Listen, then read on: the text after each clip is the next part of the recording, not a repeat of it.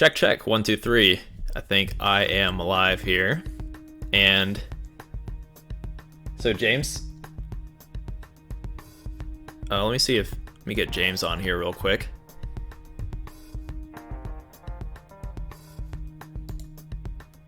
Oh, they can hear you. Can you guys hear James or just me? Anyways, I might just be talking to myself here. Okay, they can't hear James.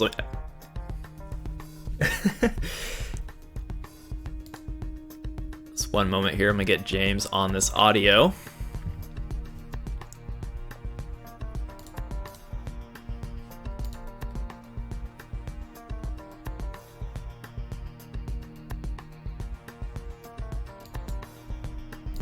James, would you like to say a word? Hello. There we go. We got James. We're good. Oh, okay. Okay, cool. Yeah, you know what? It's it doesn't matter because it's like, nobody wants to hear me, right? Right. Anyways, how's it going, everybody? Yeah. How's it going, everybody out there? I think everybody's all excited and ready for some Tetris action, classic Tetris action. I know I am, and it's gonna be a very different year this year. I'm so hyped for this weekend. Pretty much every group. I'm mostly hyped for some upsets, so I hope that happens. But we are currently doing Group F today, about to get started here in just about 3 minutes or so. So we have, Brendan, Phantom, Miles, Anthony, Salted, Tetris Time, Sam, and Jordan playing today. And I think Sam actually is kind of a newcomer and clinched that number 7 seed. So a bit of a dark horse in this tournament, as we were discussing earlier, James.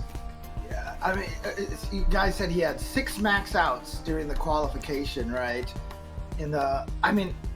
It's crazy to me because last year at the actual, obviously last year everything was different. We had the offline events and everything like that, but the number of max outs for qualification was insane. And, if you even just think back like 5 years ago, if you said that there would be a player that would get 7 max outs in a row, 7 games straight. Wow. Yeah. Like, I think people probably would have thought that would be impossible.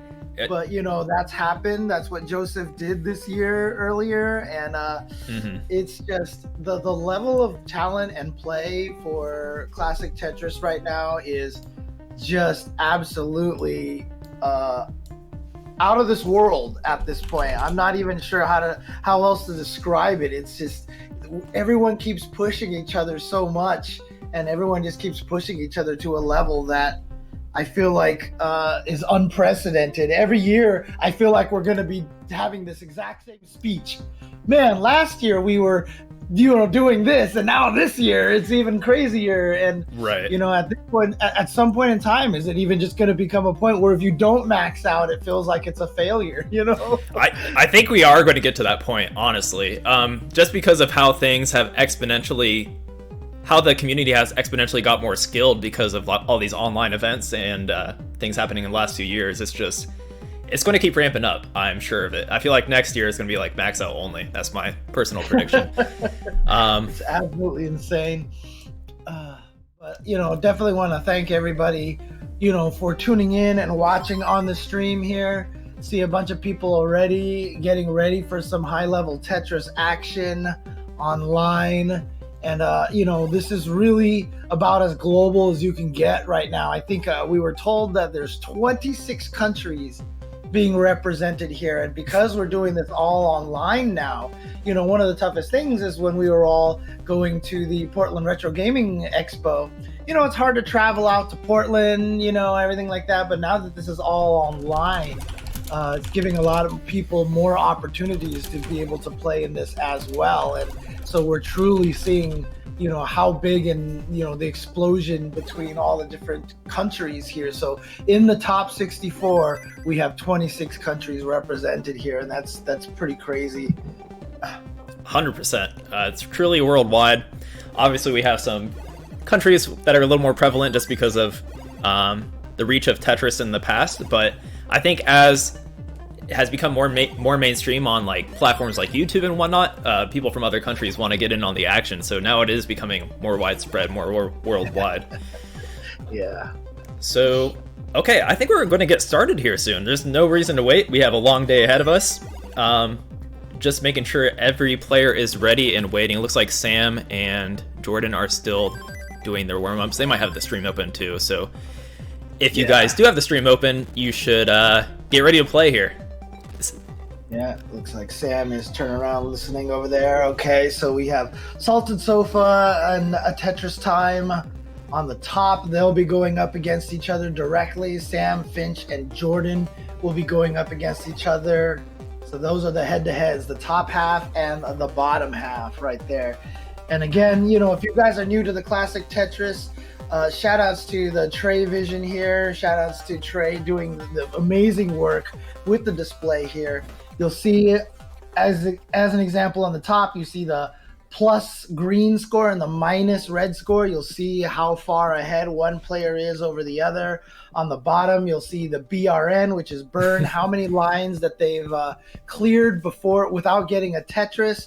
You'll also see the flashing red bar over there, and 14, that tells you their drought of eyepieces, the beloved long piece to get the Tetrises. You'll also see Tetris rates as well. So you can see on Sam Finch's screen, you see TRT. That means that of all the lines they've cleared, 69% of the lines have been cleared via Tetrises. And so lots of awesome stats on the screen for the players. 100%. And it's pretty awesome that Trey put all the work into making Max Out Club a thing. It just looks very clean. I mean, as much as we all enjoy our restreaming, it would never look this clean. So shout out to Trey for that. Okay, so let's bring these warm-ups to an end. And once I see all players idling, we will get our first match of CTWC started here. All right. Sounds like they're waiting for me to shut up. So let's shut up over here and get them started. Right. Oh, set the bottom to best of 5. Okay, it looks like they all heard. Let's get this going. Let's get a group countdown for our first match, I suppose. All right, we can get started. Good luck, have fun, everybody involved. Or all 4 players here. All right, so is it just going to be you and I doing the countdown here? I guess so. All right, let's do it. I think they're ready and waiting. All right, let's do this. 3, 2, 1. Tetris. Wait. Okay. For bottom, 3, 2, 1. Tetris. We're gonna have to work on this. Top, 3, 2, 1. Tetris. They're going. It's all good. We're learning here. Yeah.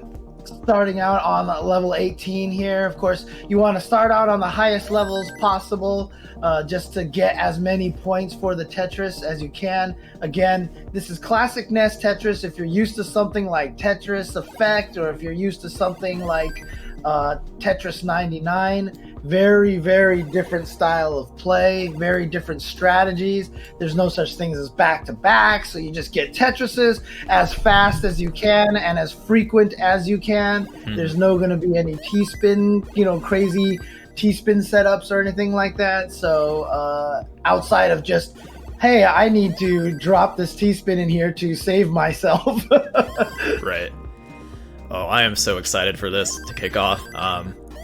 So far, pretty much all the players are even except Salted, not with the picture perfect start, but I believe in him. Salted is an amazing upcoming DAS player that, honestly, all these players are pretty new to the scene in my eyes, and I keep up with the online Tetris scene a good amount, and they're still all pretty new to me. So I'm really excited to see how all these players advance in today's group, personally.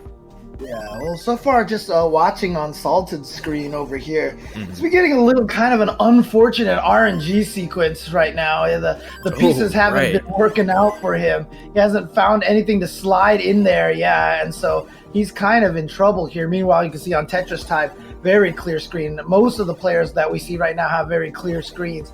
Salted Sofa needs to do a lot of cleaning work here. Now starting to get some better pieces. Yeah.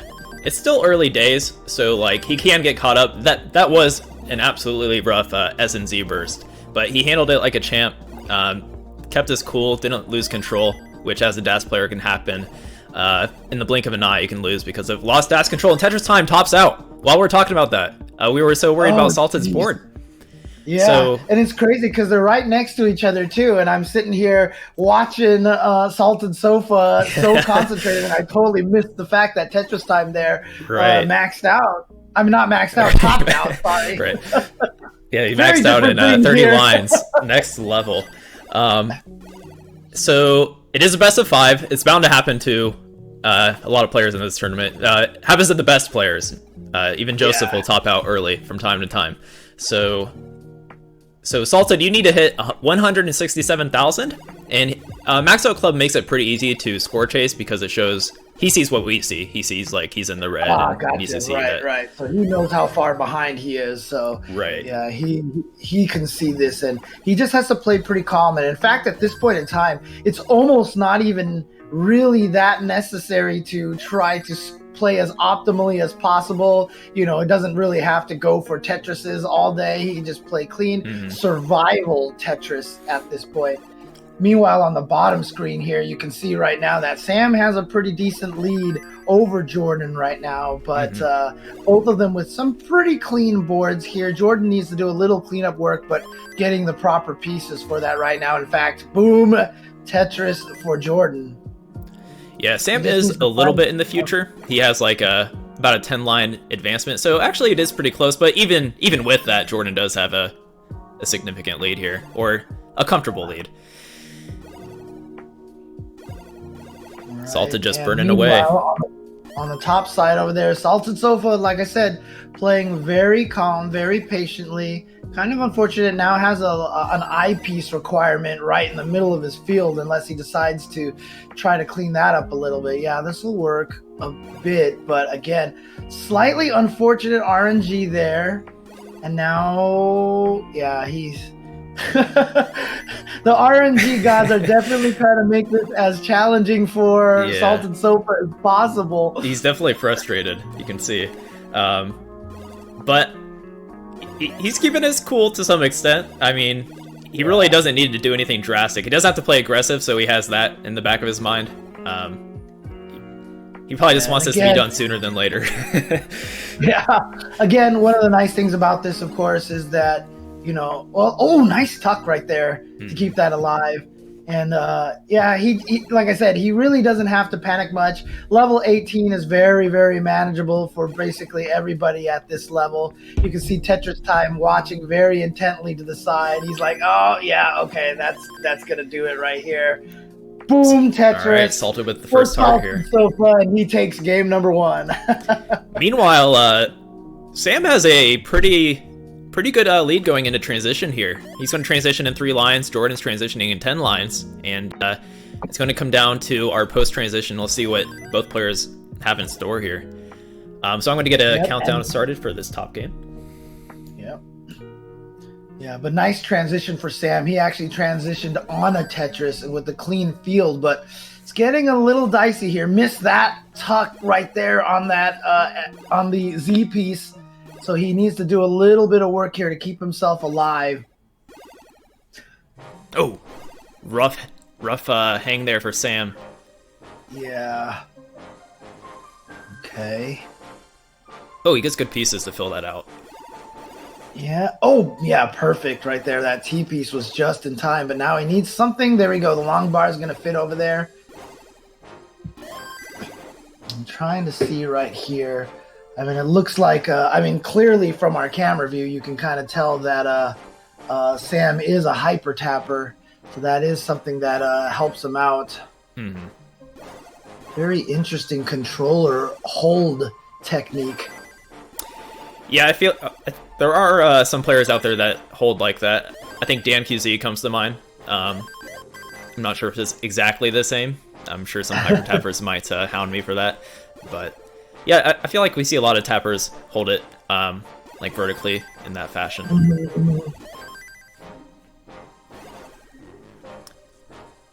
All right, Sam with a very significant lead here. He's up 168k, 695,000 to Jordan's 528,000. Jordan once again is behind by 10 lines, but still has quite a gap to cover here. He's going to want to play pretty aggressive. Jordan, of course, playing the more old school style, going with the Daz technique. And at some point in time, I'll try to explain the difference between those two for those who are unfamiliar with the differences there. But yeah, right now, unfortunately, if Jordan's not going to get any Tetrises at this point in time, there's no way he's going to be able to catch up on the score. Now the screen is filling up and things are not looking too good for Jordan right now. Yeah, he's going to go down, concedes this one. And look at this, Sam, even with still a very clear field. And so the one advantage that hyper tappers are going to have over the Daz players really just is that, you know, you don't have to maintain Daz. You don't have to worry about losing it. And so when you need to slide pieces where it needs to go, there's pretty much no point in time where you're caught with the lost Daz, essentially. So Sam going with a not quite a Ben Mole, and he was already past level 25. I think he wants to hit this max out to kick off his first game in CTWC. Yeah. And I don't blame him. He's got a 59% rate. 60% rate is usually around max out pace. So he's just trying to keep himself warm, see if he can play and stay focused at this level for the upcoming matches, because it's still going to be a challenge for sure. Just one more Tetris for him. Oh, he took the line. He needs long bar. Yeah, he's getting close here. Oh, there it is! Max out for his first game in CTWC. And this is round of 64, dude. This is how far we've come. Like, I know, right? Game 1 is a max out. Wow. Yep, and Sam definitely looking pleased with himself right there. Okay, so getting it maxed out here. So max out in his first game. Meanwhile, on the top, you can see that Tetris Time and Salted Sofa are back at it, of course. They've been playing for just a little bit here. You can see they're already both at about the 80 lines here. Sam and Jordan, we're about to get a countdown started for you, so just be ready.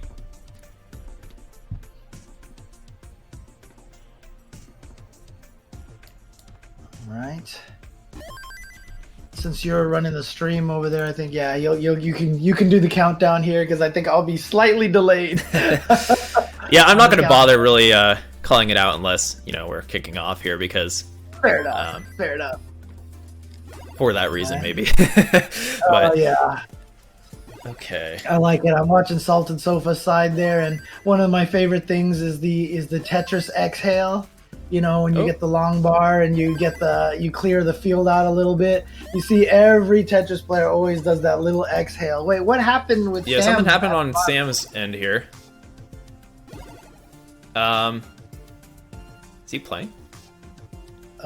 Is this counting as the game here? I'm not sure. Wait, I think he's really delayed. He has a stream on the background. He's going by the stream, so he's gonna have to refresh after this game. Keep that in mind. Yeah. Again, it's really delayed. Guys, obviously, people in the chat watching this. This is all brand new to all of us here doing this online. Right. We're gonna work through this. So I guess maybe in Discord I'll be doing some checks with the players after. Sure, no so problem. keep players. I'm gonna start tagging you in Discord before I start my countdown, I suppose.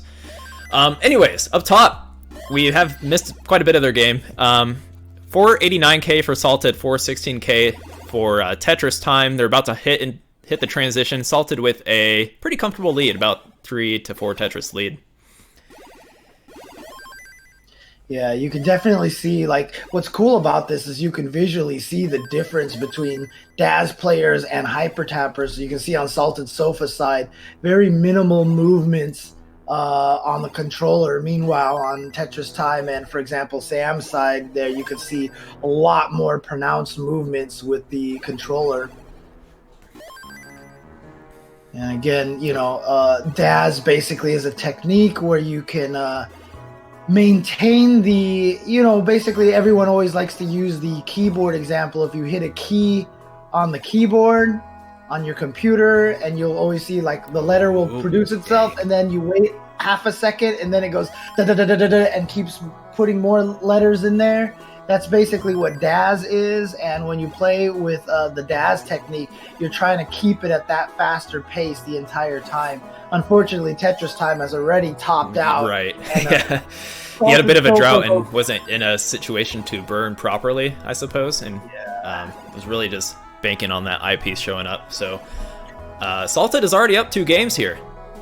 Yeah, he's already won this one, but I'm curious right now if he's just practicing right now to see if he can. Oops. Okay. Well, therein lies the one of the hard parts of playing Daz as well, is it can lead to little execution errors like that in trying to maintain Daz, because if you lose it and then you try to charge the Daz as fast as possible on the next piece, sometimes you can accidentally move the piece right before it touches down a little too early and cause some problems there.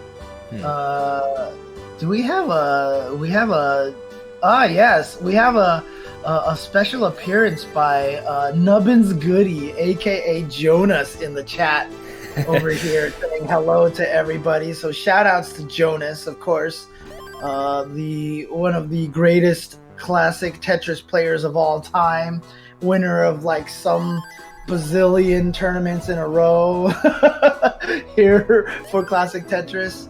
Oh boy, bad slide right there. A little bit too early slide for Jordan, and he set himself up a really, really kind of a not nice looking play field. That's the nicest way I can put it. Right, that is not too pretty. Some type B action going on at the top there. And he is going to top out 263k, so Sam is good for game 2. So it's looking like Favar also jump in the chat over here. Is Favar in here as well? I just saw some people saying hello to him. It's a party in here, man. You got all the players seeing what their competition could end up being if they make it to the top 8. Nice. Yeah, well, there you go. You see Sam streaming, probably talking to his stream as well. So shout outs to Sam right now, who's up 2-0. On the top side over there, you can see Salted Sofa and Tetris Time are in their third game. Tetris Time down 2-0. So really needs to take this one to keep himself in the game. But boom, Tetris for Salted Sofa, you can see 57%. And unfortunately for Tetris Time, he was getting a big old drought. It was about 14 pieces.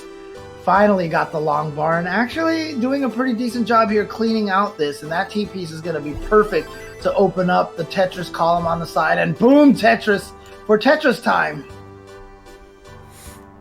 Yeah, Tetris Time. I'm sure he can do better than this, to put it lightly. I expect some good games out of him. He can bring this back against Sofa.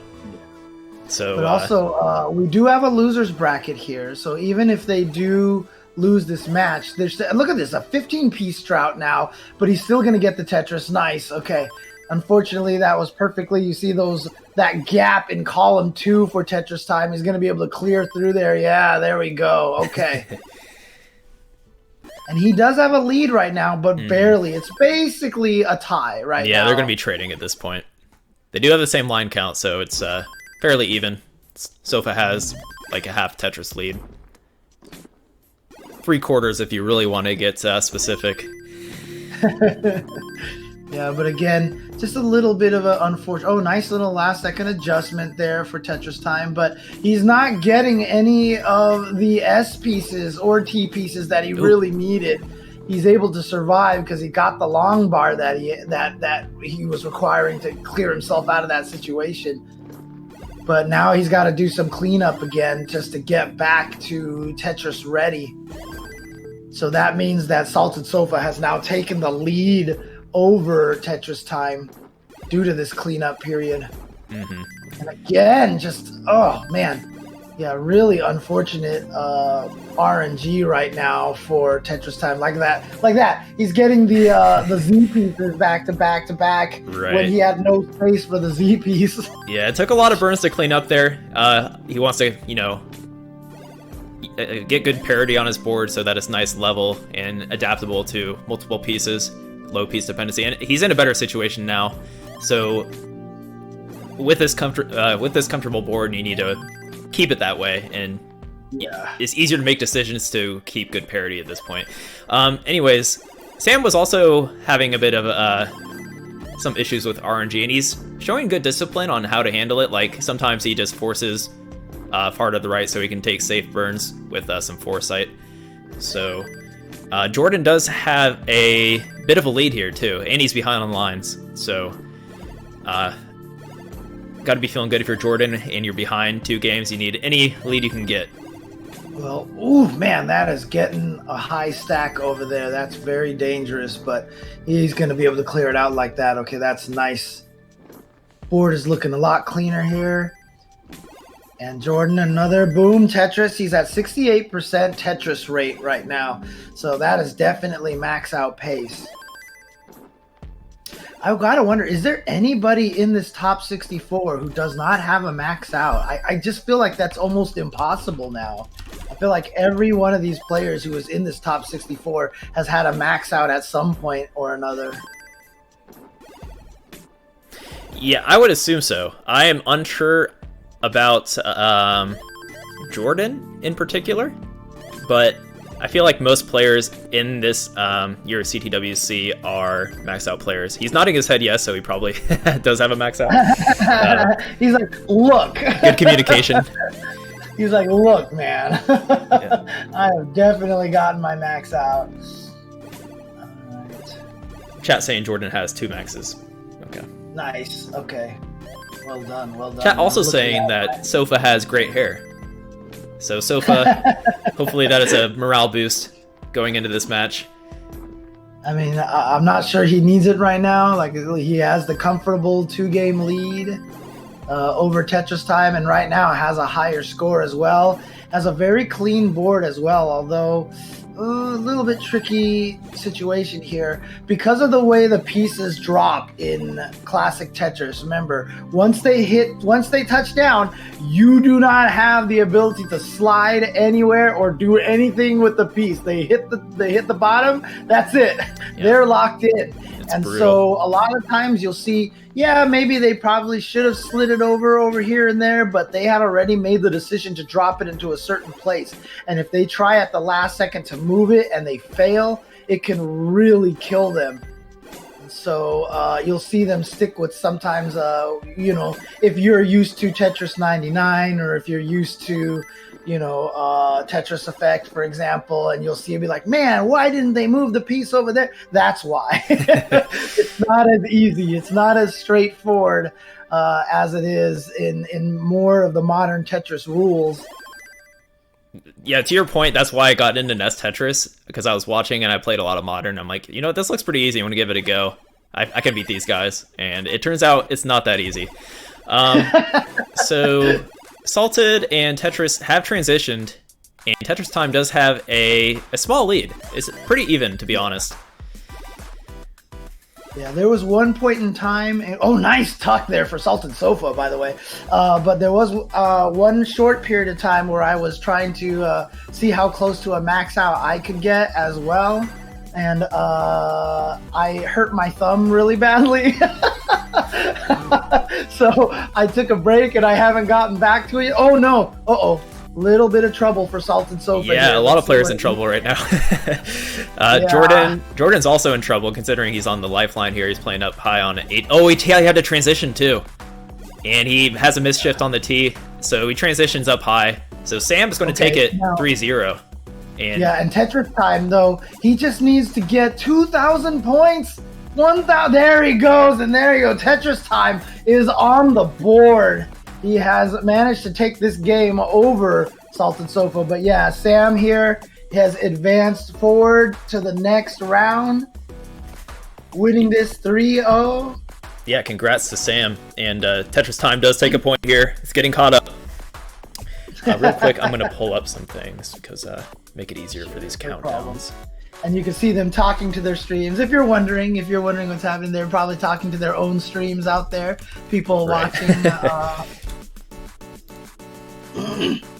Xeno rate, so far, my personal best was like 400,000 or something like that. It was pretty mild. But that's with just basically like 3 or 4 days of playing, so not bad.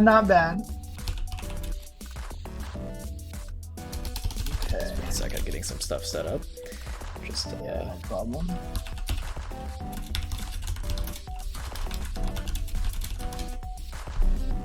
All right. So we're going to continue our Salted versus Tetris Time match. And then, so Jordan, fortunately for him, we got double elimination going on. So he's going to play the loser of Salted Sofa and Tetris Time. And we're going to keep these 4 players together for the sake of ease for this stream, I suppose. So we're going to play that loser's match and the winner's match right after. So let me get these guys set up here. There we go. All right. Got the full screen, Salted and I need to flip Tetris Time. Got all these nice views here. Got all these different ways to set this up. Shout outs once again to Trey Vision. Even Salted Soul was like, ooh. Right. Very, very cool. Yeah, shout outs. I mean, obviously, look, everybody out there, I hope everybody is doing their part to stay safe during these times, during this pandemic. I've been saying this all over the place. I know a lot of people out there don't want to wear their masks and stuff, but the sooner you start wearing your masks, the sooner we stop telling you to stop wearing it.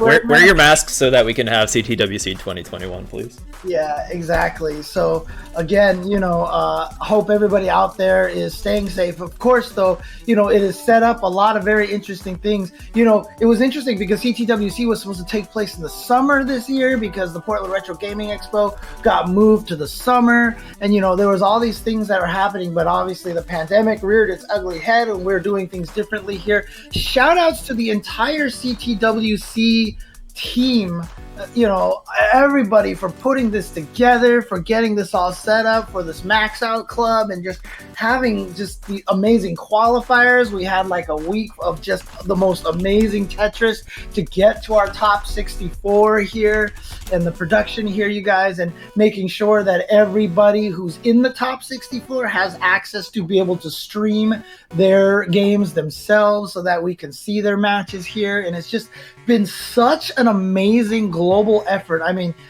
you hear the euphemism all the time, so many moving parts and stuff like that. But this is this is on another level here. So yeah. Shout outs to everybody who has put this together and made this happen. It's absolutely amazing. Okay, both players are ready. We're gonna hop into our game 4 between Salted Sofa and Tetris Time. All right, here we go. You see the countdown: 10, 9, 8, 7, 6, 5, 4, 3, 2, 1. Ooh, no, sorry, that was my Street Fighter background that I just did right there. I think I prefer that to Tetris, personally. Okay. And you can see here, obviously, just by watching the first few pieces here, they are getting their own unique sets of pieces. They're not playing with the same set of pieces between each other. But, while that can be a factor, because obviously droughts can affect one person pretty badly, these players have played so many games. They're so good at this that at this point, it's not in a 3 out of 5. It's not going to be the end-all, be-all to determine who wins this. Yeah, 100%. Oh, I like that we got the seating thrown in there now. Yeah, although Salted Sofa's pieces are pretty bad right now. I'm not going to lie. This is not looking great so far here. Interesting. Right. He's going for a column 2 Tetris, and it pays off. Boom, Tetris for Salted Sofa. And it was the first piece he got. It was that's the most satisfying is when you get the long bar when you set up for the aggressive Tetris right away. Yeah. And I love it right now. You can see the calm expression on his face, like it ain't no big deal. It's like ain't no thing here. He's been around. It's not his first rodeo. Oh yeah. And Tetris Time, however, looking pretty clean right now. Very clean board here. Not really in a lead because if Salted Sofa can get another Tetris right here, he'll be tied right up. But he's had to do a little bit more burning. And so there you go. Oh, this was perfectly tied for 1 second right there. That's crazy. Nobody's hit down on the controller yet Right. to get that extra 1 point or so. Yeah, Tetris Time with a small lead. It's early days, but any lead is definitely what he wants right now. He's still down 2 games, and in Tetris terms, that's pretty significant, and it could be a mental challenge to try to keep that fortitude and not be not be diminished or turned off by the fact that you're behind some games. Right. But so far looking good for Tetris Time here, and doing a little bit of burning over there on the side. You can see it before keeping the Tetris there. And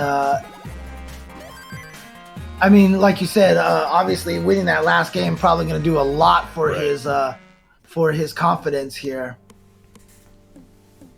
Ooh, interesting placement on that square piece, but he gets another O piece right away just to fill that space out. So having a little bit of good RNG there. He's going to have to set himself up for a tuck right now. Yep, there he is. Perfect timing. Good job. The Tetris Time. And he's got about a 2 Tetris lead. No, just a 1 Tetris lead now. Back to 2. Yeah, meanwhile, Sofa not getting the best pieces, but he's handling it like a champ. He's making really smart burns and setups to, deload dependency. And there it is again. He's not getting great pieces. And still able to get the Tetris, and with some smart burning, he can level it out pretty quick. Kind of interesting there. You saw at the last second there, he had to make a little adjustment. That's going to help clean. That's going to help clean. Okay. Good pieces now for him. These are definitely pieces that he'll approve of a lot more. Although he wants something to... Yeah, there we go. That's going to drop down there and help clean up a little bit. He might be able to get a nice dirty out for that Tetris. long bar. God, he's got the 15-piece drought and couldn't even get the dirty Tetris that he was hoping that he could get in that situation. And so you can see right now the 75,000 point lead for Tetris Time.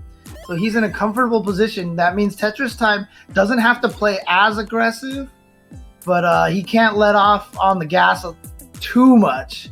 Oof.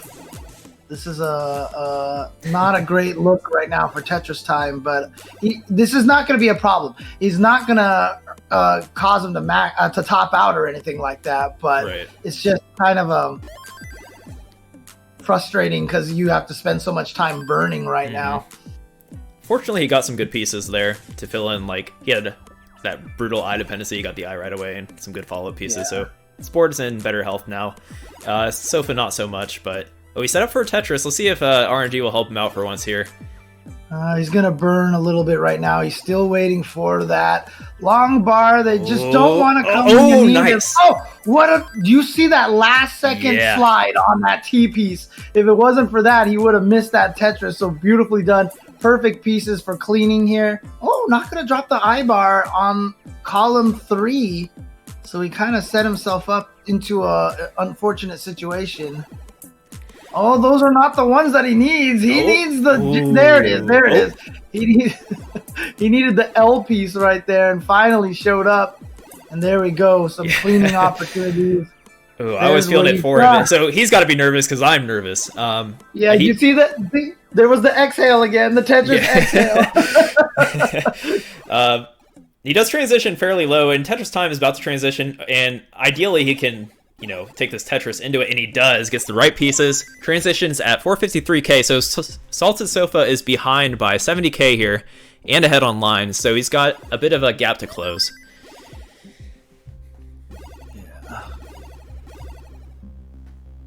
Yeah, obviously when I sat there and tried to get my, see how close I could get to a max out, I was going with the Daz method because I feel like hyper tapping is a young man's thing.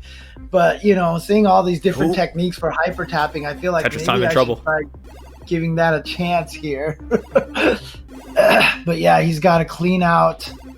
That's okay. He's looking for something he can slide in there. He's going to, okay. Oh, no. Okay, that's going to work. He's making pretty good decisions. Yeah. Nice. If he can fill out that right, that'd be huge. And he gets the piece. Yeah, okay.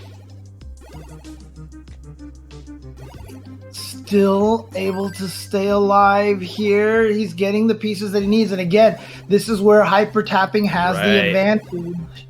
And he is more stable at this point, and I think this is very easily burnable. He's got a pretty healthy board.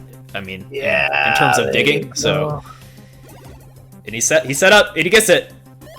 Hell yeah! For Tetris Time, nicely done. But meanwhile, Sofo's able to get caught up there. He was able to get caught up a bit. He's only down 2 Tetrises. He is still a little bit in the future, but not by much. This is actually a very close match now. Yeah. Now he's just looking for something. Oh, he needs an eye. Oh, no. Ooh, okay. Can he burn this out? It's still not high enough. I need the quick tap. Oh, we got the quick tap. Oh, we missed the second quick tap there. And again, right there, that is, again, a beautiful example right there, demonstration of the difference between hyper tapping and Daz.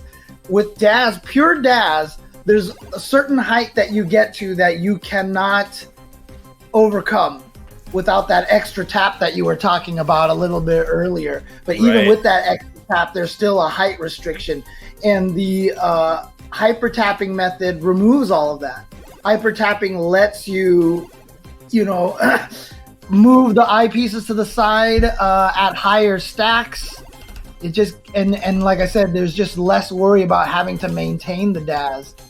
One of the other reasons why I wanted to try to max out myself was because I also wanted to, practice the Daz myself. I'm so used to modern Tetris as well that a lot of the times when you don't try the Daz yourself, it's hard to realize just how hard that is. Oh yeah, 100%. One thing to note is it's not hard. Over time, it's hard because Nets games are really long, and to keep that the correct rhythm, Daz rhythm for you know, a 10-minute match, that's when it gets tricky. It's you just got to be focused like the whole time, just so that you don't make any errors. Okay, interesting decision right there from Tetris Time. He's just practicing right now, as did Salted Sofa did earlier. Oh no, actually that was Sam earlier who got the Mac. Ah, there we go. He's happy. He got to the kill screen. There you go. He's got his fist up for that. Yeah, level 29 was, of course, known as the kill screen at one point in time. Right. No longer. Because it was believed that level 29 was pretty much where it was the end. But with the advent of hyper tap, and people could get to level 30 with Daz sometimes, but with the advent of hyper tapping, what has Joseph gotten to now? He's like 35 now, yeah, right? it's up there. And he's so hyper tappers like Joseph like to practice on like level 29 starts, like they start on kill screen, and with that Joseph has gotten like 135 lines at least, so he can in theory go to level 40 plus if he were to bring that into his, you know, actual game, which is pretty crazy, and I would love to see it. This is the year for it.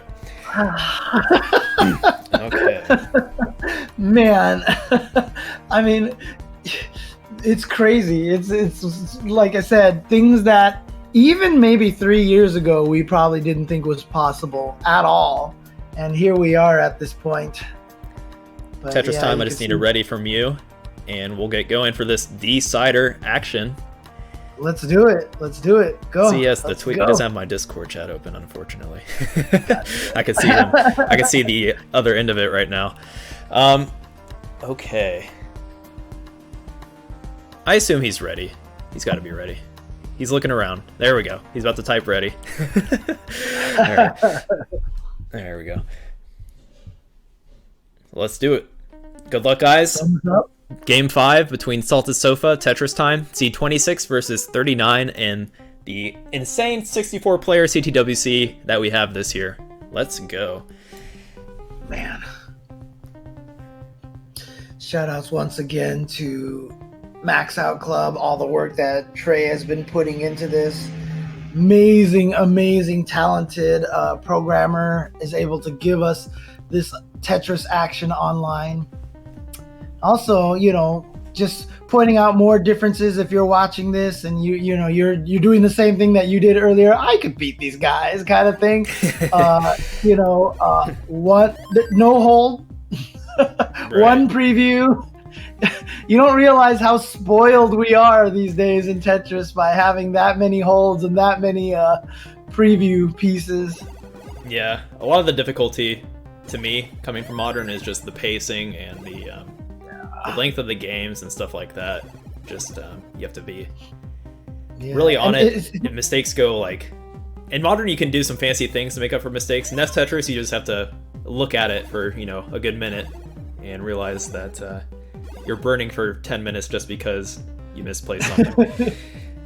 And it's crazy too, because one of my biggest problems of trying to learn this is I'm so used to having a different threshold of when I need to start burning. So I wait too long and I often top out because I play too, quote, aggressive, you know, where it's really passive in Modern Tetris, but it's super aggressive here in Nest Tetris. All right, Sofa with a nice start here. 82k up. It's nice that we could just like instantly see how far ahead they are instead of me having to do the math. Yeah. And you can also see that on Tetris Time side, 24% Tetris rate. So that's why he's so far behind in score right now. But it's early, so if Salted Sofa ends up with a bad RNG sequence, that'll be plenty of time for Tetris Time to catch up.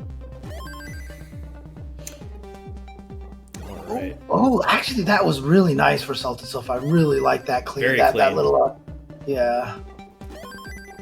And if that wasn't clean, he could have been dead because he's a DAS player up that high. So it was like, it just shows how confident he is in his DAS control. Because if you weren't, like one missed control up there and you're done. We'd be getting. And those micro adjustments, as a DAS player, every time you make those micro adjustments, boom, your DAS is gone. Right. And that's the terrifying part. So a lot of the times you'll see DAS players commit to putting a piece somewhere because they just rather maintain the DAS than lose the DAS. Exactly. So even if you see the right adjustment, you can't always take it because you're going to lose your DAS. And I know we'll talk about this a little bit later, but I do want to mention that how excited I am that Tetris Effect is adding a classic mode. That is pretty cool. I agree. It's going to be more accessible for players that are watching, or just spectators that are watching and want to get their hands on this, rather than having to go buy a NES, which can be tricky, especially in certain parts of the world. You can just simply play it on Tetris Effect, and it has matchmaking, stuff like that built in, so it's really cool. Yeah, I mean, it's really funny because the year that Mizuguchi was at the Classic Tetris, and he was just talking about how amazed at the players and how much he was falling in love with the CTWC. And I thought to myself, wouldn't it be cool if he put that into Tetris Effect, like a mode that emulates Classic Tetris? Haha, will never happen, and here we are. James Chen is the hero of Nestris right now. It's amazing. Yep. It's amazing.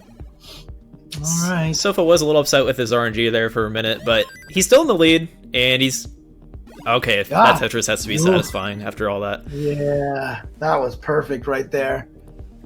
I think that facial expression says it all. Or I should say the lack there of nice tuck right there. Yeah, still up by about a Tetris, a little over a Tetris for Salted Sofa. Yeah, and for all T-spin, yeah, let's get some extra line. No, I'm kidding. You're not getting anything for that T-spin. You get nothing. I'd be more interested if we were going to have any guideline things carry over. Having a perfect clear grant you some kind of bonus, because it never happens, so it'd be extremely hype when it does. Oh, he's going for a row 2 Tetris right now. He's trying to save out for that. Ooh. Oh! He's going to need... Okay. Good. Time to clean. Time to clean. Okay. Okay. That could have got real hairy really quick. Good management there. You saw that little... you saw his reaction. Yeah, he jolted a bit. But he should be okay right now. He's trying to play it really safe. Yeah, beautiful stuff. Okay, now he just needs to get that open there, and he's going to get the eyepiece that sets up the LJ solving, so that actually works out for him. I'm going to come up with a better term for that instead of LJ solving. That makes no sense. All right, so for transitions, Tetris time, not with the cleanest transition, but okay, gets good pieces to open up the right here. Yeah. Very fortunate for Salted Sofa to have cleaned up his field before that transition. Tetris time with a very clean field now. So but he is down. He is down still. As these levels progress, though, the score gets higher for every Tetris, so the gap is pretty close here. Yeah, and and keep in mind that Tetris time did start with just like a 20% Tetris rate, but he has gotten himself all the way up to about 30 something right now, but it's dropping as he keeps doing this because he's not getting good RNG right now. He is getting kind of unfortunate situations. Oh no! Oh. Unfortunately, you filled in the eye if you put it the other. Again, there. This is NES Tetris. The decision making you have to make in NES Tetris is so different than what you. Oh God, the hyper tapping is doing its work. Okay. So like I said, the decision. Okay, actually, that's okay. Okay. Yeah, I think he's good. Yeah, he's good. The problem here is he's falling behind in score. Yeah, and having to do all that burn is going to come back and bite him at this point. Well, actually, Sofa not with the best pieces either, and he's filling out the right with a rough Z-burst there. And let's see how he can handle it. This is going to be a really close finish. Yeah. Yeah, they're both doing cleans here, and that's just going to be a triple, so he doesn't get a Tetris there. Yeah, he's playing it. He's just clearing out right now. Salted Sofa is playing a little safe right now, but I think that's warranted. I think that's a good strategy at this point. Yeah, if he really is in tune with his score lead right now, that isn't... You let the Tetrises come to him. You don't have to be super aggressive. You don't have to force it. Meanwhile, Tetris Time needs... Oh! He needs that eyepiece now. Gets it. Oh, God. Okay. Another one, but that's only going to be for a double, unfortunately. But it is clean out. Okay, he's got a clean field, but he's at level 20. They're both at level 26. He's running out of levels to be able to try to get more Tetris. He needs to score. He's about 100k behind, but in these later levels, that's about 3 Tetrises. So okay, there's one.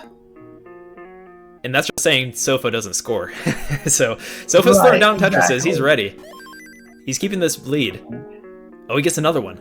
So it's going to be really tough for Tetris Time to get caught up here. Yeah, at this point, with Salted Sofa getting his own Tetrises over there right now, this might become insurmountable very soon. Yeah, it depends on... let's see if Sofa gets droughted. It's going to come down to that. Okay. Clean up. Oh, it's... he gets actually... it. He has time for another one. Both players... Yeah, okay. I think this is... It's going to come down to kill screen action for Tetris Time.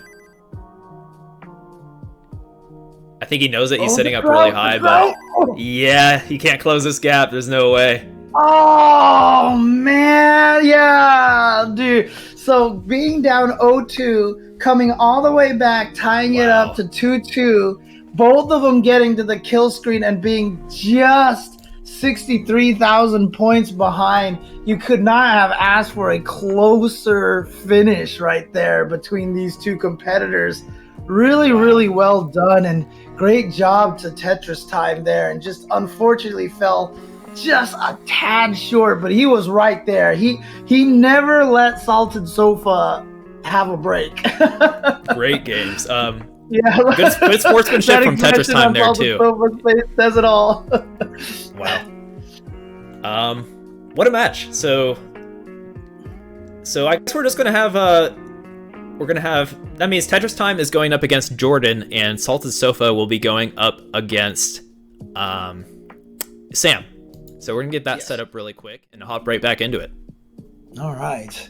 Awesome, but good job to those players so far. So good match there to start. We had a 3-0 on one side, but then on the other side over here, we had a close game. Came down to the very last game with both players reaching level 29 kill screen and only being down by 60,000 points. So like I said, at no point in time was Salted Sofa not just feeling the heat from behind like that. So great job to Salted Sofa for staying calm and being able to take that one just barely, but it works out for him. So there you go.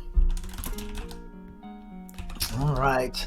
Looks like Sam is taking a break over here. Waiting for IV cam connection. Yeah, I see that. Come on, man. I mean, you should be connected all the time. We're all connected. Oh, segue. Yeah, exactly. So yeah, the players don't see it, but it looks like Sam's getting his camera back up real quick. Or not the players, the spectators don't see that. So they see our beautiful faces right now as we just wait a little bit while the judges get the next round set up here. Yeah, no problem. Oh man, but yeah, definitely shout outs to the players so far, and shout outs to everybody who's been able to help make this event a possibility. Like I said, Trey doing all the work, and Vince and Adam and everybody just doing all the stuff. All you guys out here, the streamers as well, you're doing a lot of work on your end over there. And look, there's a phrase in the fighting game community that we all always say is streaming is a blow up. Because everything that can go wrong will go wrong. Right. So shout outs to all the streamers out there also doing their best job. Keep maintaining this and keeping the stream alive. So far, so good. But yeah, preparing for this, we went with the mindset like, what what can go wrong, and we're trying to cover a lot of potential things that can go wrong, but I feel like between 64 players, you never know what's going to happen. But so far, so good. I think it seems like everything's working out just fine. Yeah, and definitely shout outs to, Tetris Official. CTWC has long time been a community effort, but obviously the official Tetris company has become more and more evolved. Last year, we all had the pleasure of having the creator of Tetris himself, Alexei Pajitnov, at the Classic Tetris World Championships, and that was definitely a moment for me and everything. So shout outs to Tetris, of course, for sponsoring and giving a bunch of cash prizes for this event. Definitely make sure you follow Tetris Official on all of the social media out there. Tetris _official on Instagram, on Twitter, everything like that.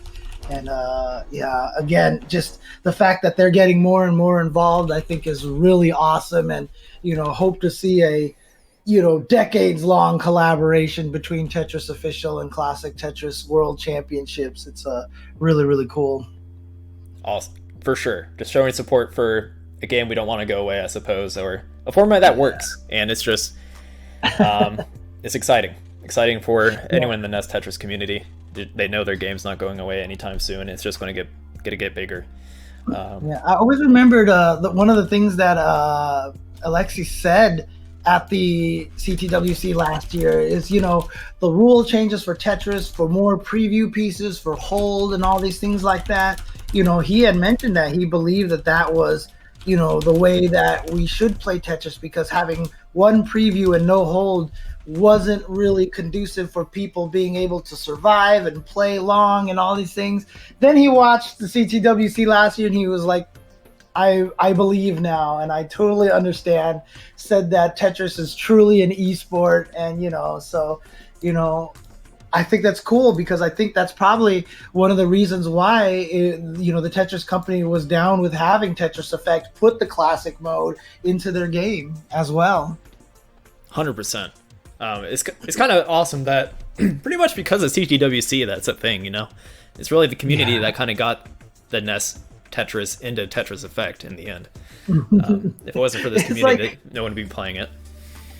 I mean, it's not only in an official game, it's done by, the creator of Rez, the creator of Luminous and Meteos and all these games out there. Mizuguchi, who's just been, when I met him at the CTWC, I told him how much I was a fan of his games. And, he almost seemed kind of like embarrassed by that, and I was like, oh man, there's nothing to be embarrassed about. He's definitely one of my heroes, coming up with some of my favorite puzzle games of the recent times. So you can see here Salted Sofa and Sam will be going up against each other, and Tetris Time and Jordan in the bottom half over there on the loser side of the bracket.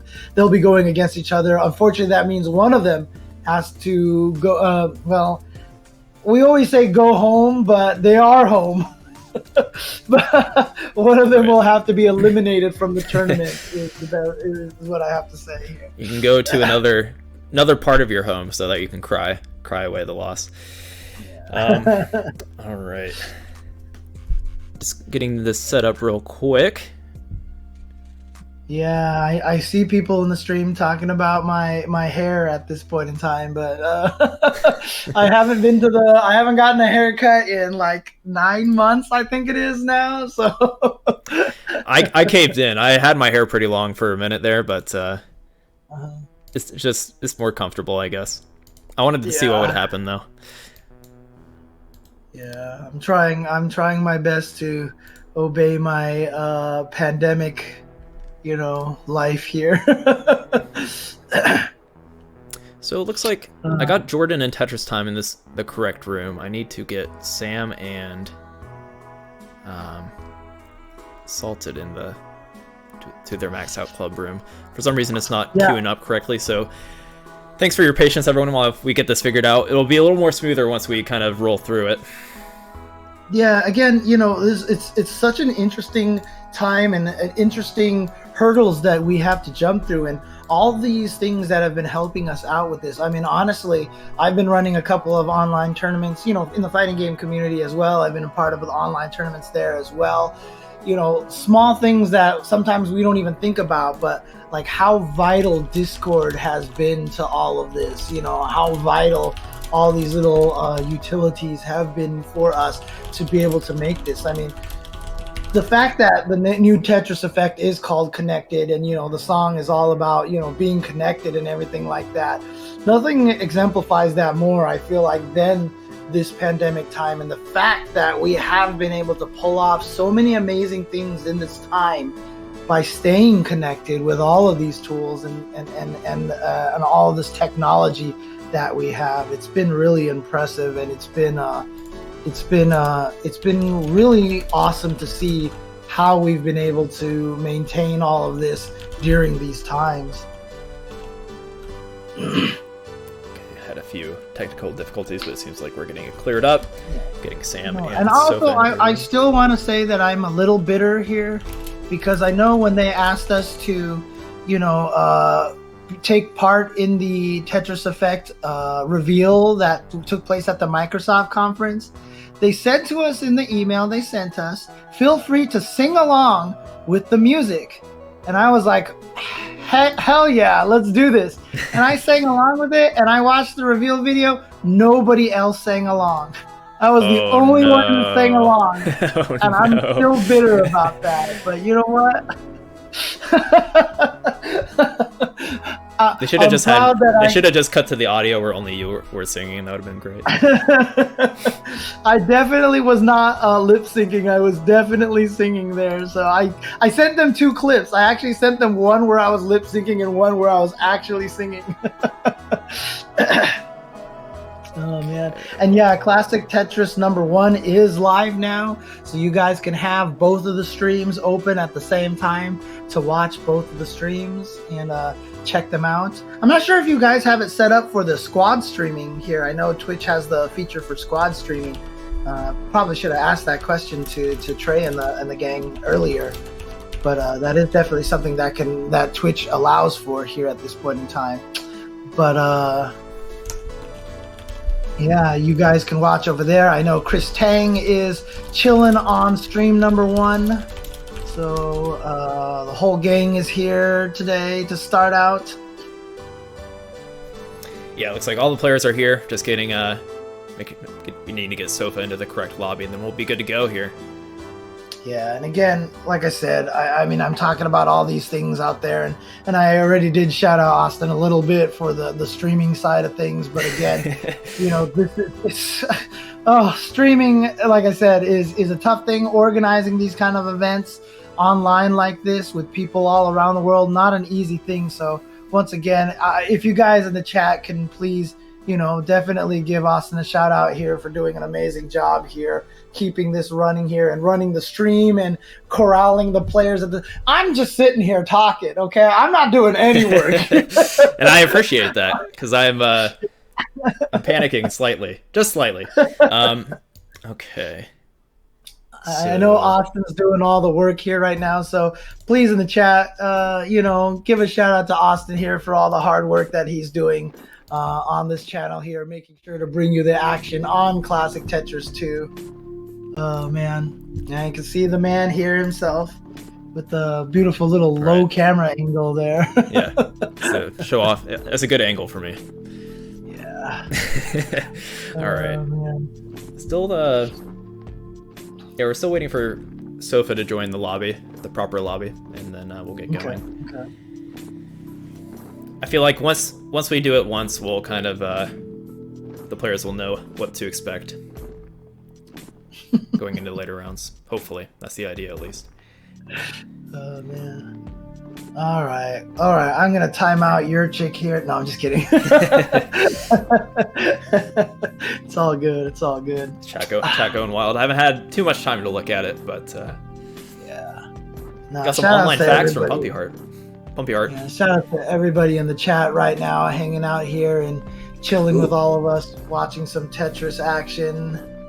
You see Salted Sofa and Sam and everybody. So Sam is the one that's not in the correct Discord? Sam is good. We're just waiting. Salted just actually joined the lobby. Salted, if you're there, if you could just do a warm-up game or something, make sure you're synced up properly. And then we're good for the next round.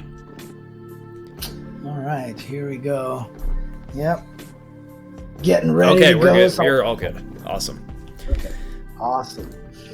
Yeah, here we go. And again, for those of you who have just joined, for those of you out there who are, that was actually a really sick touch from Sam. Even just in the practice over there. But, for those of you who are just joining, who are used to, I know some people from my streams have watched me play Tetris 99 and everything like that. Trust me, this is a completely different Tetris game than you have experienced, have seen me play on my stream. This is hardcore Tetris. This is brutal Tetris. This is no forgiveness Tetris. Essentially. Oh, you know what? I can cut to the players now. We're all set up. Yeah. So let's do that. So once again, once the pieces drop down, they stick instantaneously. The pieces can only move so fast by holding the controller. All the modern Tetris is if you hold the controller, the piece just slides to the side almost instantaneously. In fact, in modern Tetris, that's kind of the control scheme, right? You either tap twice or you hold all the way to the side and then hit back once. So there's there's a maximum of 2 actions getting your piece into the proper spot. In this Tetris here, because the repeated movements, the DAS, is so slow, you can't rely on that. And so you have to do so much work to maintain that DAS if you're a DAS player, or just be able to track and field that piece all the way off to the side there just by hitting it as fast as you can with the hyper tapping. Yeah. Okay, so let's wrap up this warm-up. Let's get started, Jordan. It looks like he's getting ready. Looks like we're all getting ready. Yeah. Okay, let's do it. I'm going to get your countdown started in the Max Out Club. And good luck, have fun, everybody. So there's going to be some death here in this bottom game. Not death, but getting knocked out of the tournament. A little bit different, I suppose. Yeah, and again, you can see this obviously on Tetris Time side. But, the difference in ages that we have here, just such a sign of how much, even Joseph said so himself, the 2-time champion. He got into it because he watched it on YouTube. He watched the Classic Tetris channel on YouTube. He just ran across it and was like, I want to do this.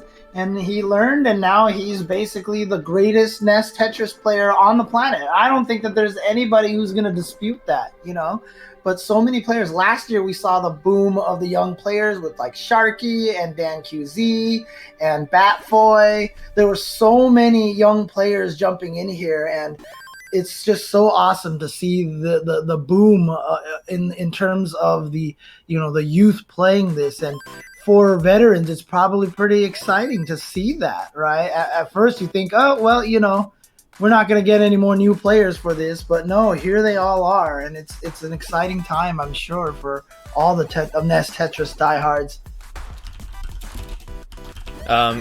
Sultan might have a late start here. I'll give him a second to try again real quick. Yeah, no problem. So that we don't have to reset the game for Sam. Alright, getting a little bit of cleaning here done on Tetris Time side. Trying to go for a dirty Tetris. Wow. Okay, so long bar. It's looking like Sofa's not showing up correctly. Either way, the bottom game is live, and Tetris Time is going to top out at 35,000. So Jordan, you are good for game 1 here. Yeah, but do you see that right there? Do you see on the bottom right of his screen right there? That flashing red, that means he had a 27-piece drought from the eyepieces. That's another difference between modern Tetris and NES Tetris. NES Tetris is truly random, and so sometimes the RNG is just your worst enemy. Whereas in modern Tetris, there's the 7-bag system, where it will take the 7 possible Tetraminos, randomize them in an order of just those 7. Give those 7 pieces to you, then randomize those 7 pieces again, give those 7 pieces to you. In other words, the largest drought you can ever get between eyepieces is going to be 13 pieces. 13 pieces max, because if it's at the front and the end of the next bag, basically that's the longest drought that you can get. But in this game, you saw right there for Tetris Time, just a really unfortunate situation where he had a 27-piece drought of those eye pieces, and he had that dirty Tetris he was trying to go for in the middle of the screen. They wouldn't give him the piece, and it just killed him, and that's part of the whole thing. NES Tetris is all about risk, reward, probability.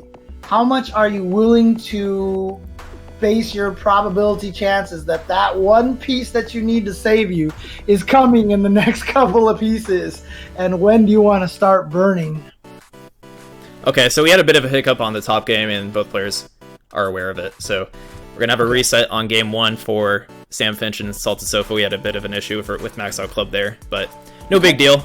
I don't think Sam's too unhappy because his pace wasn't that... It could have been better in Sam terms, probably. So we'll get it going. Okay. No worries. Get a countdown for all players here. Let's just make sure everyone is ready. Got it ready from Sam, ready from Salted Sofa. Apparently people like to call him Sofa. And game 2 on the bottom.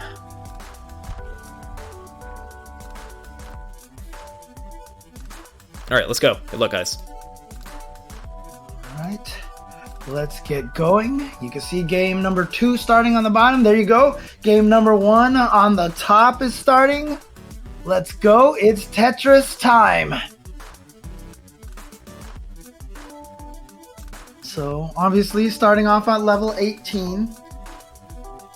Because of course the higher the level, the more points you get per Tetris. So you start on level 18 to build up all your lines before you transition to max out your score as much as possible. Right. Yeah, 18 is... Some players handle 18 better and can really show off their efficiency on 18 to garner a bit of a lead. And usually, if you're a DAS player, that's where you want to get most of your score because, in theory, high-level tapper versus high-level DAS player, the tapper will have, I guess, the advantage on both levels, but not so much on 18, so 18 can, the DAS player can keep in line. Right. But yeah, DAS players want to have a strong 18 game in general so that they can keep up and make safer decisions on the post-game transition, or post-18 transition. Yeah. Jordan in trouble. Yeah, I was about to say, oh boy. Went for the quick tap and misses it. Yeah, 2 very quick games there. Look at this drought again for Tetris Time, and it's not going to affect him because he's already won. Yeah. I don't think he's aware of that. And yeah, I think he just realized it right now. Did a little score check there. He looked back and was like, oh, I won. So 1-1. Tetris Time getting that quick win for him as well. So, well, it looks like Jordan is ready. Get it ready from Tetris Time. You can use the Max Out Club client. It makes it easier for me. We don't have to do any of this Discord stuff. Right. Oh, there we go. Sam had set himself up a column 7 Tetris, and he had been holding out for it for a while, and it has paid off in spades. And in fact, he could have cleaned that whole thing out right there, and he's shooting. Okay, finally burning, and is going to get himself back to the column 10 Tetris. Proper Tetris setup here. Mm-hmm. Yeah, Salted's been showing really strong 18 game. Just he's pretty level-headed in like bad RNG scenarios and is able to find pretty good, burn setups to work through it. So I'm really appreciating Sofa's 18 play right now. Handling the bad RNG is one of the key things about this. If you talk to Sharky about it, I'm sure he'll tell you about my profanity-laced tirades at my RNG on my streams when I was practicing, because for sure sometimes that RNG just feels like it's out to get you. 100%. And you never want to expect a piece. You want to expect the worst because you're like, I should be expecting a long bar now. I haven't gone in a while. Nope, don't think that way. It never works that way. And that's the hardest thing if you do come from classic Tetris, because you can expect a piece. You know what I mean? That is absolutely something that you can expect thanks to the 7-bag system. Yep. For those that aren't aware, 7-bag just implies that you're going to get one of every piece within each 7 pieces. Yeah. A little bit of problem right now for for Salted Sofa. Okay, no, actually, okay. Oh, those are beautiful pieces for him. Sam in a rough situation.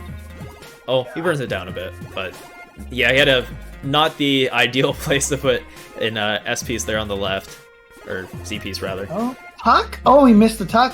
Salted Sofa missed his the piece tuck over there, so now he's in kind of an unfortunate situation once again. He should be able to clean out of this, but just spending too much time burning. What's that? I'm sorry? I said they should keep their cool, though. They're both in these burning situations, and yeah, let's keep that level head going here. Yeah, it's true, because their Tetris rates are not too high, but they're pretty much neck and neck right now. So it's my first neck and neck of the year. An issue with Tetris time here. Seems like he may have lost his connection. Hopefully it can kick back in here. Max Out Club does allow for that.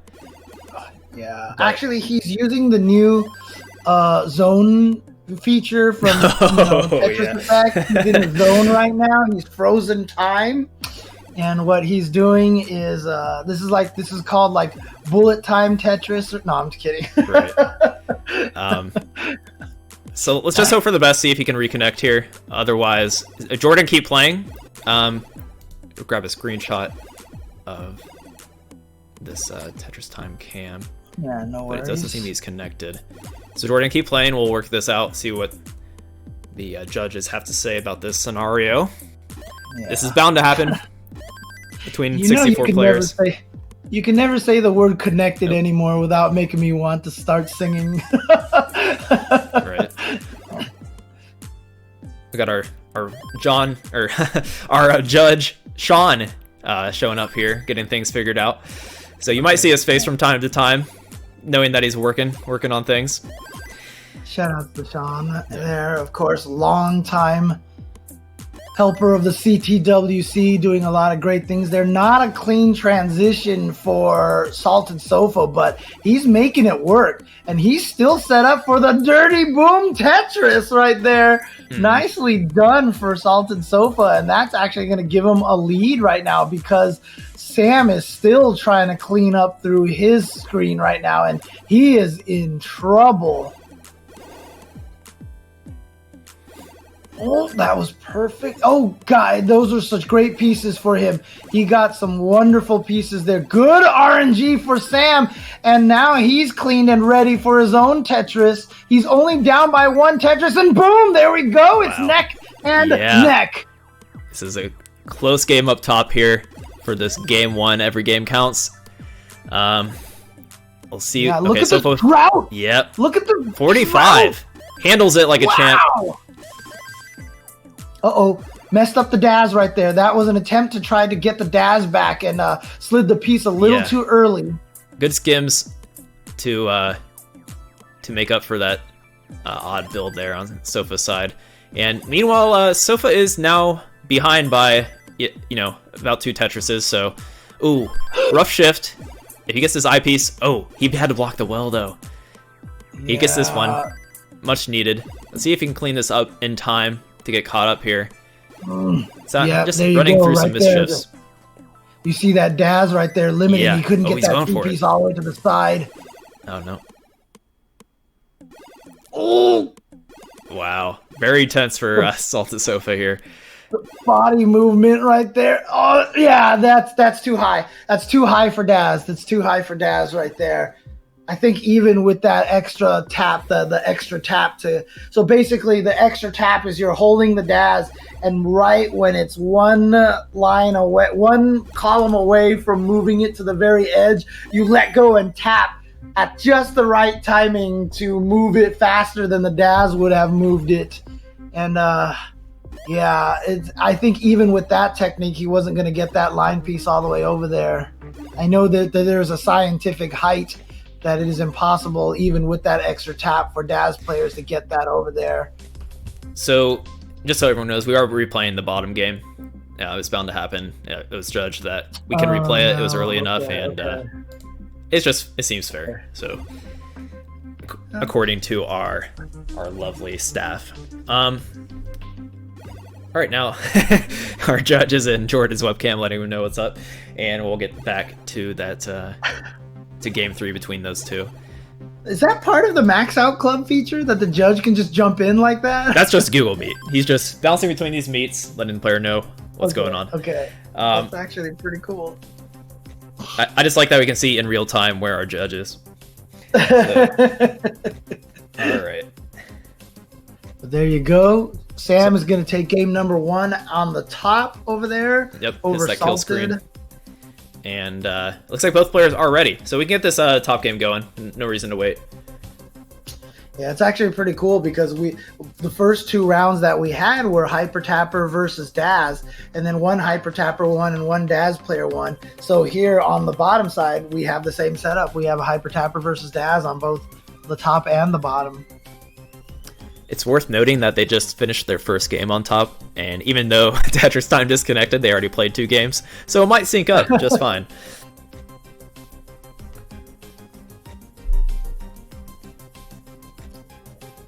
Yeah, those first 2 games on the bottom went so quickly.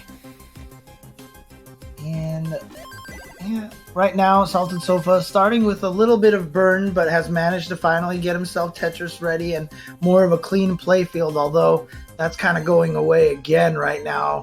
Needs a square piece perfect. There you go. That's exactly what he needed. So looking really good. Yeah, RNG doing well for Salted Sofa right now. Same thing for Sam. You can see continuing with his Tetrises over there. Although he needs the J piece right now. Finally, he just got it right away. So that was really good. That's another thing about this game is you want to... There are certain situations where only one piece can fix your stack. Only one piece can fix your stack. And so you want to prevent that situation as much as possible. If only an L piece or only a J piece can cover the hole, you are in a bad situation. And so you try to play that probability. Like I said, this game is all about setting up the probability and such. Mm-hmm.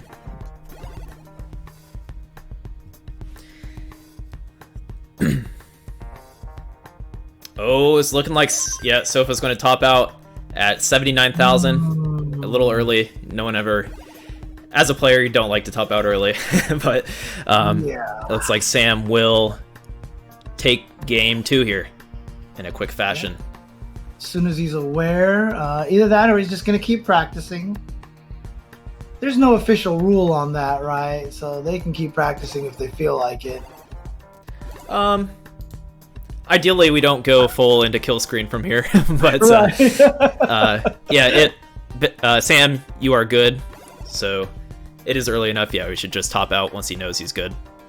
Yeah, but you know the focus from these players, yeah, practicing those tucks as well.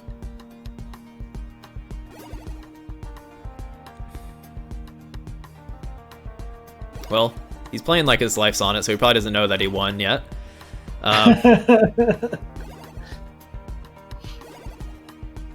That was nice. And here we go, Tetris for him. Need to notify Sam that he is indeed the winner of this game too already.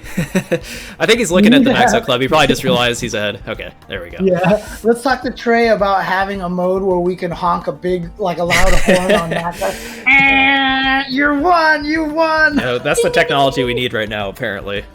And that could carry over into our online tournaments in general because players like to do that. Okay. So once both players are ready on the Max Out Club client, we'll hop into this next game. Oh, it looks like Tetris Time and Jordan are also ready. So we'll get a multi-countdown here. Okay. Obviously, I think since they're starting a new quote match, that you won't see their current score on the bottom, but it is 1-1 right now, if I'm not mistaken, between the 2 players because they both had a quick top out on the bottom side over there. That. Thank you. Oh, you can actually change that. Yep. Look at that. I'm on it. So 2-1 Sam versus Sofa, and 1-1 Jordan versus Tetris Time. So still both players playing 2 games after all that. Okay, so shout outs once again to Mr. Austin here on the ball here. Look at this. Look at all right, stuff. All the players are ready. Let's get these countdowns started. True multitasking here. Good job. You have my utmost respect, sir. You know, considering that DC, I think things went pretty smooth. We're able to get back into it. Not too big of a deal. It gets a little more hairy when it's like a really close game, but early days 18 is not that big of a deal. Yeah. All right.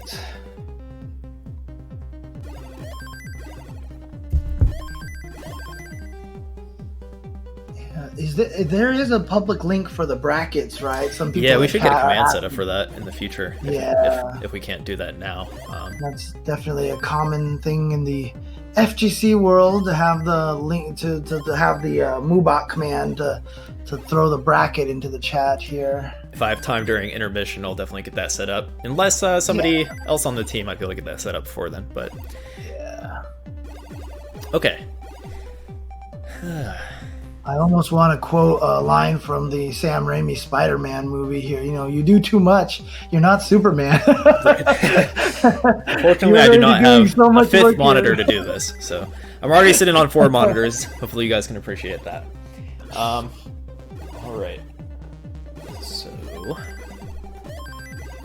rough placement there from Sam. Just probably thought he was good after muscle memory telling him he was good. Yeah. Skill stopping issue. Happens for tappers too. Yeah, one of the things about Daz is you mentioned one of the key words is that rhythm. You know, right. You just get this rhythm going for Daz players. Oh, perfect time. Oh, look at that. 2 eyepieces in 3 pieces. Perfect for Sam. Yeah, on topic with that rhythm thing. So usually when we see a shaky DAS player is like post-transition when they make a misdrop, because it's really hard to regain that rhythm on high speed because you're bound to have more misdrops following, and then you have to, panic, make decisions, and relearn where your board state in a way. So rhythm can definitely be thrown off with a misdrop, and usually you'll see more than one misdrop following one. With Daz players, one misdrop, you can see it just all of a sudden, like instantly spiral completely out of control. Oh boy, this is not good RNG for Sam right now. So you can see that he's had to block off. Not for Sofa either. I don't think Sofa can't get anything over unless he were to get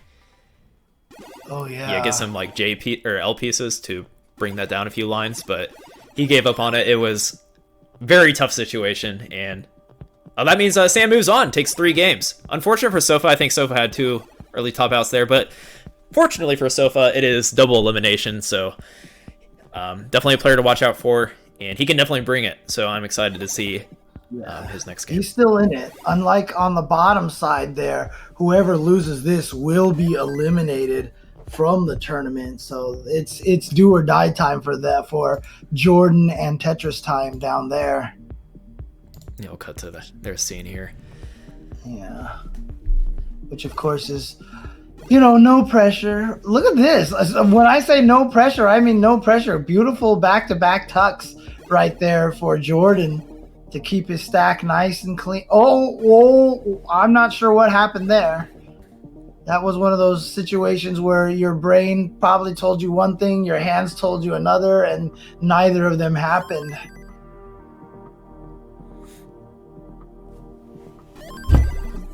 Oh yeah, that was always the wait out for the O piece, and you give up on waiting out, and then as soon as you give up, that's when the O piece shows up. I mean, Tetris does that to you, man. Every single time. All right, what's the state of this game here? So we got 278k for Jordan, 232k for Tetris time. Jordan with a 2 Tetris lead here, getting near the 100 line mark. So probably about to approach the idea of transition in both players' minds. Interesting decisions right there from Jordan, but it pays off. He actually gets the dirty Tetris there, so well done. Yeah, he's gonna stop going for that now. Now. Little awkward situation here. He's gonna have to do a little cleanup there. That's a good start. Right. Going for those center wells isn't too bad when you're at the bottom of the board. You can afford that aggression and try to transition to that right well. But Yeah, Jordan handling this pretty well. He's set up for Tetris. Tetris Time needs a little bit of cleanup here. He's got a drought going for himself, but that's always one of the interesting things too, because one of the fascinating things about playing live, at the Tetris World Championships is, because they do get the same pieces, that when you hear the commentators who are piped over the speakers talk about a drought and you haven't reached it, it means that a drought is coming. There's a little extra factor there that you're not getting in this situation. So if I talk about a drought for one player, it doesn't necessarily mean that it's happening for the other.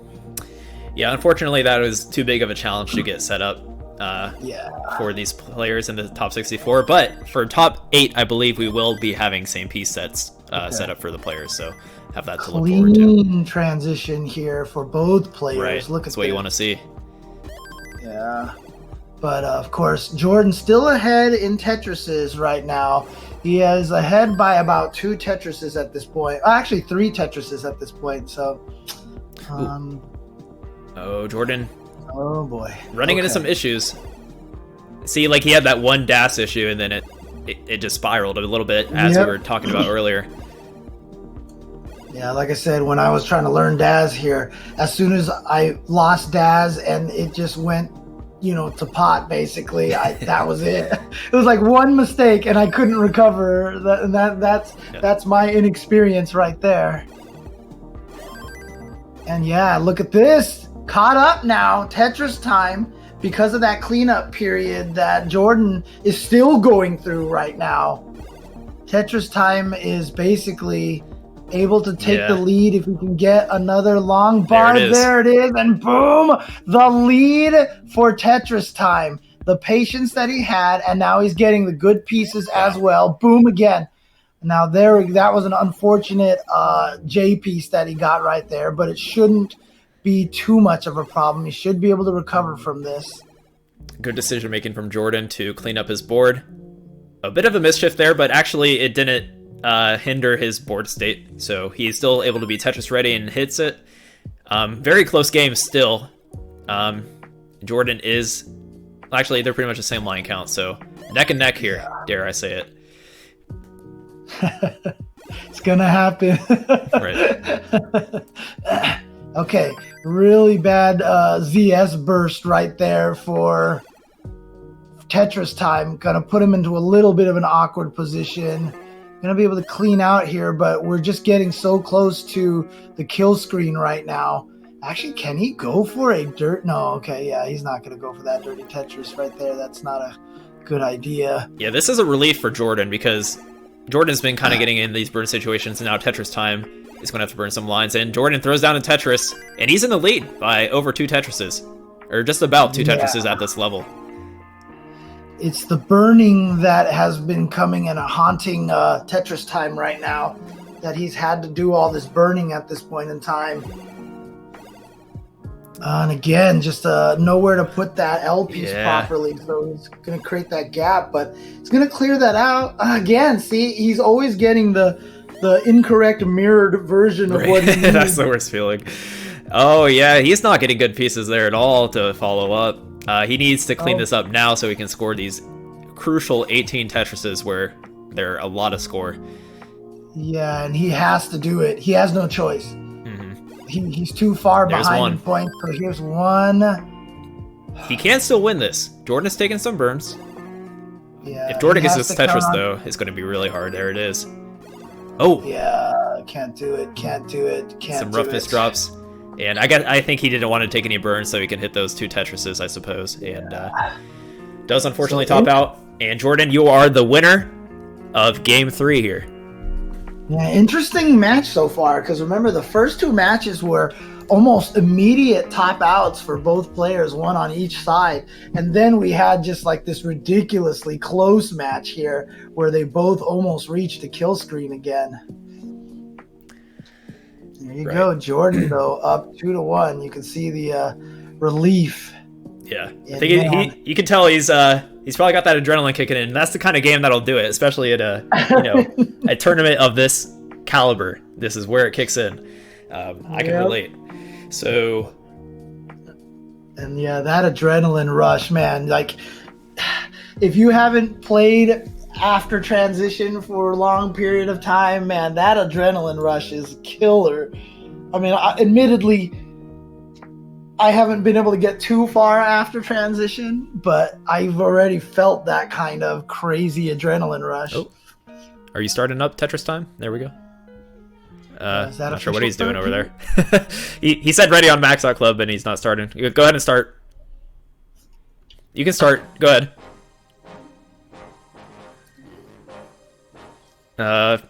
Okay. Jordan, if you hear me, just top out real quick, because I guess Tetris time wants to restart. He's like, man, look at my Tetris rate of 100%. Yeah, he's got a perfect Tetris rate. I'm sorry, sir. Sorry to make you top out at 100% Tetris rate. It's like, dang it. Darn you guys. It's all right, Jordan. You're up 2-1 right now. Definitely a good lead and leeway here. I'm sure he's feeling calm, collected, and ready to go. Shout-outs to, looks like, according to Tetris Time, he is saying in the chat right now his internet is not going very well right now. Everything is buffering, so hopefully that will clear out pretty soon. Oh, okay, so having some internet issues. Yeah. Tetris Time, feel free to close if you have any extra tabs open or whatever. Just make sure you keep it minimal over there.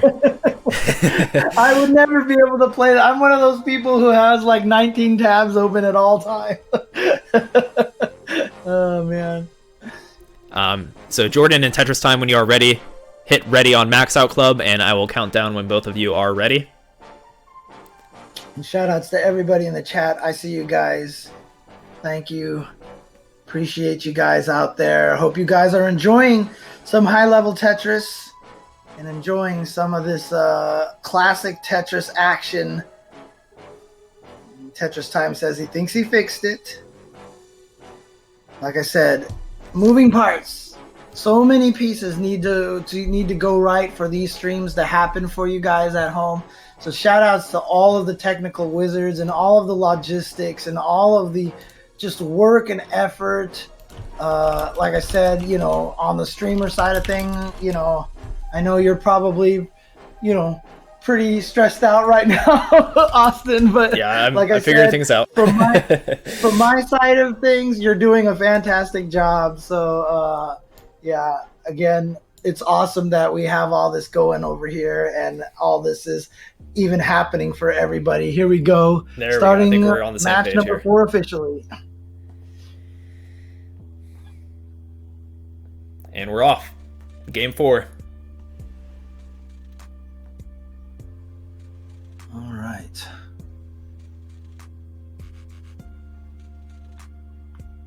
Yeah, it's always one of those funny things too, because you sit here and play Tetris. When you start level 18, it feels like once you're used to level 18, it all feels so slow. And then all of a sudden you get one misdrop and it feels like the pieces are going faster. Yeah, 18, that can, for all like Tetris levels even, like sometimes you can be thrown off by, you know, level 9 if you're a pro player just because you think you can get away with stacking higher, then you make that mistake. Right.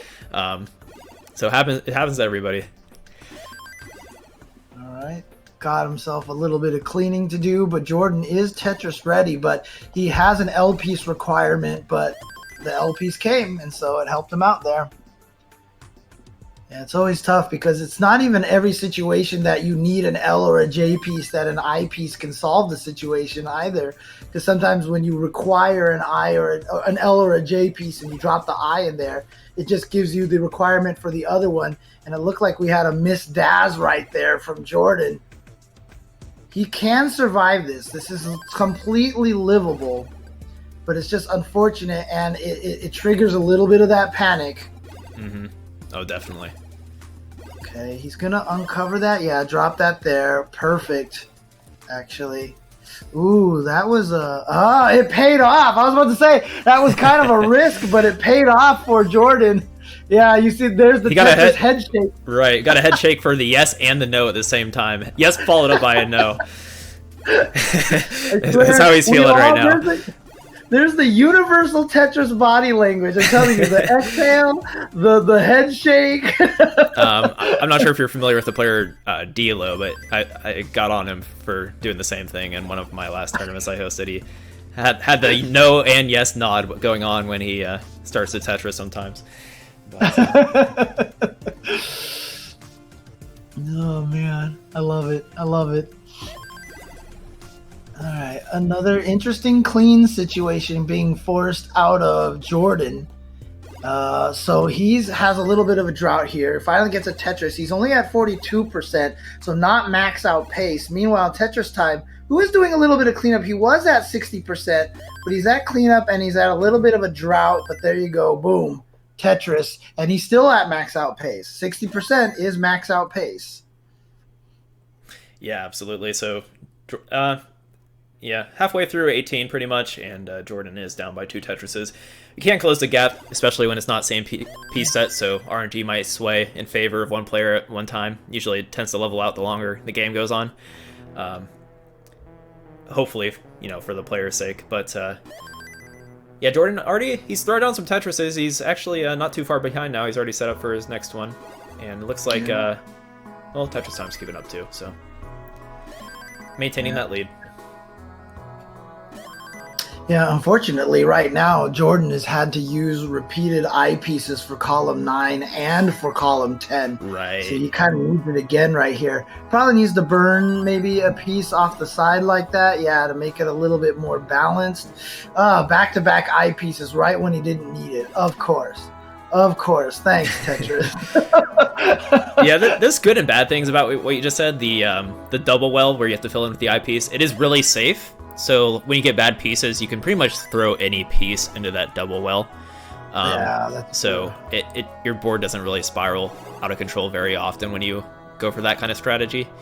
But you do sacrifice the aggression of being able to, use all your eyepieces for Tetrises. That was a nice clean right there, and that's going to be a triple, unfortunately. Not quite a Tetris, but in any case, you'll take it because his board is pretty much freed at this point. He just needs a J or an I piece right now. There's the J.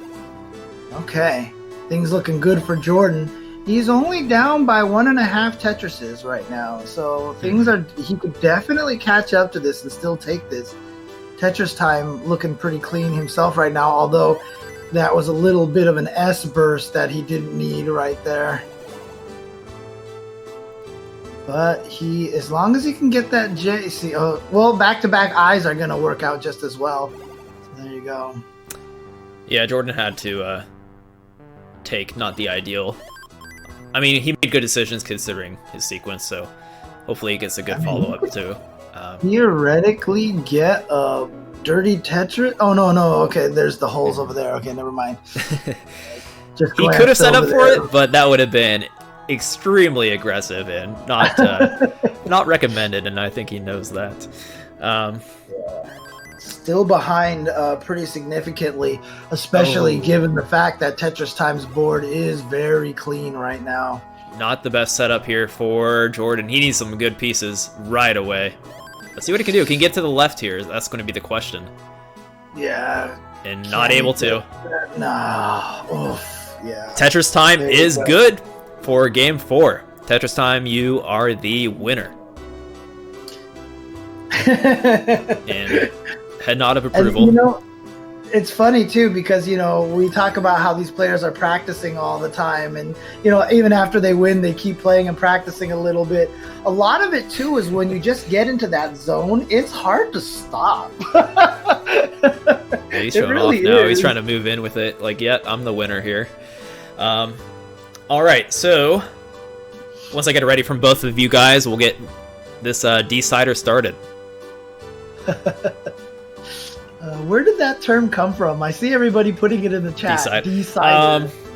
I would guess as a Van Dweller is guilty of charge there. Some term that just came up probably early on in the online Tetris community. Okay. All right, both players are ready. Good luck, have fun, Jordan and Tetris Time. Somebody will be knocked out here. Yeah, this is our first elimination of the top 64 today, coming down to the very last game here. And so, no nerves, of course, no pressure at all whatsoever for the players. That is a skill to play without, the everyone's going to get nervous, but how you control that energy, I suppose, is certainly a skill. People have often asked me, apologies to the Tetris fans out there if I keep bringing up the fighting game community world, but obviously that's where I have a lot of history in. But people like to ask me, like, how do you keep yourself from getting nervous when you play in these tournaments? And my answer is you don't. Right. You're going to be nervous forever. It never goes away. And you just have to learn how to channel those nerves in different ways. And that's really the key of it all, to be honest. A lot of the fighting game, a lot of players from the fighting game community actually enjoy Tetris. So there are some, there's some correlation there. Just the 1v1 nature and just the pacing of it. I've seen it I've worked with people in the modern Tetris scene that are also, big fighting game players. Right. I've also seen some fighting game players who are really awful at Tetris, and it makes me so sad. Skill doesn't always adjust there, but we had an exhibition at one event, and I was commentating it, and I was just like, let me just put down the headset. Please let me play. I have to save our reputation. All right. Jordan is starting off with 101K. Tetris Time 63K. Unfortunately for Tetris Time, he hasn't been getting very good pieces. So he's been stuck in burn mode for a while, but finally getting the Tetris there. But you can see it. The effect, 35% rate on Tetris right now. Well, it is fairly early, so it might level out, but not how you want to start by any means. Yeah. So he's behind about one Tetris right now, I would say. Oh boy, those pieces back to back were not nice. He went for the spin. Nice tuck, but he needs the eye piece. There it is. Meanwhile, Jordan's board is looking crispy right now. Yeah. He's on a pretty standard pace here. Usually, I feel like a lot of players like to do a good way to check your max out pace is, 100K every 25 lines, and he's just about there. 59% is like basically the kind of like the bottom threshold of being able to max out, right? Mm-hmm. Right. He's sitting at 57, so pretty good. Yeah, he's right there. Ooh, not the best pieces there. I wonder if there's a stat out there for that, for the lowest, TRT rate for still getting a max out. It would be really fascinating to find out.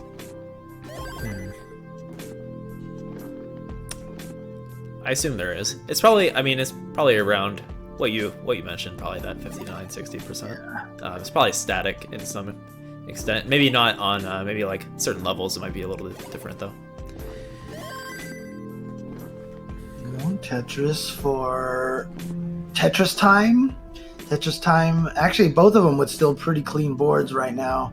Although Jordan, needs to figure out how to fill out those the 7 and 8, 8 and 9 columns, which he did manage to do. Again, going back to that method of having a lot of eyepieces, but like as you said, makes it very easy to have a very safe board. Right. Yeah, eyepiece is by far the most valuable piece in Tetris. That's how you get the big score, and it's also how you can level out your board usually and fill in those dependencies with the most ease. He set himself up for a T-spin, and he had the perfect... Oh, he drops it. Didn't get the rotation in time. Not the worst. I mean, he's got the lead, and see how he decides to play this. If he'll go... he's going for that column 5, and I don't mind center well when you're already at the bottom, because if he gets a long bar now, he can easily transition it to the right. Yeah, but especially at level 18 as well. He'll be fine. There it is. Pays off for him. Boom. Tetris for Jordan. But now he needs that J piece. There it is. Perfect. Okay. I don't want to say things are smooth sailing for him. I don't want a commentator curse him at this point. But James said I'm smooth sailing. I must be. I can do whatever I want now. So it always happens. You say something like, "Oh, everything looks great," and then just everything falls apart. So commentary curse is a real thing. We are approaching transition, and it is a close game. Ooh, Jordan. Oh boy! Crucial piece there. He needs that eye piece now. Oh, I like that. He sets up for a good burn. Wow, yeah. Great. Great handling there from Jordan. Dude, that was beautiful. And that is one thing I will miss from the live Tetris, being at the event, is when something like that happens and you get the audience applause, Right. The crowd goes wild. Just imagine it, Jordan. Yeah. All right. It was one of my favorite things, because, when you're in a room full of people who are good at Tetris, and they all recognize the amazing feat you just pulled off, and so they all applaud and recognize it. It's such a wonderful feeling, and it wasn't something I was expecting the first time I went to the CTWC, but when it happened, I was like, this is so cool. Right. And it's a huge part of the experience. Just having that atmosphere. Oh, we got a triple T-spin set up here? No, that's not gonna right, happen. I saw that too. I didn't want to say it. But, yeah, that's the bane of my existence in NES Tetris, is seeing those things and trying to set up, and actually sometimes I'll try to do it. Anyway, score check for the players, because it is a tense game 5 here. We have a 100k lead for Tetris time, so Jordan might be aware here. And after hanging that eyepiece, I'm not sure what he's going to be able to do. And yeah, a little bummed out there. He's even after that beautiful save from Jordan, it's not going to be enough. And Jordan, unfortunately, will be the first to fall here in our top 64. Tetris time is our winner. Yeah, but honestly, amazing play from Jordan. He did really, really well. Getting here to, you don't get to, if you just started tuning in now, you didn't get to see the amount of work and talent and strength that he had as a player to get to top 64. Just getting the top 64 in this field is a ridiculous feat all in its own. And, while I'm sure he would have liked to have done better than this, it is still an amazing accomplishment. It's something I think he'll remember for a very, very long time. Absolutely. So bracket's not quite. It'll probably be updated live. We'll see it live, hopefully. So Sam is in the winners winners finals match. So we're gonna start on the other side of the winners bracket here, and Tetris Time did just wait. Oh, so Tetris Time has to play Salted. I was misreading that. Yeah. Tetris Time's gonna have to play at one point. So yeah. Cool. Are we doing that now? Actually, let me see. No, we're not doing that yet, are we? No. I think we're supposed to. I think we have a quick break before that, if I'm not mistaken. I think next we're just hopping into the top half of the winners bracket, and losers round 2 we're all doing at the same time. I'm pretty sure. So okay. Thank you guys all on the stream here watching. I know we've got both of the streams running at the same time. Thank you for those of you chilling here on the Classic Tetris 2 stream. A lot of people are also on the Classic Tetris 1 stream as well, watching some Tetris action going on over there as well. But thanks everybody for joining in and watching any of the Classic Tetris action that we have going on here on the stream for you guys. Like I said, it's just an amazing accomplishment and feat to bring this to you guys. And so I hope you guys at home are enjoying this and having a great time watching this Tetris. For sure. I'm excited to watch the Classic Tetris 1 VOD later, because I can't get into the action right now, but I might watch it in bed. We'll see. Oh man, I see Jordan in the chat saying that he got commentators cursed. Oh. Sorry, Jordan. You had to go there. We tried to uncurse it for you. Yeah, exactly. No, but mad respect to Jordan, especially I just respect him for how he handled that high burn maneuver. That was pretty awesome. So nice. Much respect to that. So at least you got that in there, Jordan. That was a pretty sick play. Okay. All right. Once again, also, shout outs to everybody who's been able to help make this possible. Like I mentioned earlier, Tetris Official doing a lot of stuff, getting a lot of involvement with the CTWC these days, as well as, this was announced at the Xbox conference, but Tetris Effect, basically expansion coming out, the Tetris Effect expansion. Something that I'm really excited about. I mean, I think it's just so cool what they're doing over there because, we talked about it. A lot of different modes now. I mean, obviously the thing that was missing from Tetris Effect the first time was the multiplayer stuff, but now they've added a bunch of multiplayer things in there, including a classic Tetris mode that tries to recreate NES Tetris as much as possible. Something that I joked to myself that, it'd be awesome if they put in there after Mizuguchi saw the CTWC. I didn't think it would ever happen. It's actually happening. I heard Green Tea is heavily involved in, helping with that playtesting. You can't ask for a more accurate judge than that. So again, super, super cool, the stuff that they're doing for that. If you guys want to see some news and some video on the new features, you can check out a Game Scout's recent upload about that. That's on youtube.com/agamescout.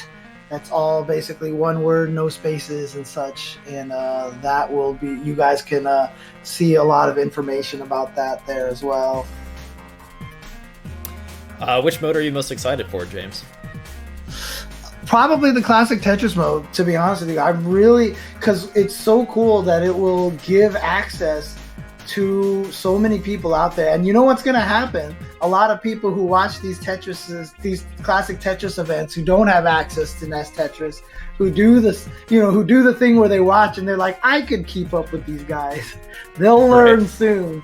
But honestly, it's not just like, you'll see how hard it is, but hopefully they get hooked, and that will even increase the number of players for the CTWC even more. And the ability for that to grow the community and grow the amount of competitors, I think is going to be absolutely fantastic. Yeah, that's a great reason to be excited for it. Not just the game itself, well, somewhat the game itself, but just how it's going to, how the community is going to embrace it, or how it plays within the NES community, because having like a modern version of the game, the same game, just more accessible to, new faces and a new community it's pretty awesome. I'm sure we're going to see new players because of that. Players that, might play it for the first time on Tetris Effect. And shout outs to this nice little bracket display here. You see it just in real time how quickly they can alter it and tweak it and stuff. A lot of people pointing out that Salted Sofa should be on the other side of the bracket, and almost instantly. Oh, is it? For that reason, let me cut to the go look at our beautiful faces while that gets cleaned up here. And no problem. I'm also getting the next round of players set up. Yep. Again, thanks everybody for tuning in, and thanks guys for hanging out. And yeah, hopefully everybody in the chat who doesn't have access to a NES Tetris, here, let me change my camera view for you for a second here, just for a brief second here, because I want to do something here. I just want to show the stream this over here. I'm going to switch my camera view very briefly to this webcam over here, like so. So you can see, I've got mine right here. So this was my NES Tetris practice setup that I have over here. And my giant CRT here specifically for that. So I need to get back to it on stream at some point in time. Like I said, you know how in driving games, when you hold the A button to drive and you hit it harder because you feel like that makes you go faster? I was definitely doing that on the NES pad, hitting the D-pad even harder than I should have with my thumb, because I feel like that makes the pieces slide faster. It and does. My thumb went numb for like a week. Oh, when I'm trying to do the quick tap, I hit that too hard. I probably have damaged my controller at this point. Yeah. Oh man. All right. Let's switch back to the other camera view here for you guys. Okay, looks like everyone's getting into their respective places, getting their cameras set up. It will be good to go for this second exciting half of this Group F here. Thank you. Salted Sofa says he loves my posters in the back here. Yeah, this is all part of the Udon line where they basically did parody art of very famous movie monster posters with their Street Fighter versus Darkstalkers series. And so it was just something that as soon as I saw, I was like, I need to put these up behind me for my stream. Shout out to Salted Sofa out there, and good job to him as well. All right. What am I trying to do here?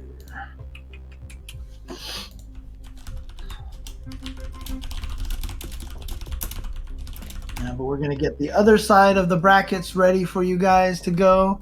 We're going to have Brendan versus Phantom coming up.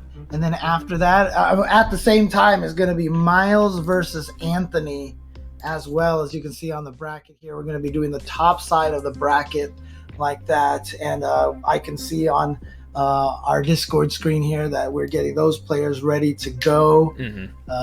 They'll be getting ready to play. I mean, it's so interesting to see the different formats that people are using to play this, because once we see the screen on the actual stream here, I don't know if you have the play. No, you have the brackets up here, but Phantom has just like a desk shelf on his lap, and he has the controller upside down at the top of it. That is interesting. And so he's kind of reaching under it. Is it taped? It looks like it's taped. Yeah. But everyone will see this in a moment, but yeah, it is taped. He's showing us right now. There you go. You'll have to show the stream here in a moment, Mr. Phantom. But so I got a voice in my ear asking me, Mr. James Chen, yes. What do you think of the best of 5 Kickstarter? Yes, the best of 5 Kickstarter. That's coming. What's cool about this is going to be a documentary that's coming out. It's starting the Kickstarter, and I heard it's actually built up pretty well so far already. Like, it's already gotten a lot of the funding in there, and basically it's just going to be a documentary with a ton of interviews with the players and of course the organizers. So you'll actually get to say hello to Adam, Vince, and Trey and everybody. It's just going to have a bunch of the experts over there as well. And one of the cool things about that too is that there's going to be some of those. So this is obviously, CTWC has blown up a lot in the past few years, and my involvement only started maybe just a few years back as well. But one of the cool things that they're going to do is that they're actually going to have some matches from the past, and they're going to get myself and Chris Tang, of course, to commentate over them, with basically lay a brand new commentary track over some of the classic matches from CTWC history. And so it's going to be a really cool thing. Just like I said, if you want to check this out, head to the Kickstarter and look up the best of 5 Classic Tetris Champions, and you should be able to find that Kickstarter there to help donate to that, to help fund it.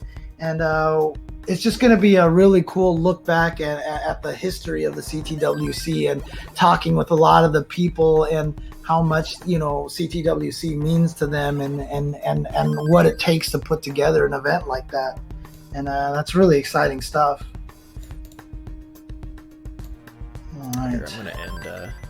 See if I can get this game unfrozen here. Test my powers here. Okay.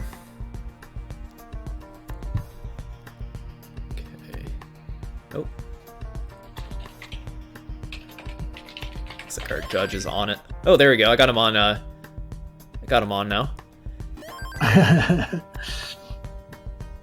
Alrighty, yeah, you see the players over there, and yeah, like I said, you can check out the setup that Phantom has there. Super fascinating setup that he has. I mean, it's crazy because the human brain is a very powerful machine, right? Like, people have said that if you take glasses and put them on, that turns your vision upside down, your brain eventually adjusts for it, and you can behave as normal. And when you take the glasses off, it feels like the world is upside down again. Same thing happens with all these players playing Tetris, because they're playing with the controller sideways, they're playing with the controller upside down, they're playing with the controllers in all sorts of different formats, but the brain just adjusts itself properly so that you can actually do that and not be completely confused. It's absolutely fascinating what these players are all capable of here. It's so cool. All right. I mean, we can't see Phantom's screen right now. It's like his field is frozen. So yeah, let me try see if I can fix that on my end. I'm not sure here. what's going on here, because I'm curious if he is the Goofy Foot controller legal in CTWC? I can't remember now. It is. I actually have one, and I wanted to use it because I think I could hyper tap better on one, coming from a keyboard background, PC keyboard. Yeah, but, of course. It is CTWC legal, as far as I know. I think some players used it last year. I'm not sure if Phantom is using a Goofy Foot, or he's just because his hand is reaching out from under, he's just used to. Oh no, actually, he's using his right hand to move the pieces there. You can see. Yeah, I think it's just the regular controller upside down, which is kind of funny. So he just learned to use the left to move it right and the right to move it left. I was born left-handed. My parents switched me right-handed. I've been dyslexic with left and right ever since. My brain would basically explode if I had to learn that. Okay, it looks like everybody's working properly here. Phantom seems like his game keeps stopping from time to time, but I think once he's actually playing, it'll be all right. And yeah, I think we can get this round started. Got some hype matchups here between Miles and Anthony and Brendan, aka BV09 in the online community, and Phantom.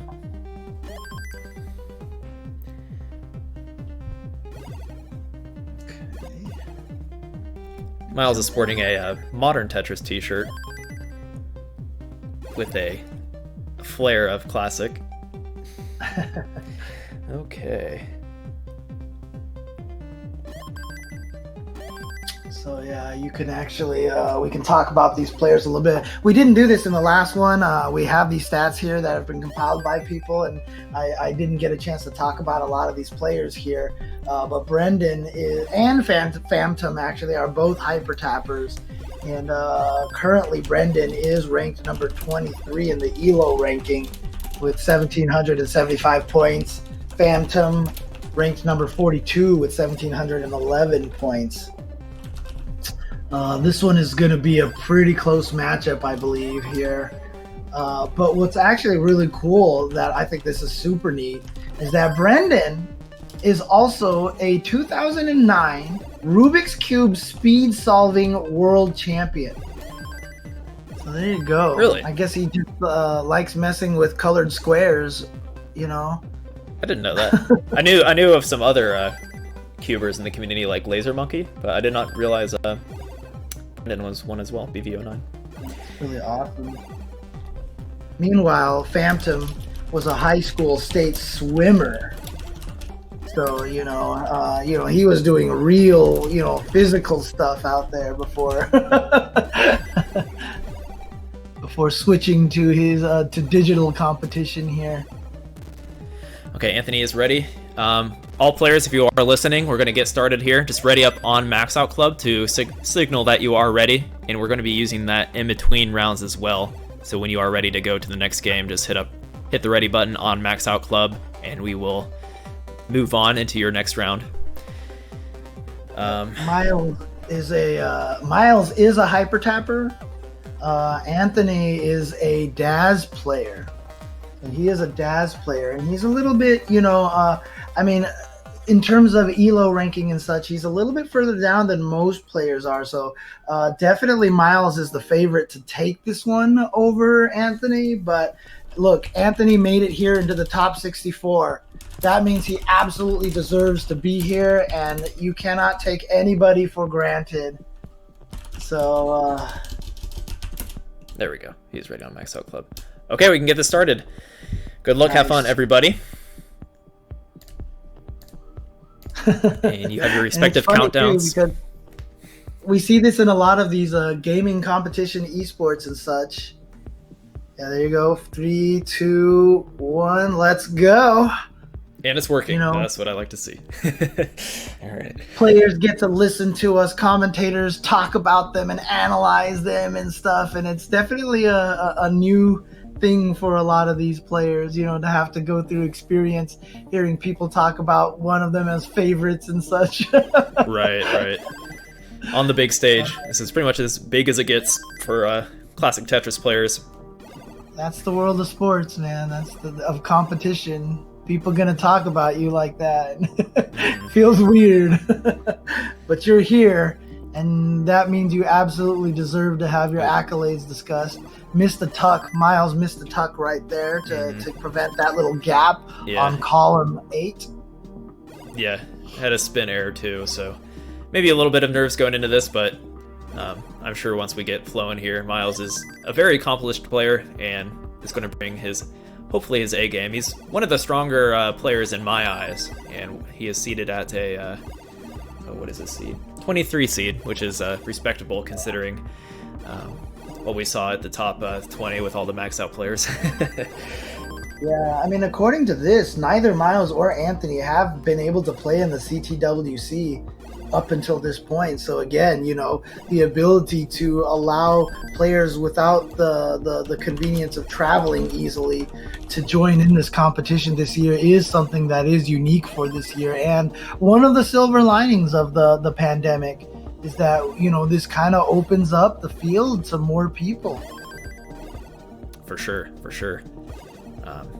Yeah, we definitely, not just Tetris, but all games in general, saw a big spike on Twitch and communities growing online because of it. Because, there's more people doing activities inside. And this is one of the online gaming is obviously a great activity for it. And I endorse it personally.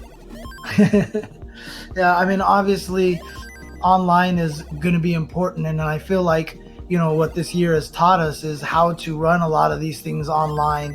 And it's going to be a major factor in the future for all of gaming, including Tetris, in the coming years. Doesn't mean that we don't need the offline events anymore. I still think the offline events, however, are still going to be important and going to be one of the main things. But, by having these players have a chance to show their mettle in these online events like this, hopefully at one point in time we can start getting Tetris players sponsored on esports teams, and that allows them to travel. So these online events will give them the exposure.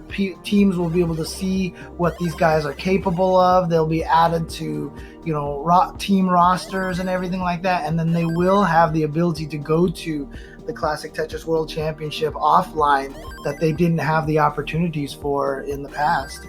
100%. I mean, that's how so many players have got recognized and, are aware of this tournament, is just their online practice and being part of the online community. So it is nice that, everyone can get recognized in this way because it's accessible to everyone to some extent, as long as you have an internet connection, which I would hope every good Tetris player has a good internet connection. There could be some people out in the woodwork, you never know. Yeah. Definitely one of those.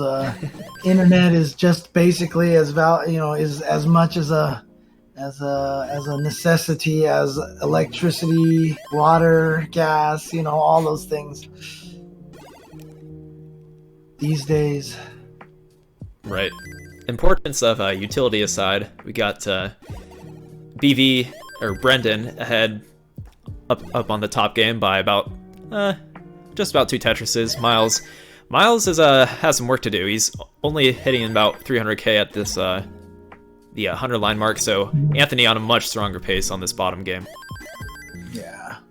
As mentioned before, despite the fact that the records and the ELO rankings show that Miles is probably a favorite in this match. Oh.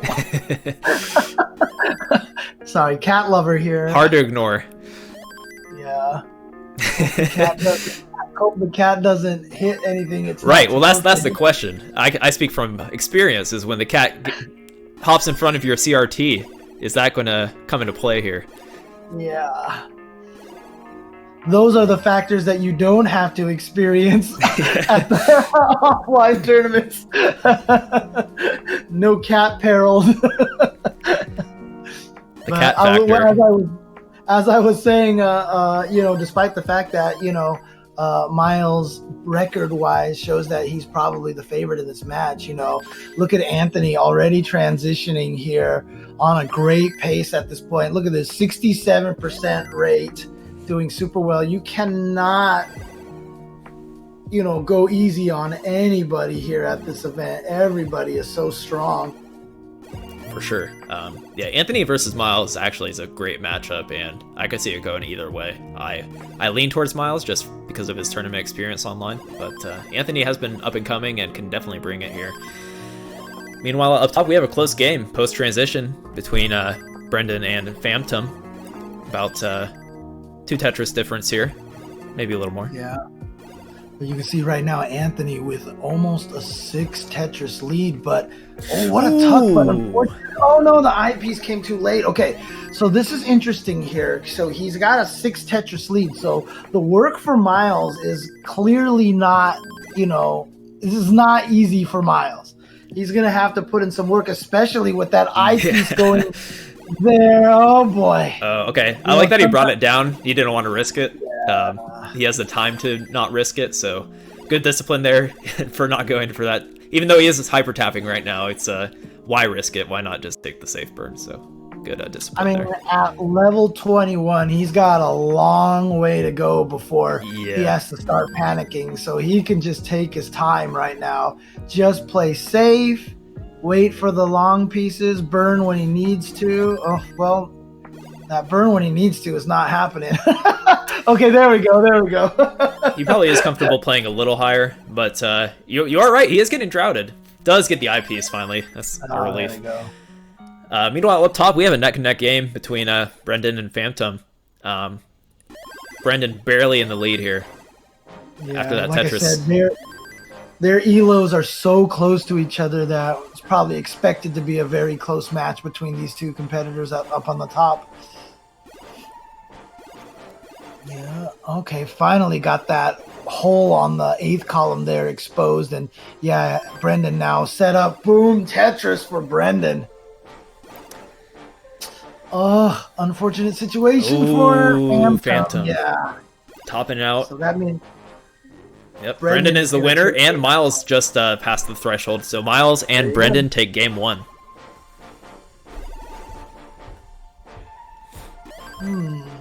Like the emotion there from Miles.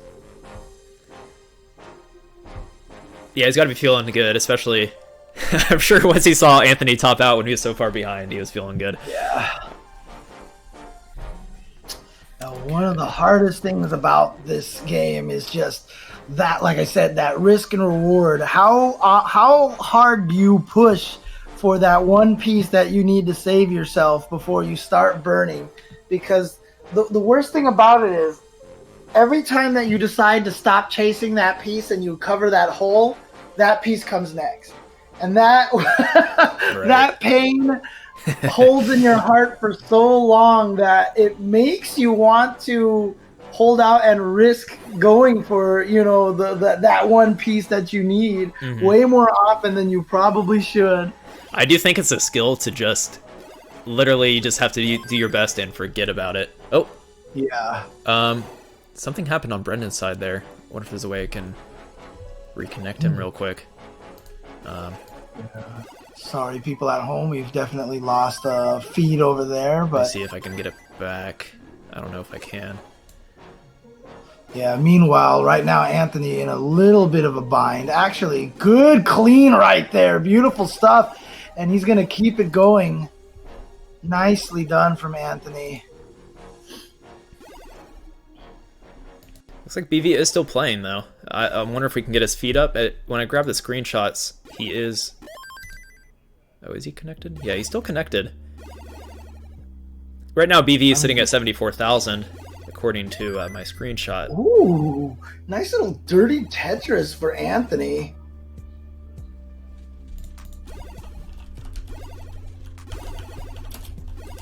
And very nicely done cleaning. Also, great pieces here. Perfect. And now Anthony has his field back down. Oh, and then right when I say that, I commentators cursed him.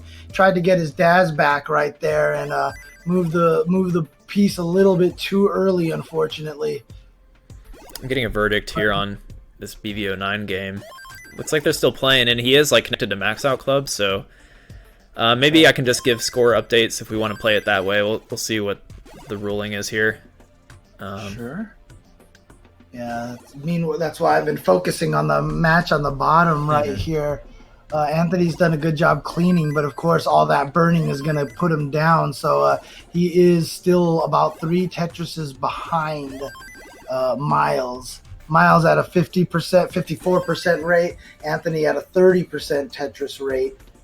But you can see the difference is only 3 Tetrises. Okay, unfortunately, we're gonna start over on this top game. It is early enough, so it's not a big deal. We caught it early. And unfortunately, Phantom had a pretty decent lead, but so we're gonna have to do. Oh, what? How did his game come back? I think he must have tabbed out or something. Oh, so gotcha. We need to, players definitely need to be reminded not to tab out because we lost his feed. He was connected, but it wasn't showing up. We're all connected in this life. It's like I said, I'm never gonna hear that word while we're in Tetris and not just want to start singing.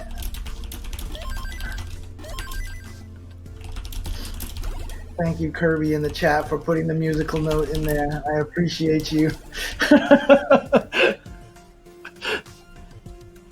Meanwhile, Anthony has taken a lead now. So you can see here, Anthony doing a great job here. Having to do a little bit of a burn. See how he resolves this interesting situation. He needed to slide that in there. Okay. Trying to set himself. Okay, no, he's not going to. I was wondering if Anthony was going to try to go for a column 9 Tetris, which is always a huge risk.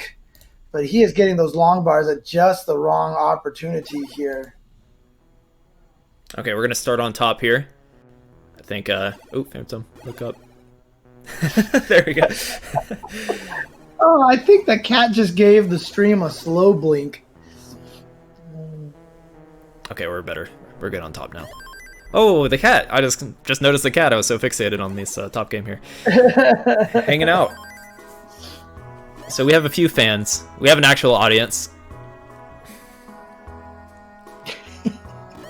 Yeah. Of course, people who watch my streams a lot know that I am a big cat person, so I definitely appreciate that. Although my cats would have walked in front of my monitors by now, basically yelling at me to feed them, so I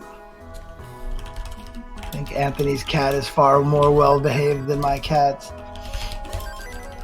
But again, Anthony falling a little bit behind because of the cleaning that he had to do.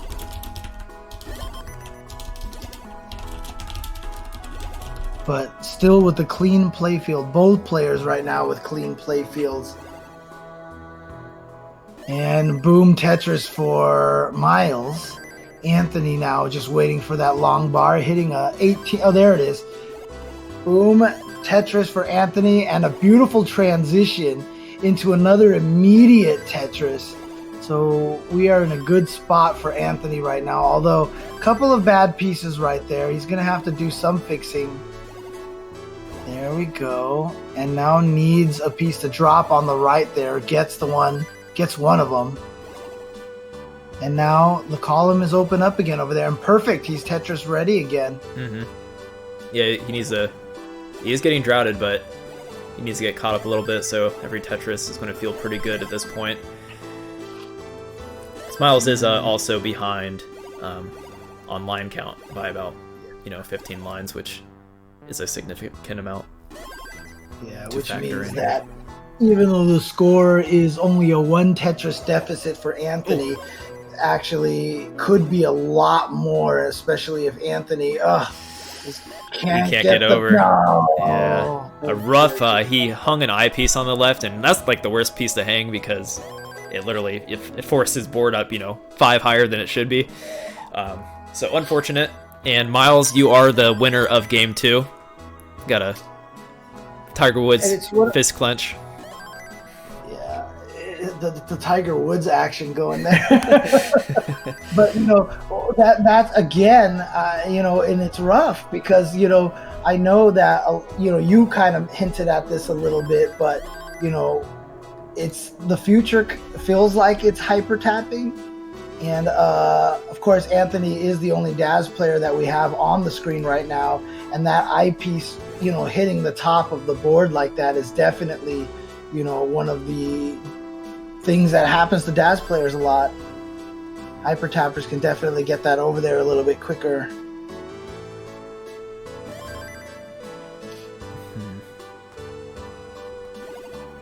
Okay, game 3, Miles and Anthony starting up.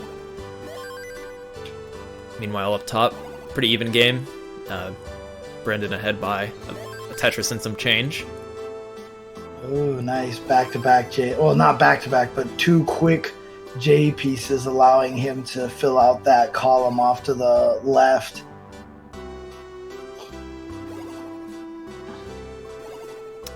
Right. And there you go. Boom, Tetris for Brendan. Miles has some interesting placements there. He's going to have to work through, take some burns. Phantom goes for the Tetris instead of filling out that column, but then gets the eyepiece that he needed. And now he's Tetris ready again. Boom, Tetris for Phantom. Yeah, this is a great matchup up top. Phantom is not somebody I've seen a whole lot in the CTM scene or any online scene. But he seems like he is very capable of putting up these high scores, and I just believe in him just because of his setup. He's set up for success there. Yeah, and he's at a 64% Tetris rate, so he is definitely on pace for a max out. Waiting for Brendan to get another Tetris so I can see what his rate is. 60%. So there you go. Phantom in the lead right now in terms of Tetris rate, which is probably one of the stronger indicators of who's in the lead. Yeah, I'd say so. I mean, that's a good way to pretty much, it kind of covers all ground, right? It covers their pacing, you don't really have to look at line count or whatever. If someone has a higher Tetris rate, they are ahead, so. Yeah. Oh, this drought right now. Oh, but he still manages to get the Tetris that is Brandon, of course, that I'm talking about here. Yeah, he had a hole in the bottom there, but looks like he might be able to fill it in nicely with that L piece and get back to a better board state. Oh, I like that burn. Meanwhile, score check for the bottom players, 211k for Anthony and 163k for Miles. So Anthony with a bit of a lead there too. Cat checking him out, making sure everything's okay. But you can also see Anthony at 64 lines and Miles is just at 55. Good catch.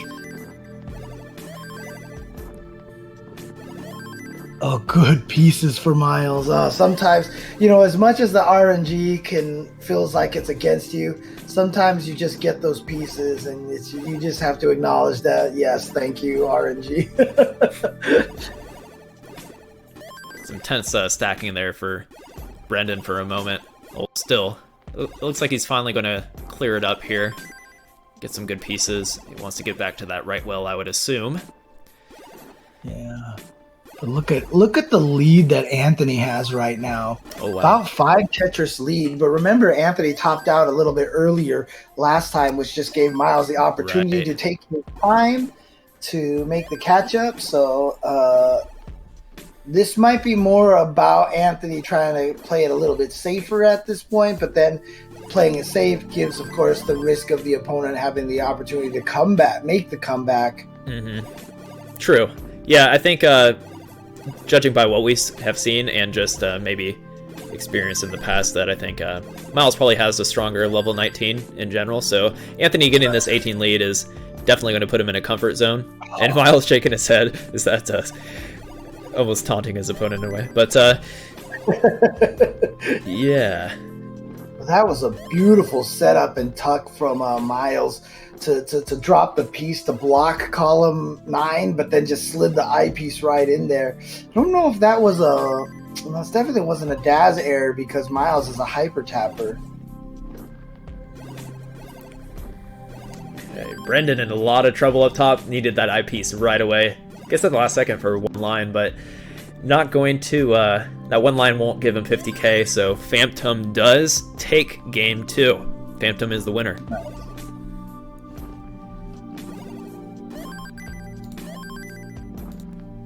Alright, so Phantom relief right there, gets to level 25, just gonna let it top out real quick.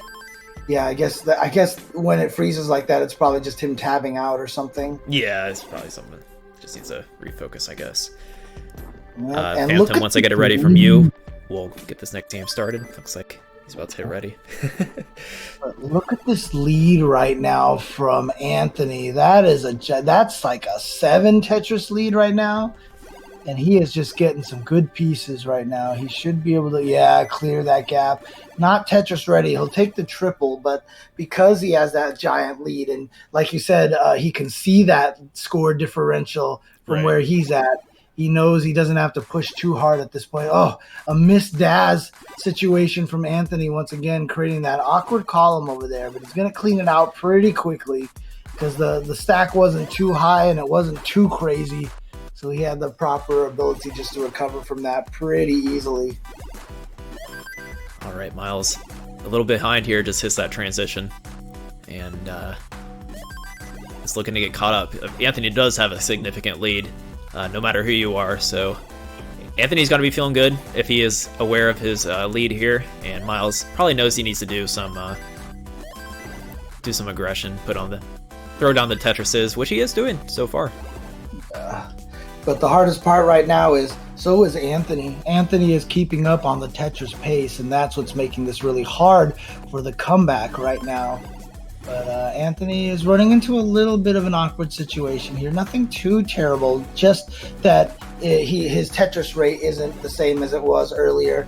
And he got the 2 eyepieces when he didn't need them, unfortunately. Oh. Okay. Can he get something to the left? He can with a quick tap. He gets it. Great quick tap. Nicely done. All right.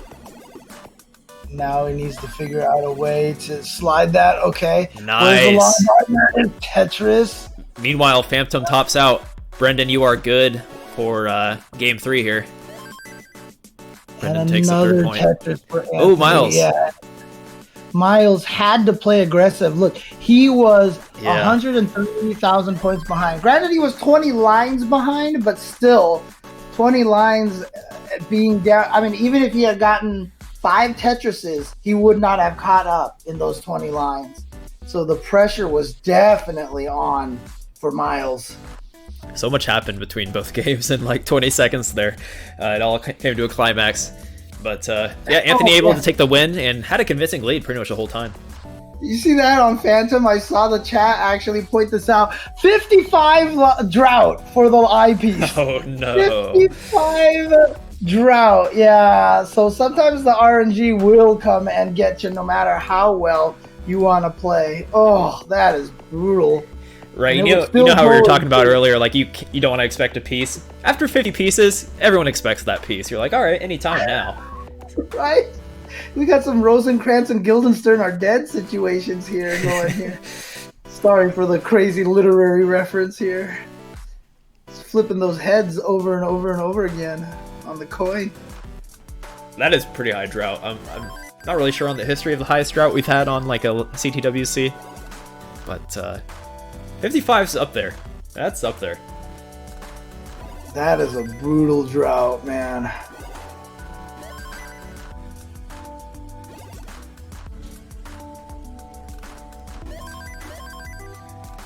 Okay.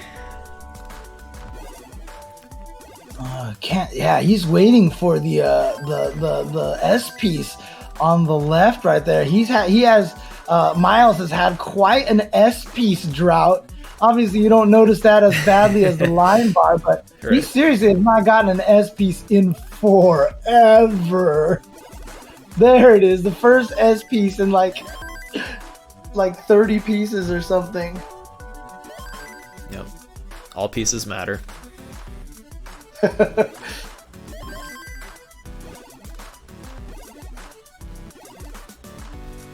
Alright. So Miles also doing that, you were touching on it earlier. This game he was kind of using that double well to his advantage. Right. Some safe burns. And like he got bad RNG there, but he actually... Oh, he's actually still getting bad RNG, but... let's see if he can clear this out. Yeah, no snapping in any S or Z pieces in those kind of gaps. Brendan tops out early at 83,000. Ooh, dang, yeah. So that means Phantom's already won game number 4. So he's done. He doesn't even need to continue forward at this point. Yep, he knows it. He's going to top out. So we have a D-Sider up top. D-Sider. Okay. Oh no, a missed Daz from Anthony. He's going to put himself into an awkward position. He should be able to clear this out, yeah. Chooses to build a gap over there. Yep. Now if he can just get a long bar.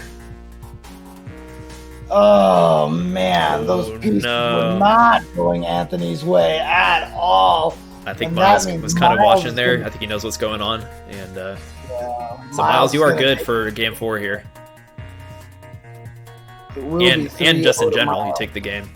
And he is pleased about it. Moving forward. Anthony's a tough opponent, so I feel for him there. I like the passion and energy from Miles. Definitely very pleased with that. And like I said, Anthony had that really strong game, but unfortunately this game here was kind of kiboshed by the bad RNG. I just need a ready from both players on the top game. For some reason, here, let me just try resetting these games. Okay, so here we go. It's going to be game number 5 between these players here. Oof. Oh yeah, I'm looking at the bottom, I wonder.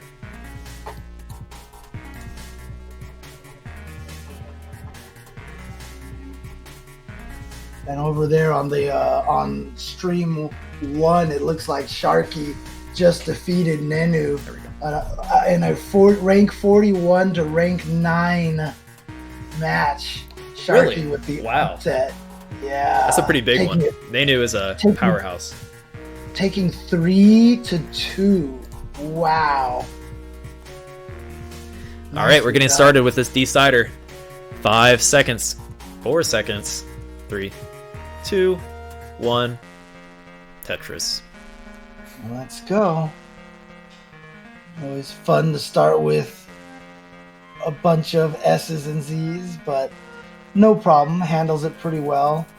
And, you know, most players at this level are not going to be pressing down at any point on the controllers. So, you know, having to tuck one of those S or Z's, you know, under an S or a Z very early on, usually not a problem.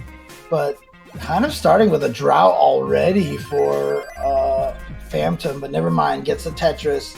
And so, yeah, there you go. Both players pretty much on pace, neck and neck. Yeah, so Brendan is also our 10 seed, which is a pretty high seed, and Phantom only the 55, so he's on track for an upset here if he can take this game 5.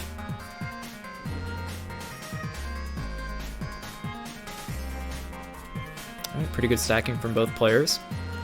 Nothing major to note. All right. Yeah, it's just that's actually perfect. That I and J was perfect and gives them the Tetris. Boom, Tetris for Phantom. And now still neck and neck. Look at this. 380 points separating the two players right now. Had to go for a little extra burn, did Phantom. So there you go. Boom, Tetris for Phantom. And now he's taking the virtual lead, not an actual lead.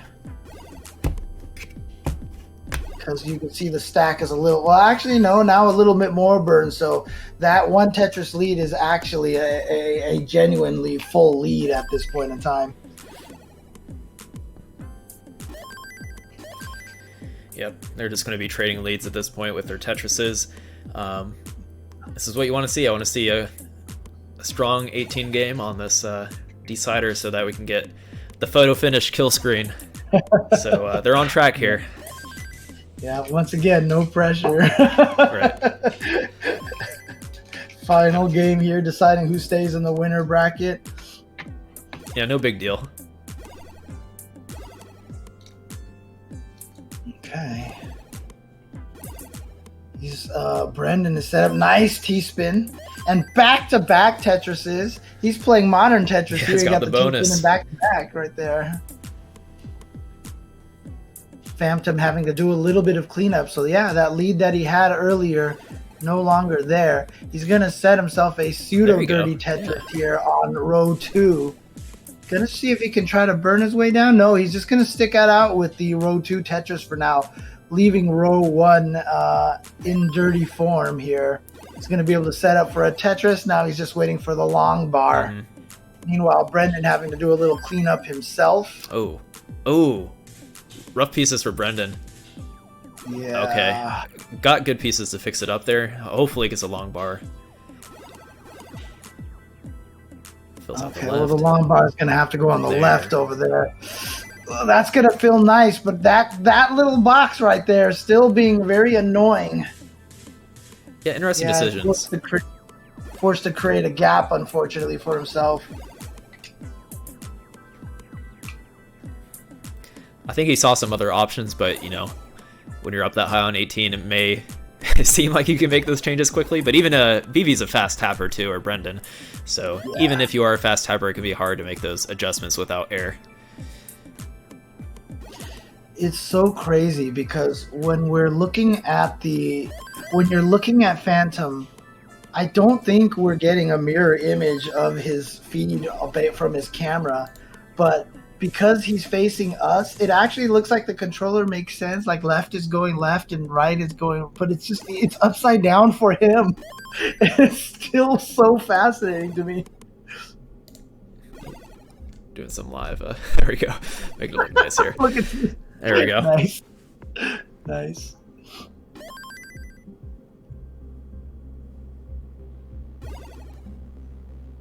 All right. Got to do a little bit of burning and Tetris for Brendan. So now basically a 1 Tetris lead. However, Phantom is down by. Actually, no, never mind. Now we are neck and neck. This is coming down to the wire here for these two players. This is coming down. Wow. This is a great match. We are getting the close match that we wanted here. Yeah, forced to do a little bit of burning. Is going to need 3 eyepieces there unless he drops something to the side. Is Phantom. Yeah, there we go. Drop something over there.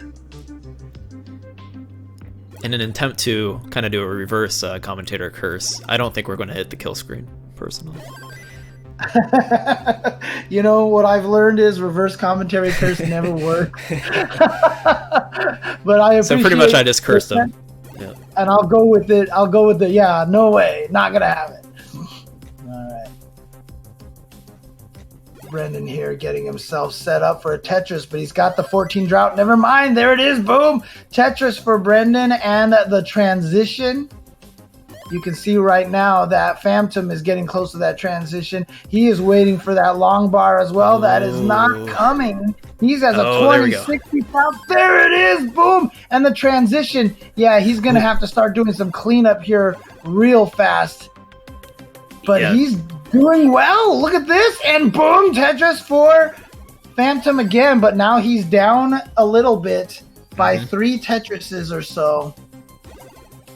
Yeah, BV with a comfortable lead, especially given that Phantom has to do some burning. And given the caliber of these two players and how close it has been so far, this small lead might be significant. So we'll see what can happen if Phantom can actually get cleaned up and get caught up here.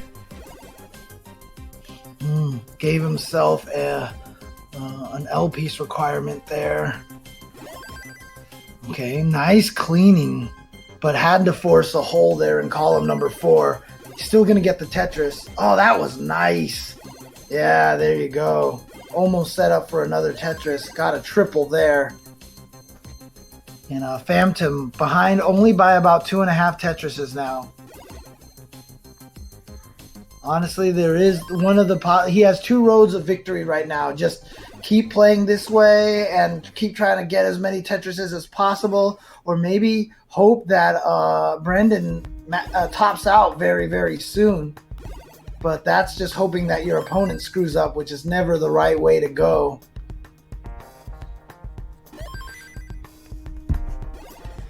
Okay. Yeah, Brendan maintaining that lead. Phantom is actually a little bit behind online, so Phantom can get caught up here, but every little... all these small burns, I think he's aware that he needs to get this score to get caught up. He's 4 Tetrises behind. 4 Tetrises behind. Ooh. Oh, that was such a nice adjustment. Exactly, I'm glad you saw that. That was a huge adjustment. Yeah, the last second. No, yeah, he has to play aggressive at this point. He doesn't really have much of a choice, unfortunately. Yeah, the Tetrises are going to be worth more here, so Tetrises now can get him caught up, especially if BV runs into a little... Ooh, board messing up here, unfortunately. A little chaotic, but keep playing, Phantom. Whoa. I hope that's not happening on his screen over there. No, it shouldn't be. Yeah, we're getting a Phantom menace over there on that side. I'm getting his screenshot, so he's sitting at 740k. I think the score is... Oh, okay, it's back, good. And interesting situation for Brendan right now. He is getting stuck. Oh, no. So, at level 27, Tetris... Oh, no. Phantom with some rough placements. He can get caught up if he can somehow get a Tetris. I don't see how it's going to happen, though. Right, this is a rough situation. He might not have enough time. He's already at level 28. The only way he can do this... He needs a Tetris. He can get another... Oh, that's a triple. Wow, look at this. 25,000 points short. 25,000 points short. Oh my, that is a heartbreaker. But there you go. Brendan is going to take it in a super close match, and you can sense the feeling of relief from Brendan there. Oh, absolutely. Especially when you're the first to top out, and then you just have to hope your player doesn't clutch it out like that. And he was so close to clutching it out. So great game to end it on. I feel like he can't be too upset with that. It really just came down to the wire, and he had to kind of pull some strings to try to get that last Tetris, but wasn't able to do so. So that means we're going to hop into Phantom versus Anthony and Brendan versus Miles. Okay. So we get let's look at us for a second. I'll get that set up. No problem. Thank you guys once again for tuning in to the Classic Tetris World Championship. We've got Tetris action going on both of the channels right now. Definitely some Classic Tetris going on twitch.tv/Classic Tetris, as well as twitch.tv/Classic Tetris 2, which is going on over here right now. Thanks guys for tuning in onto the secondary stream over here, watching some action as well. And shout outs to all of the people helping us bring this together. We talked about this at one point in time, just a little bit ago, where we talked about the Best of 5 documentary that's coming up. If you look up Best of 5, the Classic Tetris Champions, in Kickstarter, you will see the Kickstarter available for that documentary coming up. It's a film about the CTWC. Again, it was filmed on location in Portland a few years back. And it's got a bunch of interviews with players and tournament organizers. It shows them basically the players as they trained for the tournament and how they did in the actual tournament. It's going to be a really cool thing. There's a lot of great Tetris documentaries out there already. So if you want to help support that, go look up Best of 5, the Classic Tetris Champions on Kickstarter. and that should get you to that link there so you can help back it, help support it. Also, Chris Tang and I have a little project with that as well. I think it's also mentioned on that page. But shout outs to the guys who are putting that documentary together, and definitely check it out on the Kickstarter. Yeah, I'm pretty excited to see that.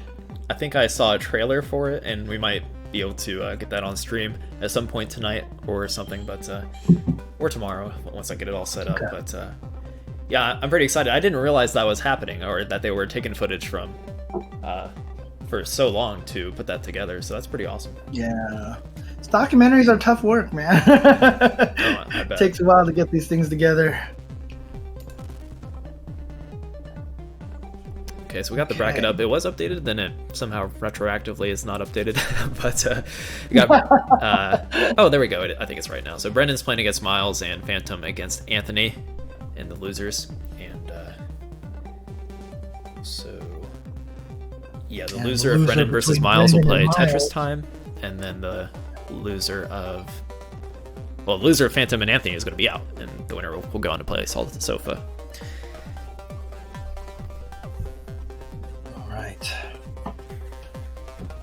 It is double elimination bracket. Unfortunately, we've already lost one player earlier. I believe that was Jordan that went out of the tournament. But yeah, we'll get this reorganized for you guys here. Brandon will, and Miles and Phantom. Yeah, there you go. Switching around here. Look at this. Look at this. All on the fly. Let's do this. Again, big shout outs to the streamers out there. Austin, of course, doing all the work over here, doing all the work, putting this together and making sure that everything is all set up for you guys, and doing commentary at the same time. I mean, there you go. You've probably been there. I think James is just very appreciative because he's probably been there before.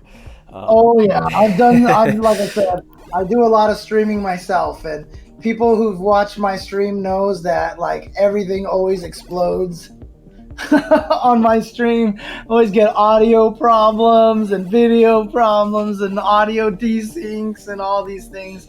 It's not an easy thing to do, so I have a lot of appreciation for the work and effort that the streamers put into this. Like I said, in the FGC, we have an expression: streaming is a blow up, because everything always blows up on you. Okay, so I think we are ready for this next round. We've got Anthony versus Phantom on the bottom, Brendan versus Miles on top. And once you guys are warmed up, just sooner than later, just hit ready on Max Out Club, and we'll hop into this next round. Okay. So Brendan and Miles are on the winner side. Anthony and Phantom are on the loser side. So one of these players, unfortunately, will go out of the tournament tied in, what is it, 33rd place, I think it is? Mm-hmm. No, 64 players. 64 divided by 4 is what, 16? So 16, yeah. 64 minus 16 is 40. Big brain math going on. Place. You're right. 49th place. There you go. Okay, I just need a ready from Brendan. Looks like he's getting a little bit of a warm-up in, or is just unaware. One of the two. Yeah, unfortunately, we can't have 64 champions. Doesn't work out that way. All right, here we go. It looks like Brendan is getting ready.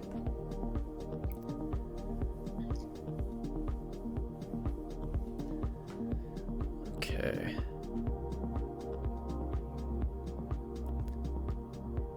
Yeah. Everyone's patient here, waiting patiently for an important match. Okay, we're all ready. Good luck, have fun, everybody. Let's get these countdowns started. What is that setup that Brendan has? He's got like a little mini table that's designed to be the perfect size for that nest. Oh, I never noticed that. That is pretty awesome.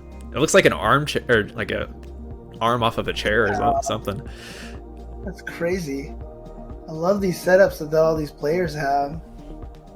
That's pretty creative. Of course, then you get the Daz players like Anthony is just holding the controller as normal, as expected.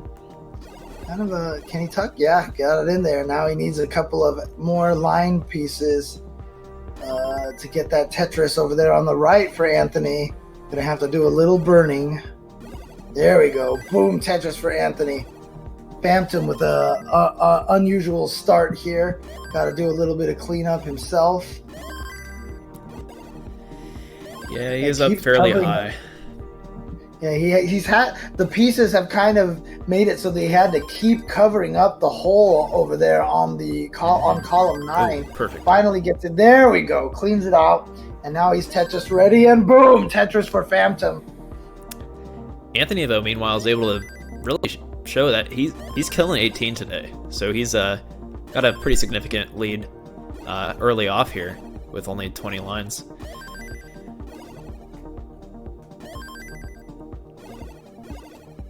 Yes, it looks like it's going to be hard to beat Anthony in the 18 phase today, for sure. Yeah.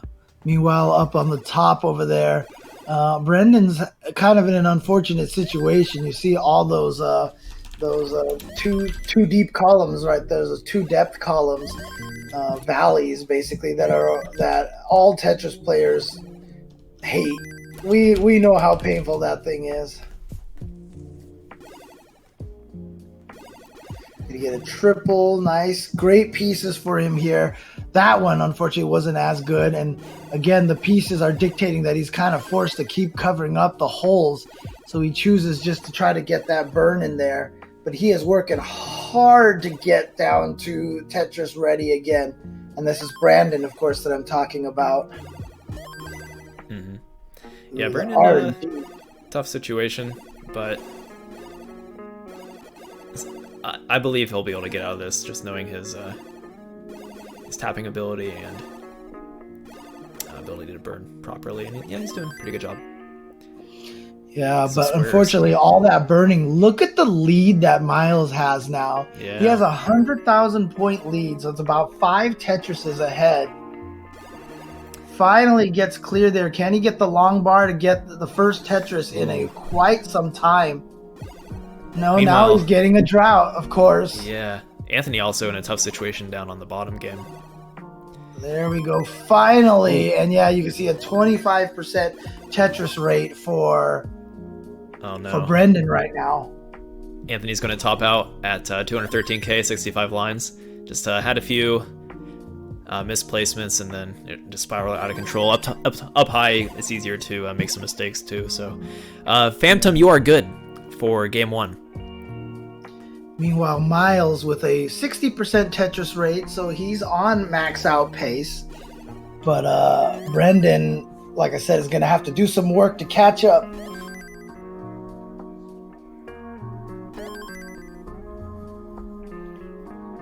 So get it ready from Phantom. We'll get that game started. All right. At the bottom there, you see Phantom with the 1-game lead. I'm surprised he's a 55 seed after what I've seen, but to be fair, it's just insanely stacked in the 64-player tournament, so you're going to have players like that as a 55 seed. And, you know, there was one point in time, like I said, that Miles had a 100,000 point lead.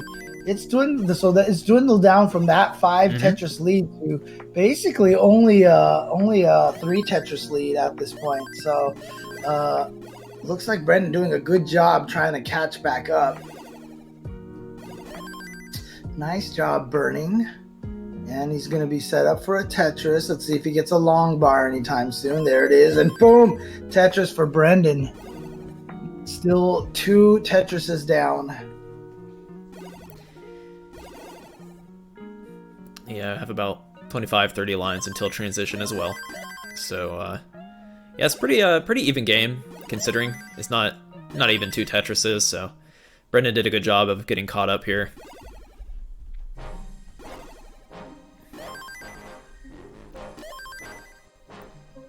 Alright, Anthony with a nice double well, and fills it in properly to kind of level out his board and get back to a Tetris ready state, and drops a Tetris.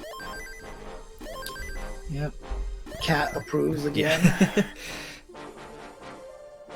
It looks like his TV is high enough where the cat can't get in the way. That's a pretty good tech. Yeah, I know. I'm going to have to copy that tech. Some important tech right there. Going to go for a row 2 Tetris, it looks like. Oh, yeah. Hits it. There you go. Boom. And yep, going to clean that out. Drop the T-piece there. Get himself ready for a proper 10th column Tetris. Transition top game.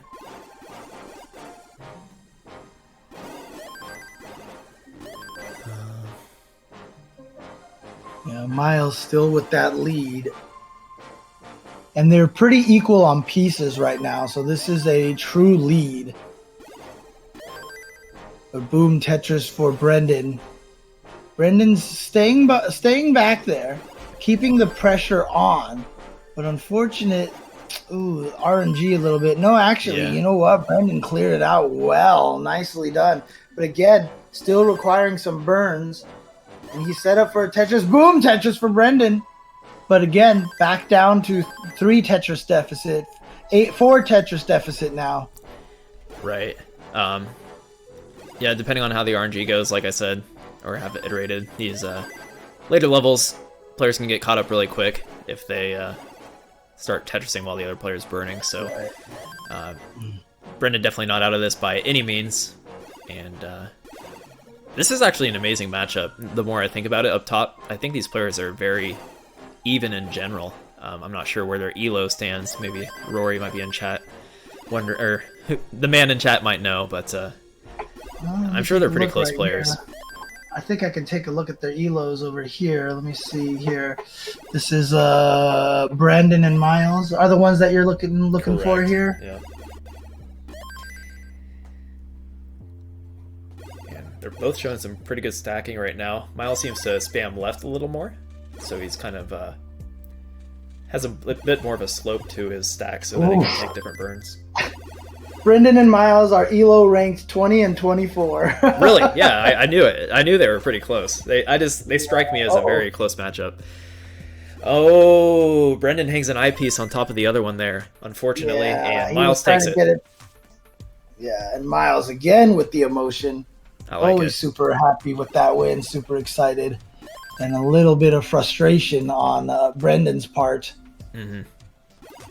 Rightfully so, not hitting that.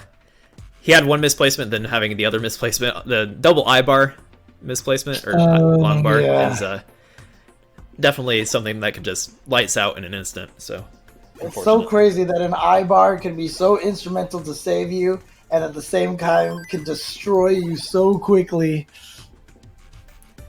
All right, starting game 2. For Anthony. Anthony down by about 1.5 Tetrises.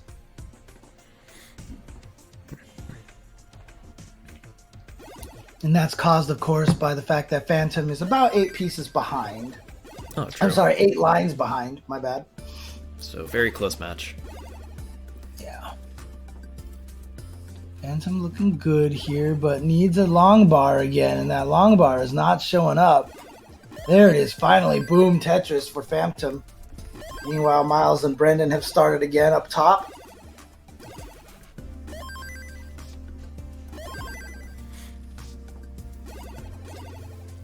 Nice burn from Brendan to kind of bring his board back to a nice level state. Now it's getting a little hairy with those S and Zs, but gets a good triple. Gotta burn right there. Gotta keep burning. No, he didn't burn that one. He's gonna use the square to burn. Yeah, there we go, finally. Bit of aggressive stacking there from BV. I think he has a pretty strong tap speed, so he can get away with stacking a little higher, a little more aggressively than a lot of players.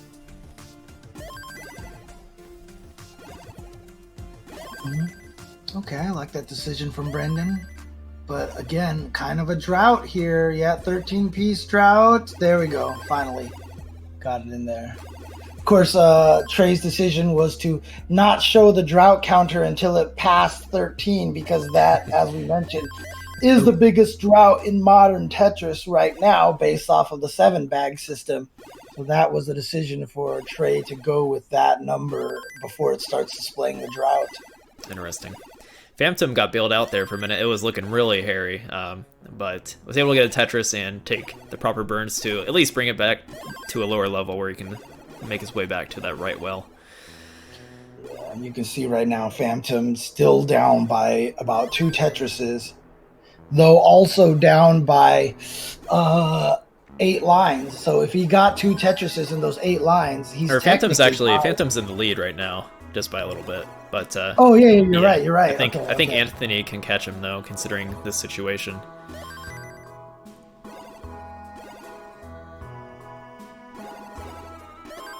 Yeah, there's one for him, so within a Tetris now.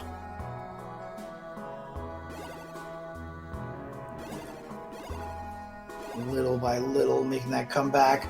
Anthony opting for a triple, gets a single, another single, and again, you don't get combos in this game, and so getting single won't do you much, unfortunately.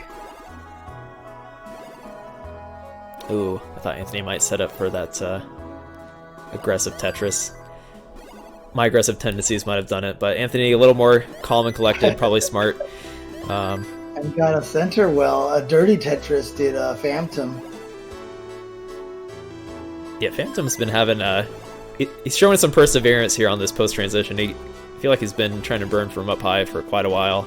He still maintains this lead though throughout the game, so neither player really able to take advantage of each other. Actually, now finally Anthony in the lead. Yeah, having that point lead for Phantom is really nice. Now his screen is getting a little crazy again, like we saw earlier. I think it'll come back probably to some capture errors there. Let me grab a screenshot so we can just see what's happening. Boom Tetris for Miles. Miles with the 1 Tetris lead right now, and they are neck and neck on lines. So for sure, this is actually no, they're basically tied now. They're basically tied. Yeah, great matchup up top.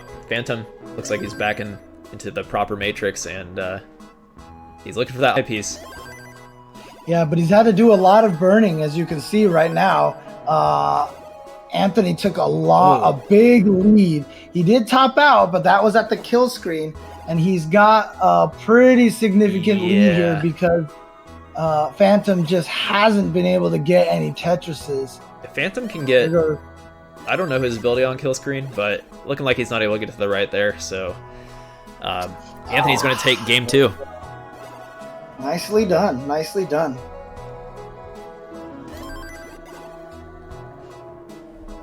Well played, Anthony. Anthony with a positive head nod there.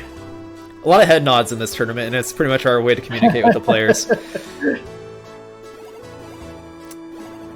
All right, the players are ready. Good luck.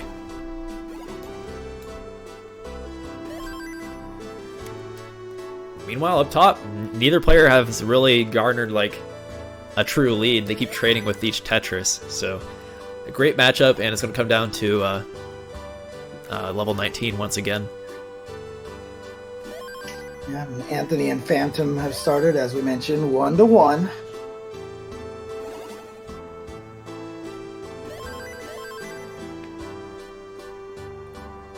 Just waiting for, oh man. It's like you're waiting for the S piece or the T piece. You finally get the T piece, drop it there, right, and then they give you the S piece. And now the S piece has nowhere to go. I think as a player, a good trick is you have to look past that kind of stuff. Like, oh, I'm getting bad RNG. When that like takes over mentally, you just stop thinking about the game sometimes. Literally just gotta move on. Just think about the next move to make. I realize I do that a lot, and then when I really try to focus and not do that, it seems to really help out. And I'm sure players kind of go through that. I definitely get mad at RNG way too much, and it definitely affects me. Yeah, there's some players out there that definitely get affected by it. It's extremely obvious. I have a few in mind, but I'm not sure if it would be polite of me to call them out. Boom Tetris for Anthony. Anthony and Phantom virtually tied. Phantom now ready for his Tetris. And if he does, he'll be tied again. There you go. Oh no, that was just a triple.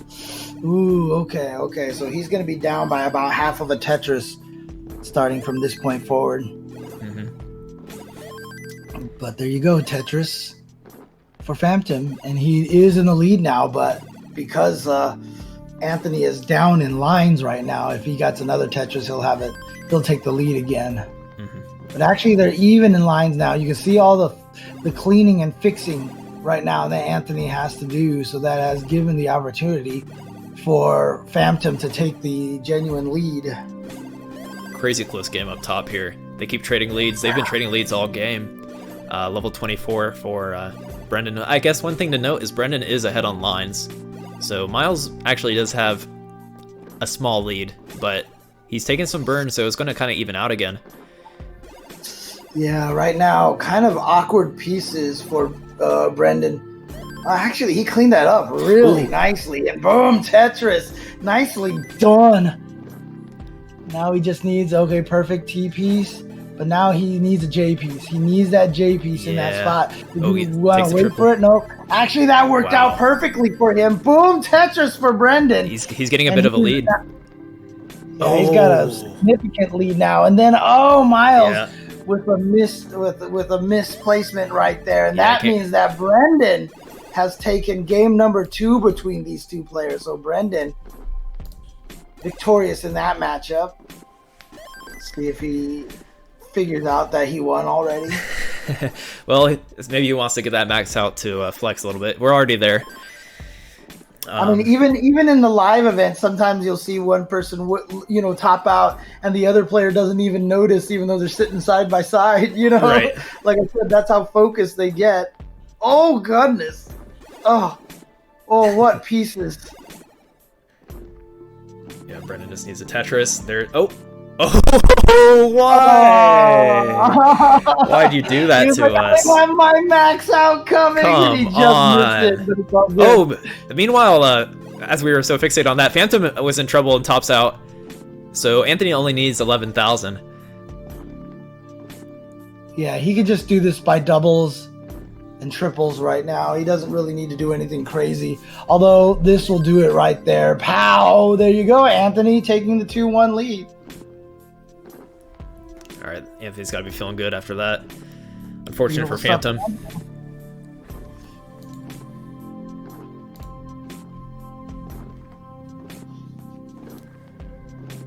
And so Miles and Brendan, as we mentioned, having some really good matches. That's why they're only on game number 3 here. Anthony and Phantom going to game number 4. About to start. 6, 5, 4, 3, 2, 1. Let's go. Let's go indeed. These are some hype matches. I feel like the top match, you can't get any closer. Just knowing these players and just what we've seen so far. They've just been back and forth this entire time. Ooh. Yeah, Brendan right now. Oh no, actually he's Tetris ready again. Interesting setup there. I actually like. Wow, look at that clean. That was nicely done by Brendan.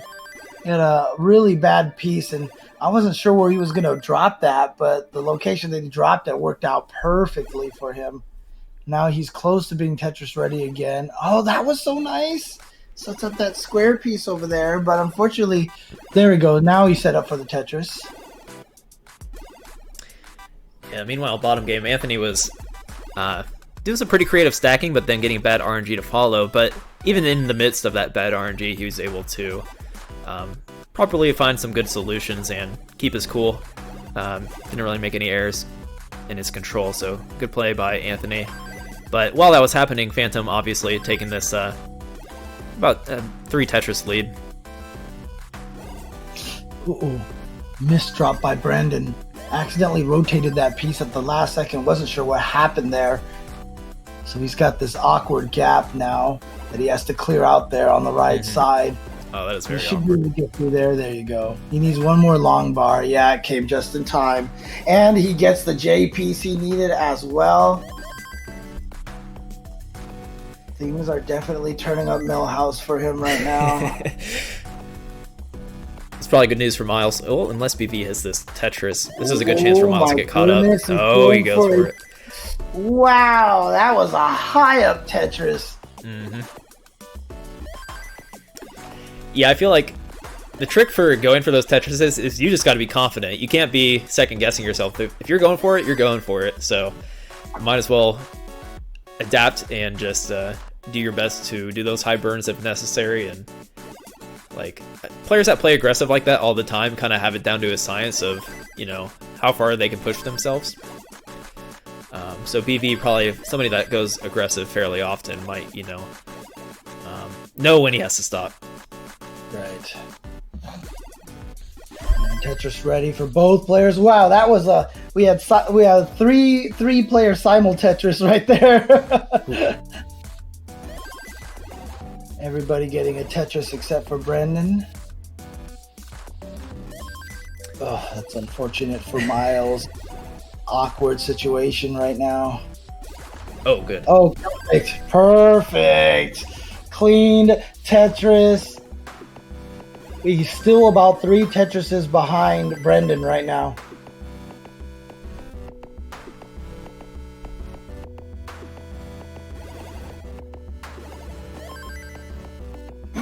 Tournament lifeline here for Phantom. He's barely ahead right now in his game 4, but he's got to win 2 games in a row in a very high stakes situation to get caught up against a tough opponent. And I guess that goes for everyone in this tournament. This tournament is just absolutely stacked. I keep saying it over and over, but I feel like sometimes the seeds aren't the most accurate because there's so many like talented players. There definitely is going to be a lot of upsets. I mean, we had one on Stream 1 already with Sharky taking down Nenu. They were saying that he went down 2 games to 0, and he made the comeback 3 in a row. Wow. Boom Tetris for Miles, and again boom Tetris for Miles. So he's only 1 Tetris behind right now. And he's almost set up for another one. There it is. That's the piece that he needed. Ooh, nice double. Getting some good pieces now. And he just needs the long bar and boom. But still, all of a sudden, Brendan getting a bunch of Tetrises as well. So right. Miles still hasn't been able to catch up yet. The gap is closing, though, and it's within a Tetris, essentially, at this point. Unfortunately for Miles, he ended up with a Z-piece blitz.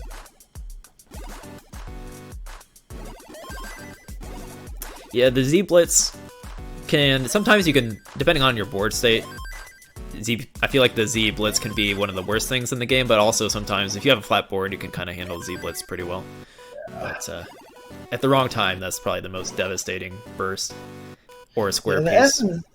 S and Z pieces are 2 of the most integral pieces that you have to keep setting up your board for. It's why you kind of discover the more you play Tetris, the more you realize it's like important to build gaps that are too wide. So so it's easier to drop the S and Z pieces in there. Ooh. Nice Tetris by Anthony. Anthony with about a 3 Tetris lead.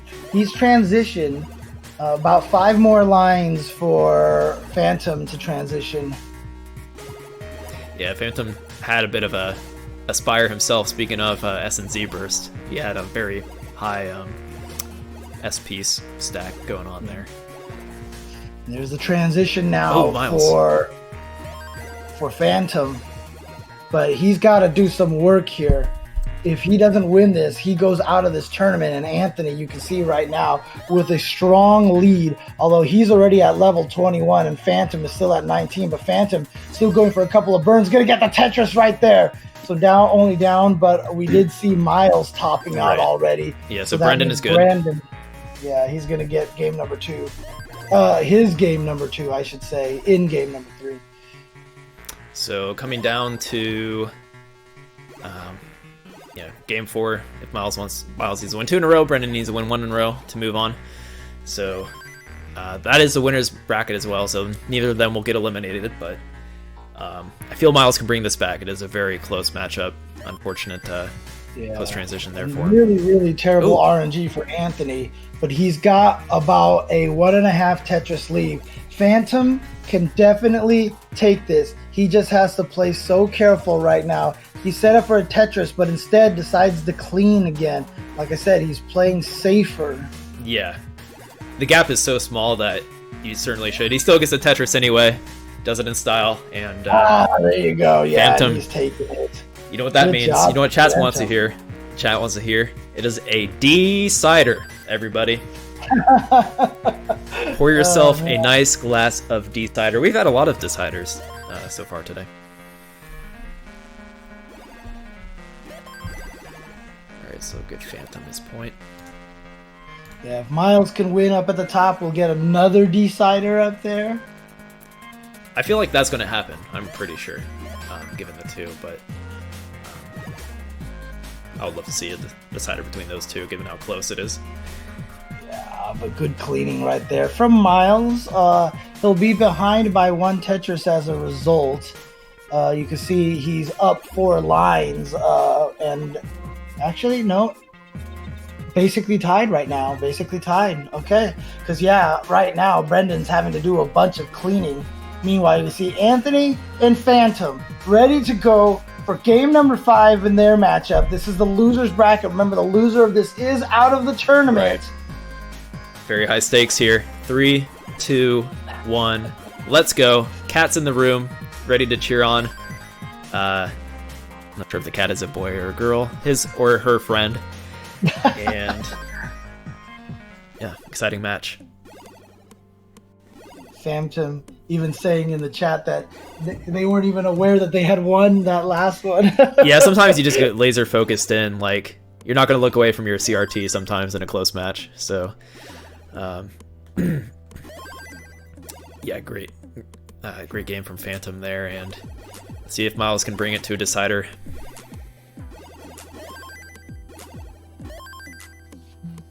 I saw in the corner of my eye that James got up to stretch, and that's probably a good idea.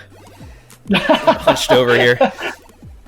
You're exposing my secrets here. I was trying to do that all silently so no one knew. I know the secrets of commentary now.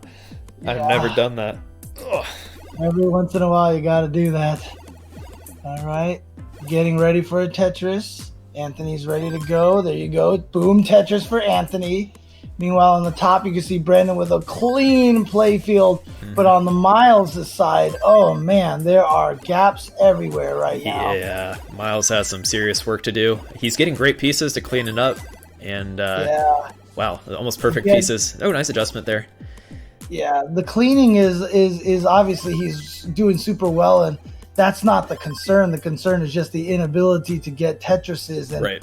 You can see his Tetris rate is only at 44%, so as a result, he is down by almost 4 Tetrises now.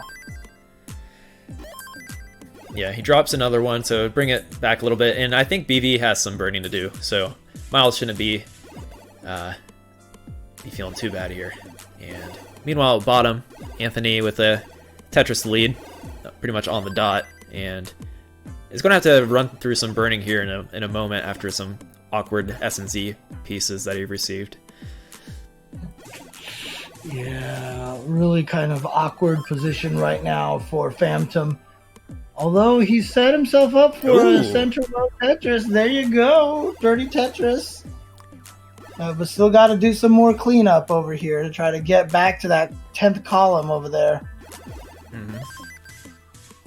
Oh, he's setting himself up for another dirty Tetris, and he's going to get it. Wow. Beautiful dirty Tetris to put himself right back into position for another Tetris. And another one. And boom, Tetris for Phantom. Beautiful. Yeah, great play. Honestly, going for those Tetrises, like, he wouldn't be in the lead otherwise, so that's a case of those dirty, aggressive Tetrises paying off because he's been draining Tetrises since. Yeah. And so he has about a 2 Tetris lead right now. And he's also behind in lines too, which is important because that means it's probably more than just a 2 Tetris lead. Yeah, so there you go. Well, yeah, it's about a 2 Tetris lead now. Okay. Yeah, they're pretty much even on line count now. Maybe we're going to just be trading with the Tetrises. 36% Tetris rate from Anthony. I'm assuming it's going to be pretty similar for Phantom right now. Yep, 46%. Okay. But now some cleanup on Anthony's side. Meanwhile, up top, Miles having trouble closing that gap. That kind of happened early on, and still about 3 Tetrises behind. This is game point for Miles, so he can't afford to lose this one. So he's probably thinking about how I can bring this back. Yeah, of course, on the bottom half of the screen, this is game point for both of the players. One of them is going out of the tournament. Ooh, that's a tense feeling. Oof. Especially with all these being best of fives now. It's just seems to put up so much pressure on that last game.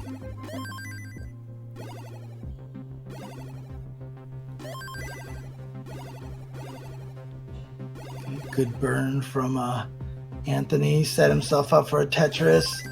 Phantom's still trying to get through there. Has it ready to go, but gonna block it there. It's not the piece that he needed.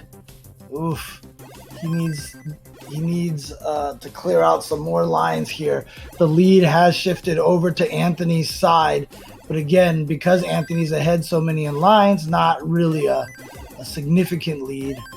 And boom, Tetris for Phantom, and yeah, now with about a 1.5 Tetris lead with equal lines.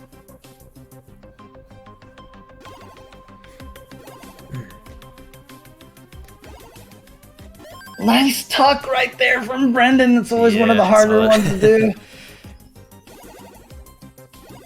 All right, Tetris ready. Brendan is Tetris ready. Ugh, not kind RNG for Brendan, but not awful either. It might give Miles a bit of time to get this gap back into his favor. Actually, Brendan with a nice dirty Tetris there. Yeah. Oh, man. Meanwhile, Miles is in trouble. See if you can clear this out. It's going to be really tough.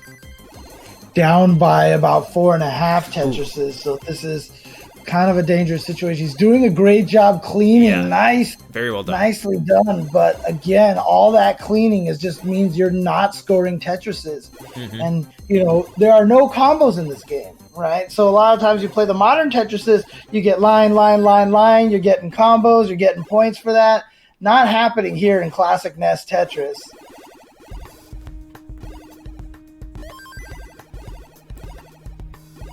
Yep, Brendan with a pretty significant lead. Meanwhile, on the bottom game, they have transitioned. Phantom with a 70,000 lead, so pretty comfortable considering, I guess he is also behind on some lines, so Phantom with the true lead here on the bottom. An unfortunate placement right there for Anthony to cause him to have to do some digging here. And yeah, the pieces that he keeps getting are forcing him to keep doing that. And now he's blocked off that column. He can't make it all the way over. I think that's going to be it for Anthony, unfortunately. And that means that Phantom is going to be moving on. Oh, and what a relief. The relief. Yeah, there you go. Not to take away from that, but up top, to let Miles know here, he's behind by quite a bit. He's going to need straight up Tetrises if he has a chance at all. There's one, but he's also going to need BV to mess up. Or Brendan. Oh, needs 2 eye pieces now in order to get these Tetrises there. No, he couldn't make it. No, so that means that Brendan is going to win up top as well. The pressure to force to be doing all those Tetrises. And you know Brendan is just like, I'm just going to do singles until this whole thing's over. Because unless you get Tetrises the whole entire way, you cannot win. And so there you go. Brendan has done it. I don't know if he's aware that he's done it yet, but he is advanced on the winner's side and is going to continue on in the winner's side. Unfortunately for Miles, he's been sent to losers, but boom, Tetris, and there you go. Tetris at level 20. Oh, he wants to do it. Hyper tapping away at level 29. Let's go. Ooh. Nicely done. Congratulations to Brendan. And great there matchup. You go, Brendan. Gonna take it 3-1 over Miles. Again, extremely close matches here. 3-1 sounds like it was a pretty convincing win, but it was a close match every single one of those. So great job. Awesome games between them, and good games to Anthony as well, who is no longer in this tournament, but put up some great games against Phantom, who moves on. And fortunately for Miles, this tournament is double elimination, so he's got another he's a very strong contender to move through this losers bracket as well. So keep an eye out for him and there. Again, Anthony's, ELO ranking's not as high as some of these other players that we've had here, but I really felt like that didn't do his skill level justice. Obviously, Anthony is such a strong player and did really well, but you can see where we're at over here. Brendan and Sam Finch are going to play each other, and after whoever loses that will drop down right there under you see one over to the right and down. That's where they're going to go. And on the loser side, we're going to have Salted Sofa, Phantom play each other. Winner of that will play the winner between Miles and Tetris Time. Those two play each other, and whoever wins that one will be the one going up against the loser between Brendan and Sam Finch. All right, yeah, I'm pretty excited to see Brendan versus Sam Finch. Sam Finch, once again, is kind of a dark horse of the entire tournament. He's not... I don't know him that well in the online scene, and I'm pretty familiar with the online scene, so he's one to watch out for, and, I mean, he started off today with the max out in his first game, so I'm pretty excited to see that matchup. And, yeah, so our next round of players is going to be Salted Sofa versus Phantom, and Miles versus Tetris Time. And again, just as a reminder to everybody at home, the amount of work and effort that everybody is taking to put together this kind of thing. And so, definitely give a shout out to everybody who's working super hard to make sure they're bringing you all of this information and everything like that. Having these brackets that can be updated live and such. It's a lot of work here. We'll try to get you a command for a public bracket in the chat at some point in time. But, everybody, this is all online. This is something that these guys have never done before. But here you go. We are bringing you the best classic Tetris action from all around the world. 26 countries represented in this top 64. Really amazing stuff. Great job. And, a lot of work during the couple of weeks to even just get it whittled down to the top 64. A lot of crazy matches going over there. Shout outs to everybody who's doing all the streaming over here, including Austin here. Like I said, I know I've been shouting out Austin a lot here, but definitely deserves a lot of the credit here for doing the work here and just, putting out the best effort out there for you guys at home. So definitely, shout outs to everyone doing all this work, and massive appreciation to the amount of work and effort that everybody's putting into this. All right, just need to make sure our next round of players is being rotated for the losers bracket here. All right.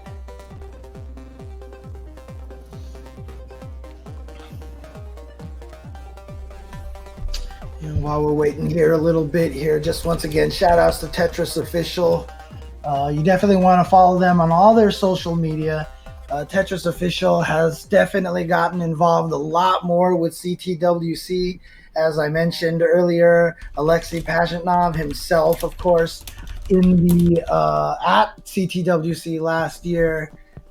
We also have, of course, Hank Rogers and Maya Rogers doing a lot of great stuff for the Tetris company, and their involvement now is growing every year with CTWC. They have definitely helped support here with a lot of cash prizes for this year's event and giving the viewers a lot of chances to win some cool prizes. Definitely follow Tetris_official on Instagram to see if you have a chance to win some of these prizes out there. And again, like I said, it's a dream come true for everybody at CTWC to have this kind of direct involvement from Tetris Official. And before I mentioned before, the standard rules, the Tetris standard rules, right? There was definitely hardcore rules that everything had to fall under certain rules. With Mizuguchi being allowed to break some of those rules in Tetris Effect, such as making the pieces whatever colors that they wanted to have it work with the background and such like that, a lot of little things like that. and then them watching a lot of the CTWC and getting an appreciation for the old school Tetris as well has definitely opened up a lot of possibilities, and I feel like that is one of the things that has led to the classic Tetris mode in Tetris Effect Connected that'll be coming out very soon. That's an expansion to Tetris Effect. Lots of new multiplayer modes, but the one that I'm most excited for is going to be the classic mode that's showing up in Tetris Effect, which is going to try to emulate NES Tetris as best as possible to introduce this brutal style of Tetris play to a whole new generation of players out there. And I think that's really, really cool. Classic Score Attack is what that mode is going to be called. It's going to be played the same way. You know, the pieces are going to lock almost instantaneously. You only have one preview, no holds. Yeah, it's going to be some fun times for people. And, you know, even if you haven't even played Tetris Effect before already, I mean, this is a game that is like the perfect zoning out game. You start playing and the music and the way that everything blends together. If you're fans of Luminous, you know exactly what to expect. Luminous plus Tetris. And it is the first time I played it at CTWC in the VR headset. I mean, it was just like, you're just sitting there and you're just like, whoa. Right. And it's so chill and relaxing. It's so good. It's so nice.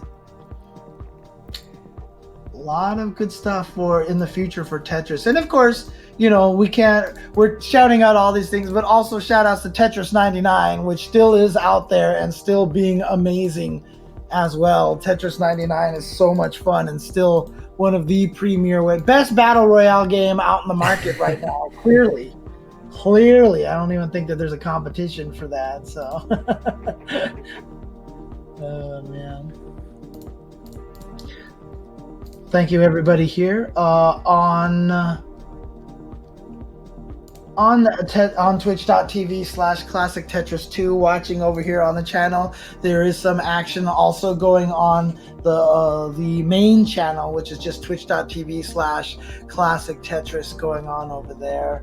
Thank you guys for joining in and watching all this Tetris action, and hope you guys are enjoying all the matches that we are giving you guys here. Yeah, I'm more than excited to hop into this next round of games. Yeah. Which also worth noting, the prize pool, which is extremely generous and provided by Tetris Company, a whopping $10,000 USD that these players are fighting for. So definitely no laughing matter here. Somebody can get a big payday. You know, I mean, honestly, right now, the way that it's probably working is that most people probably feel like that is Joseph's money to lose at this point. You know, he is clearly one of the strongest, if not the strongest, NES Tetris player in the world. I don't think there's very many people who will argue with you on that if you claim him to be the greatest right now.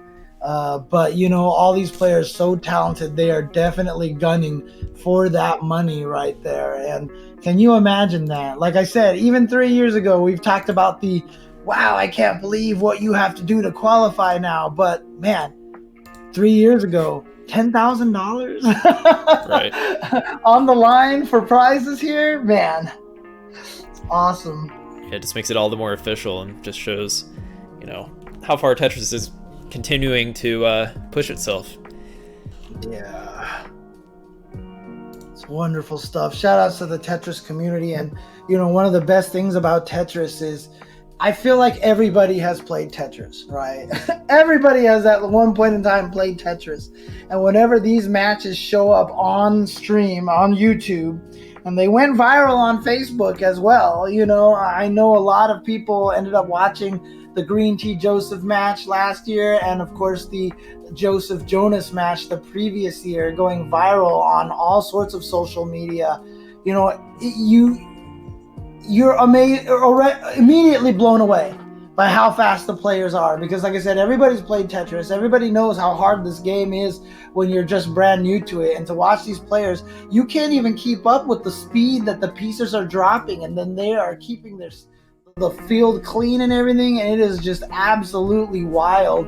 And you know, just the more people that get to watch the Classic Tetris World Championships, the more people we're going to get hooked into it. Like I said, the Tetris effect, having the classic score attack mode is going to expose people that way. And then just hearing that there's $10,000 in prizes here for it definitely adds another layer of, oh my goodness, I can win how much if I get back into Tetris? You know? So it is definitely exciting times, not just for the classic Tetris community, but for the entire Tetris community out there. Last year, between Tetris Effect and Tetris 99, it was like one of the greatest years for Tetris as a game, as a franchise, as a community, as a whole, basically. So. Yeah, this upcoming season is going to be awesome for Classic and Modern, because Modern's also getting Tetris Effect, and they're going to have some, you know, zone mode, the kind of the hybrid mode. It's like the NES version of Modern Tetris, and then you know, co-op and whatnot. But you know, we're also getting Puyo Puyo Tetris 2, which is coming out in December. Right? Yes. Yeah. So yeah. There's a lot of players looking forward to that. So many awesome ways to play the game right now, and it's really been one of my favorite years in the game. Oh, and there's a fire alarm going off, so I'm going to mute my mic for a second. Oh, okay. One of the craziest things, too, that people probably don't realize that's going on with Tetris as well, is that you have all these different games: Tetris Effect, Tetris 99, Puyo Puyo Tetris, NES Classic Tetris, even Tetris the Grandmaster. They're all very different games. What you have to learn to be able to succeed in those games is very different. For example, you know, Puyo Puyo Tetris, and you know, also on PC, there's a lot of the one-on-one Tetrises out there with modern rules. It's such a different game. You learn the 4-wide techniques. You learn how to set up all the triple T-spins, the DT cannons, and getting combos and all these things like that. Then you go and play Tetris the Grandmaster, completely different rules. Those strategies in 1v1 don't necessarily work on Tetris 99 because you need to take out multiple fields. It's not just about sending junk to one person. Then you play something like Tetris Effect. You got score attack. You got to learn some ST stacking. You go play NES Tetris, and everything is just on, you know, flipped up on top of its head and everything like that. It is really fascinating and very interesting how every version of Tetris you play is a completely different game in a way, you know, all within the same genre. It's really cool.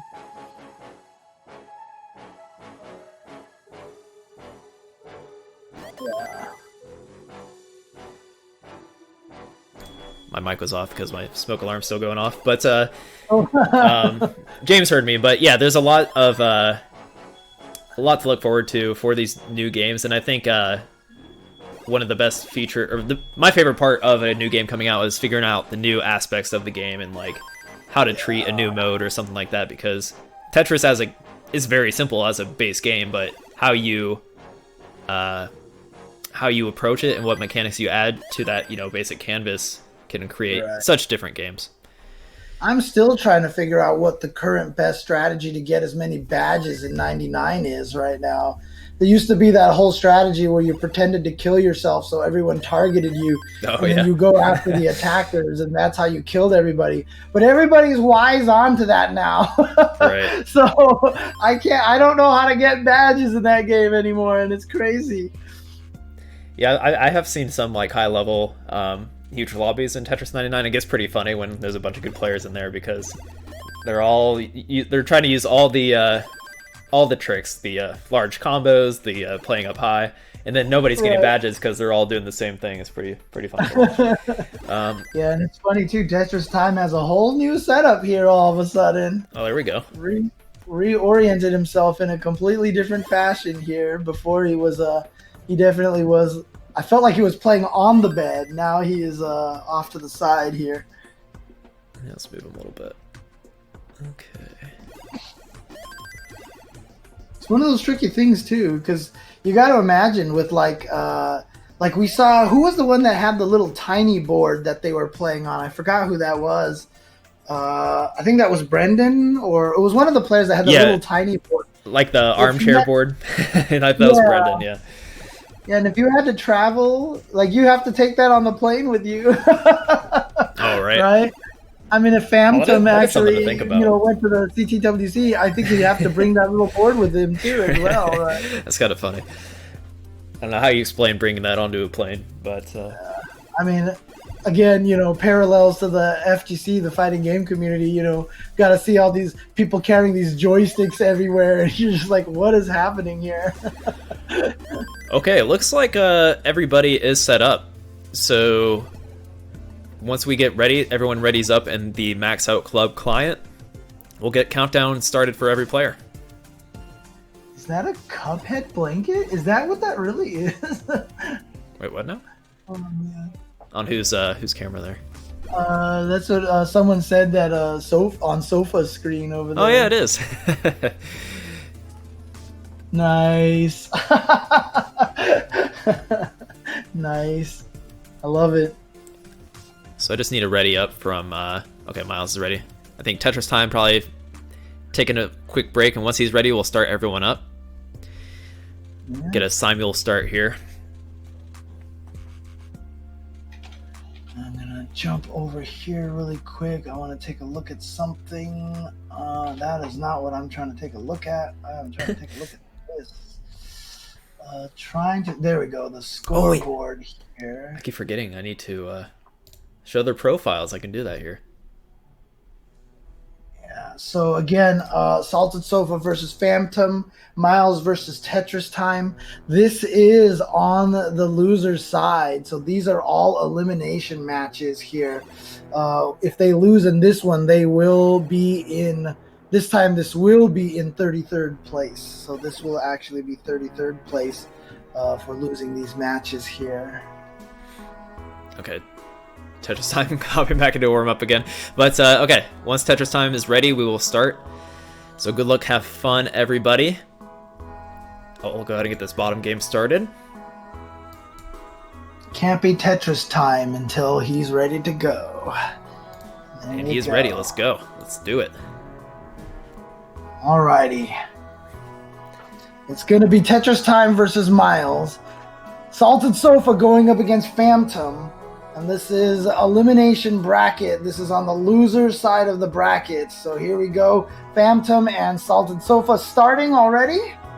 And there you go. Tetris Time and Miles starting as well.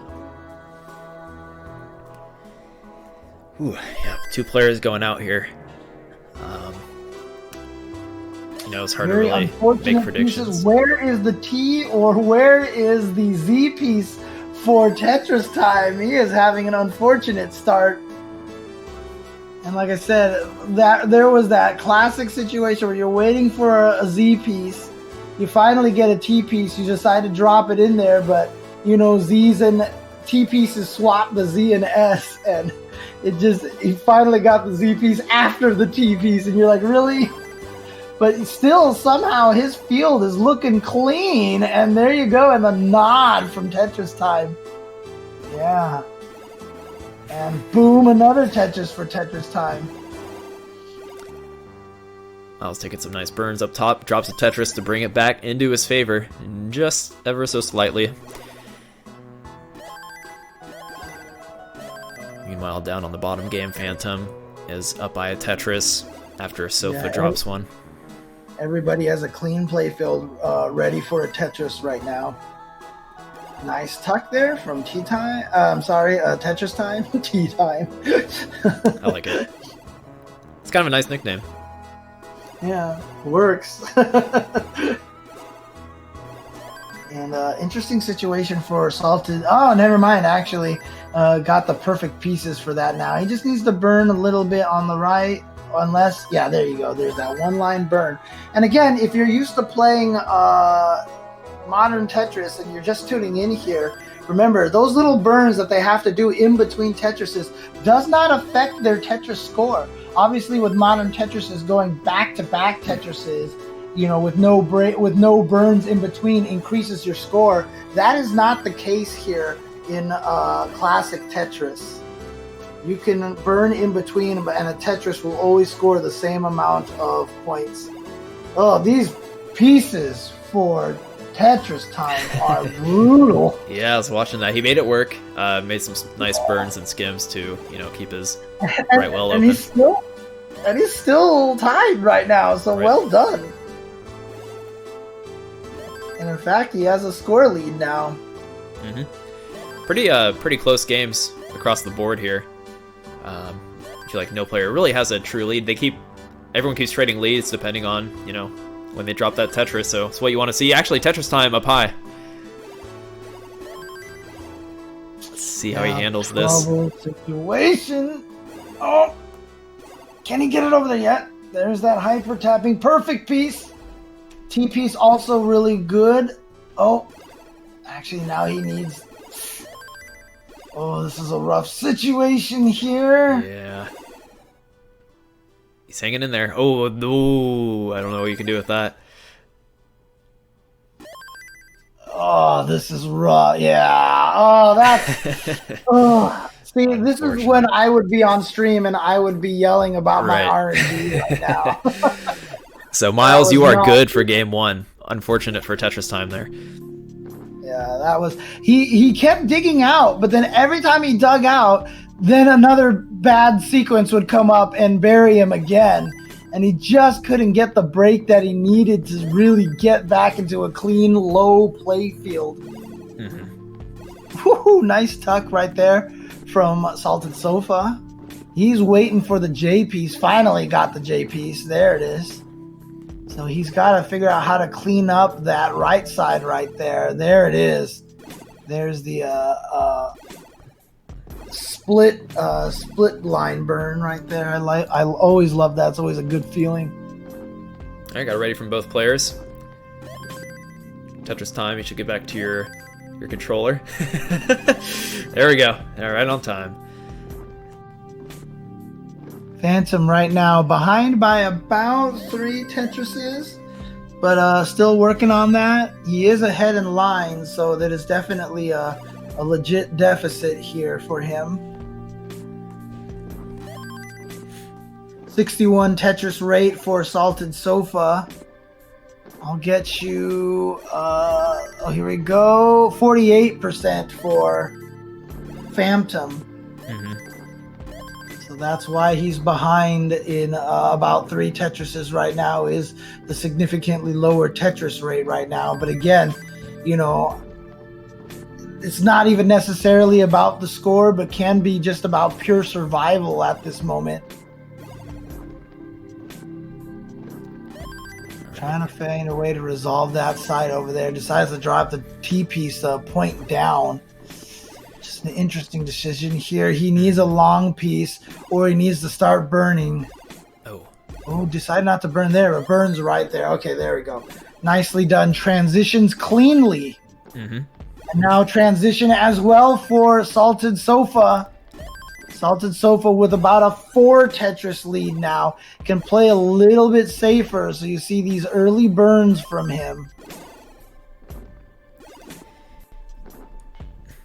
Yeah, so Sofa still maintaining that 80,000 point lead, which is pretty significant considering the caliber of these players, and I think both players can actually play pretty well on 19, so see if Sofa can maintain that. Meanwhile, Tetris time, doing Tetris time things, and in the midst of, what seems like his board is always in a state of, like, it's going to explode at any moment, but he manages to still get Tetrises.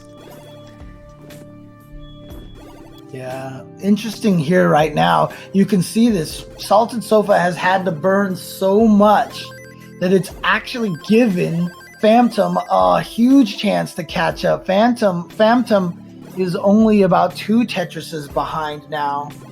So again, putting a little bit more pressure on Salted Sofa, which might cause a top out. And if so, then Phantom might be able just to take it by surviving. But right now, Salted Sofa looking pretty clean.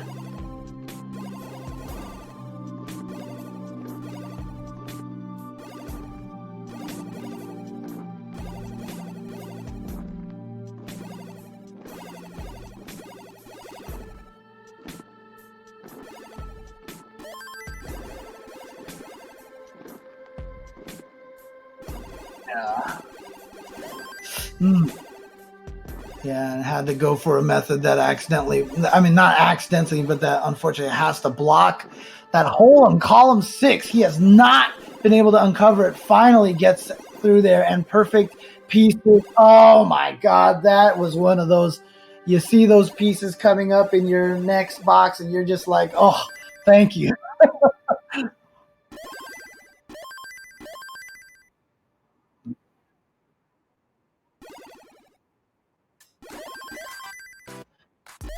Yeah, and Phantom playing almost like a TGM invisible credits mode right now on our screen over here. Oh, you're right. That is weird. Yeah, you're right. It is level 26. Level 26 is haunted. Once again, Tetris time here. You can see how far behind in points he is because of all the burning he's had to do constantly. Sorry, I realized I keep muting my mic because of this smoke alarm. Somebody's having a good old time cooking here. It's part of the at-home CTWC experience. Meanwhile, Phantom is 34,000 up still. Has room for one more Tetris, but isn't able to really get anything together. And it's going to come down to if Salted can get a long bar right here, right now. And he gets it. Nice. Okay. Wow. Wow, that was just what he needed, and he's going to take it. Woo. Barely off of the back of that last Tetris there. That is clutch. And that hurts for Phantom. Ooh, Sofa getting that Tetris for the win into the kill screen. That's pretty much as good as it gets, unless we have, players getting those level 40 Tetrises, which to be seen in 2020 CTWC. But we have Mr. Aldous jumping in there onto the screen you see down there. By the way, I wanted to mention that Tetris time ELO ranking of 168 with 1448 points. A lot of the players that we have here are in around the 1700s. As I mentioned, Miles with 1770 points, 24 rank.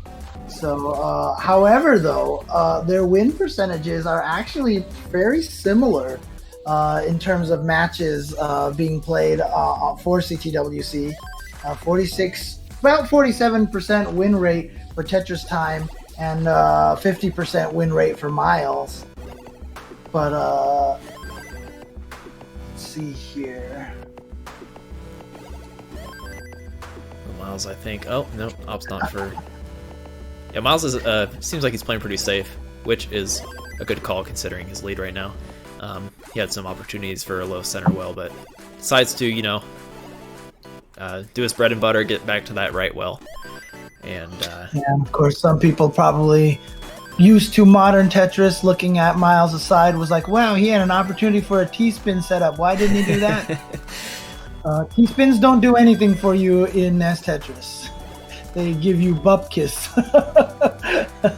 So no reason to set that up.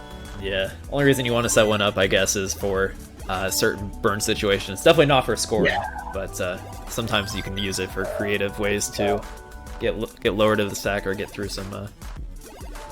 And there, as we said, smart play by Miles with that life lead, just playing as safe as possible. Mm-hmm. And really, honestly, Tetris time has been getting kind of some unlucky streaks here right now with some terrible pieces. But that's the whole key, right? Is managing that situation. Exactly. Now, moving back to his original stream setup, it looks like.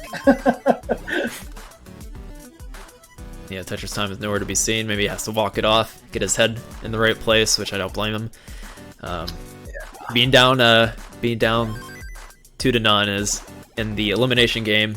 Might as well get your A-game mentality in there so that you're ready to take it back. Yeah, it's a very, very difficult thing to do in these competitions is to, feel like it's not your fault when you get these bad RNG sequences, but it looks like they're ready to go. Tetris time is ready to jump right back in there. Get a countdown going. Good luck, guys.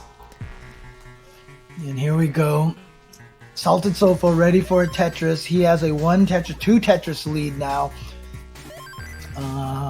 Back to 1 Tetris lead. And you can see the 56 versus the 65 Tetris rate right now. So pretty close right now. Pretty close between both of those players.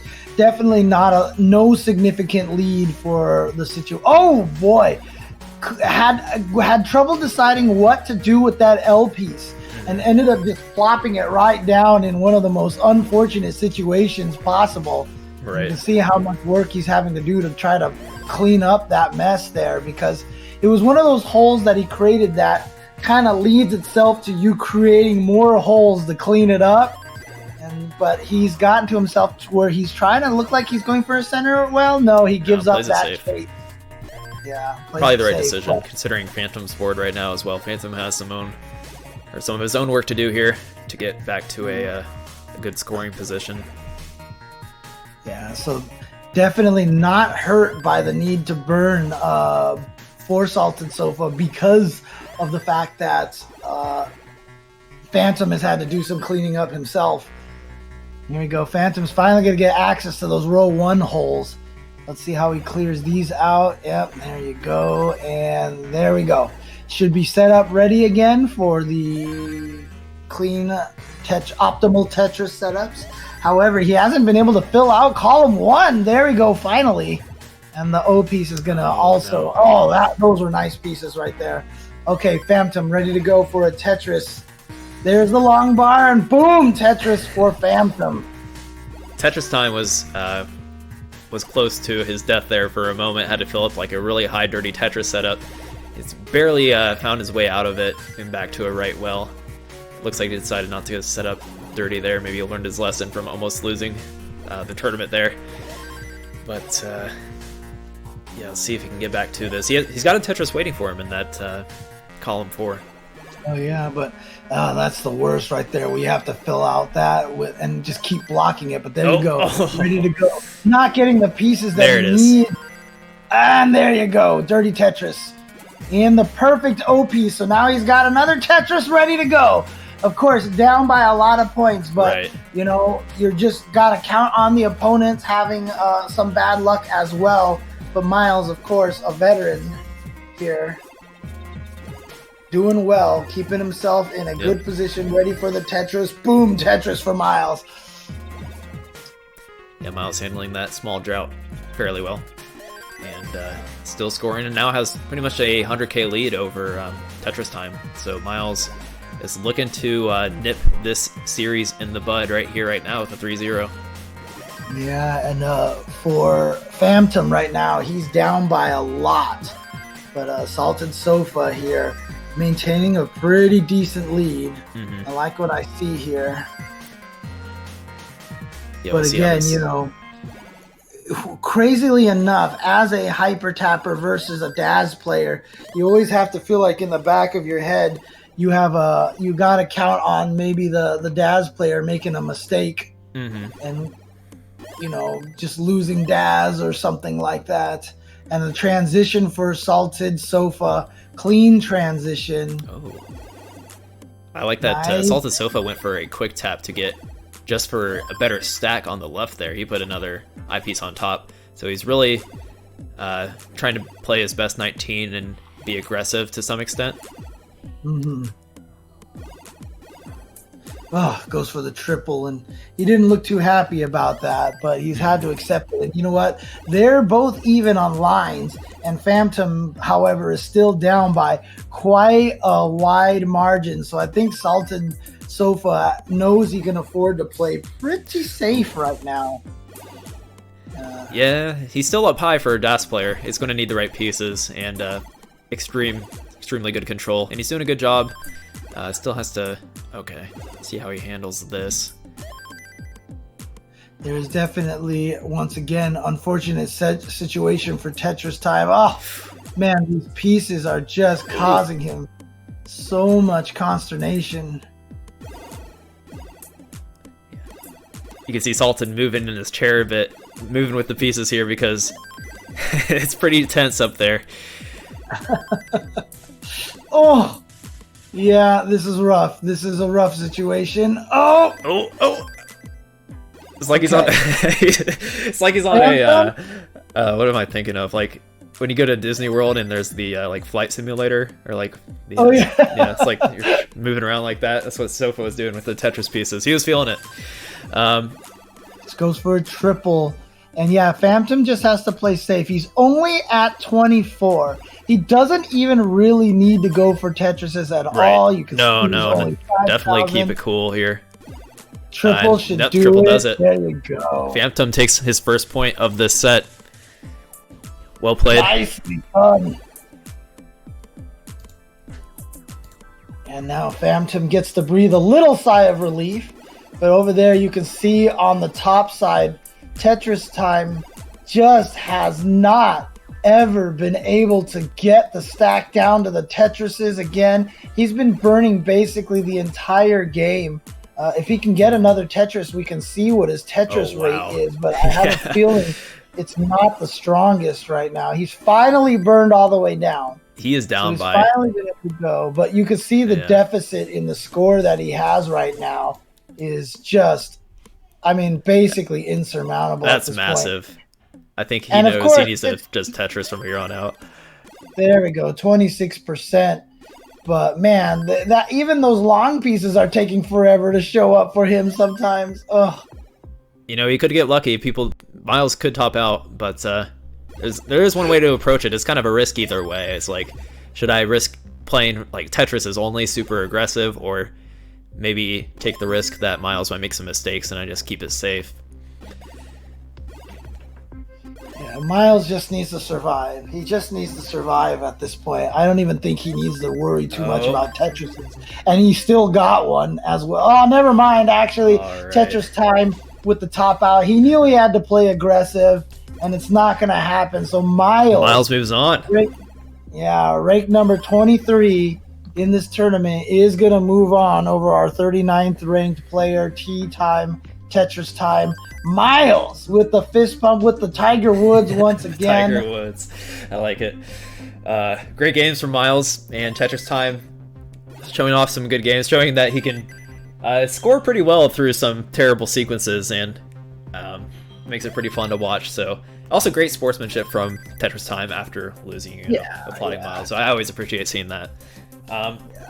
It's one of those things, right? I mean, even though this is versus mode, Tetris, most of the times when you lose, you know it's usually your own fault because you're not sending lines to each other and such, but there you go. So shout outs to Tetris Time. I'm sure we'll see him a lot more in more of the online Tetris events going there in the next year, and so great job to him. You can see here on the other side of the bracket here, on the other loser side match, Phantom trying to work to do some burning here to clean out. He's probably just going to start going for the row 2 Tetrises. Except he's gotten some decent pieces. It's just unfortunate placement on them. Oh, but yeah, things are not looking good at all. No. Over here. The right idea is just not. Yeah, there's not much you can do with that mistake. And Phantom still has to close the gap. You never know what's going to happen here. So Phantom needs 191,000 to be clear. Yeah, and he's at a point where I don't even think he needs to score a Tetris at all. He's only at line 56. He's got another 80 lines before he's going to transition. So he could probably just score nice little singles, be safe. It'll be torture for Salted Sofa to watch this super play. He definitely has he can definitely use some mind games right now, depending on his strategy of how to go about this. Does he want to end it soon, or does he want to just relax, take a breath, and line it out a little bit?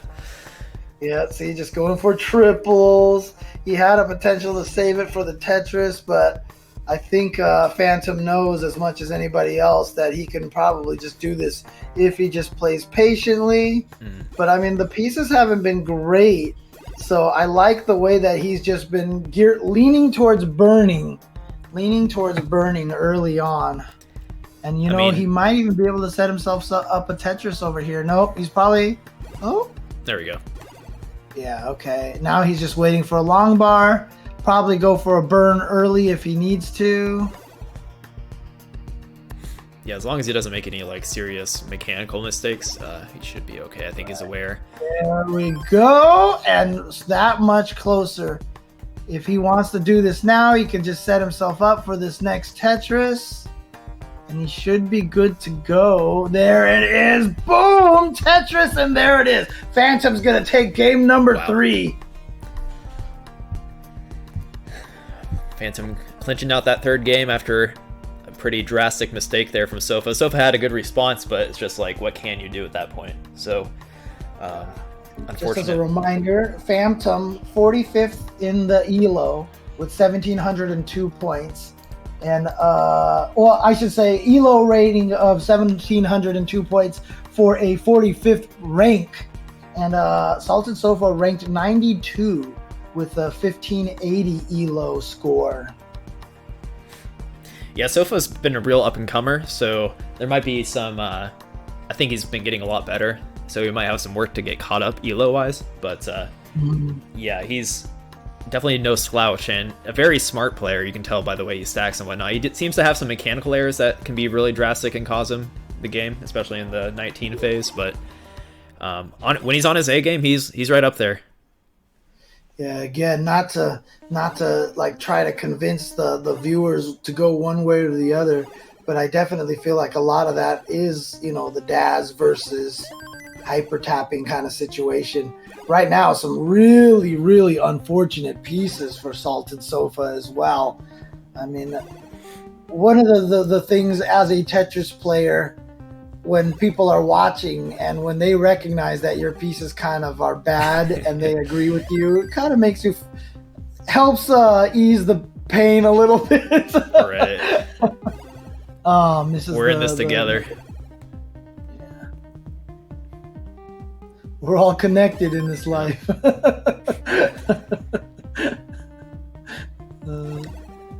So Phantom with a nice early lead because of Sofa's early on.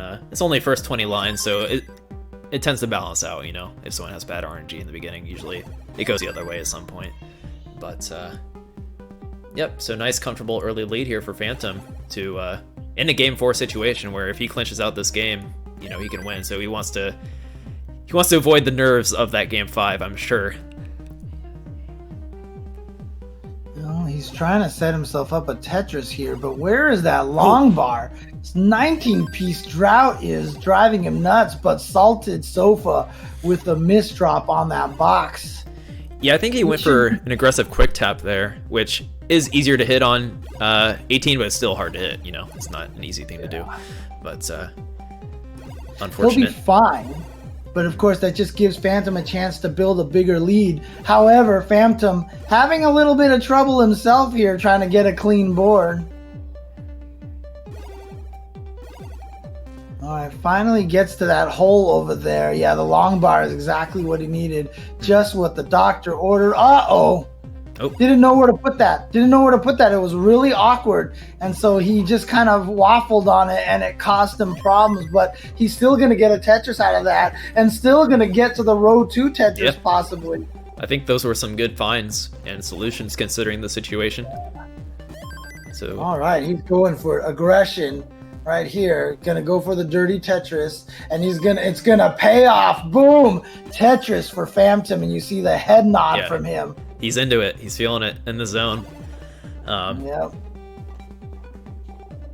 Yeah, I like that he didn't dwell on that mistake, but like I was kind of hinting at earlier, he just is constantly thinking ahead rather than, you know, thinking retrospectively, and is able to find those solutions to that odd placement. So it's great to see it, and shows some of the strength in his mentality.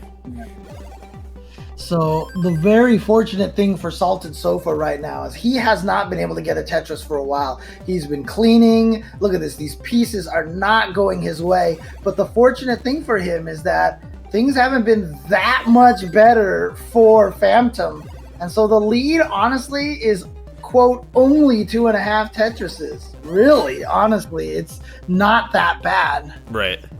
Yeah, considering you are right. Considering the facts, or it seems like he's been in like a stressful game this whole time, but he's not that far behind. I guess Phantom is taking a few Tetrises there to get a more substantial lead, but so now it's a 4 Tetris lead, 52% Tetris rate for Phantom. And finally, Tetris ready is Sofa. He just needs something to drop in that middle hole there, and they won't give it to him. Oh man, this is a frustrating game right now for Phantom. And if Phantom watches his back or he hears me right now, I'm totally with you right now on this RNG. Oh man, this is brutal. Yeah, Salt Sofa is just hearing his inner monologue through James Chen right now. Yeah, this is brutal so far. All right. Finally trying to... No. Can't clear that hole on the right. Look at this. Ugh. Yeah, these pieces... I'm only watching Salted Sofa side right now, but I mean, I tell you right now, I can feel the frustration right now. Well, I don't blame you. I mean, he's on the, his tournament life right now, and he's the one in the back. Like, he needs to get caught up here, so we want to see what exactly can we do to get caught up. 200,000 points here in the next. We're about to hit transition too, so he's got to keep his cool in transition. Play safe, but with scoring definitely needs to be in mind as a DAS player, so it can be real tough. Phantom right now, he can definitely afford to play very safe. He's up 200,000 points, and like I said, he can play safe at this point in time. No need to push. Felt like he dropped that L piece in the wrong direction, but it's going to be okay for him right now.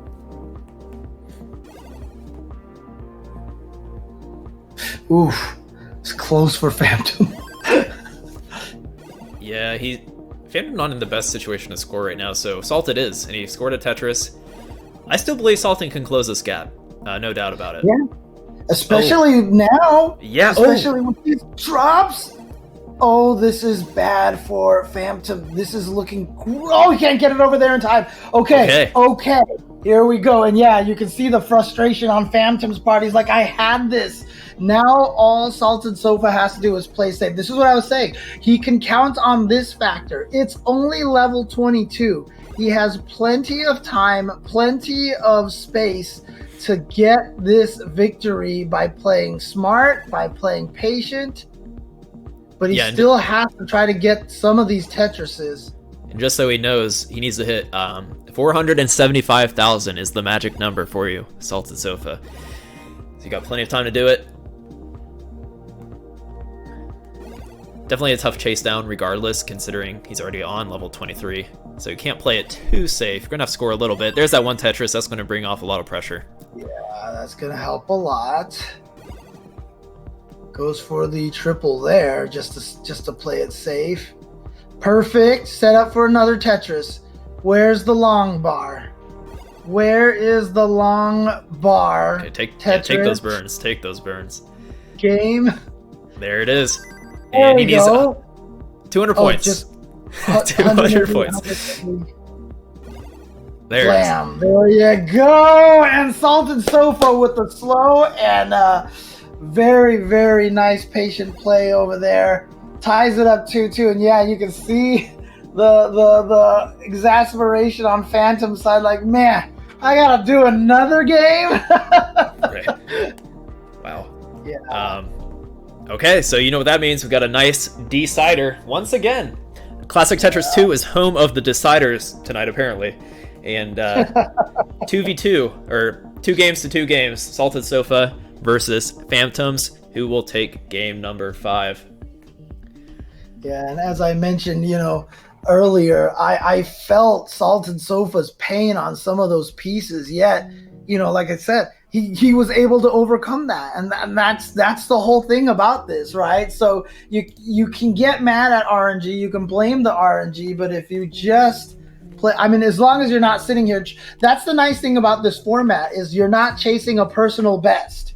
You're just trying to outscore whatever the opponent does. And so, you know, you could get bad RNG and it could hurt your score, but if something bad goes down for the opponent, you can still make that comeback and win. And that's exactly what Salted Sofa did. So great job to him on that game. Yeah, he kept it together. And yeah, you never know. Even if you're that far behind, you just got to keep your cool and just play your best, because players of all calibers are going to make mistakes, and you just got to play in hopes that they do in that case. And he did. So Salted is able to clinch it out.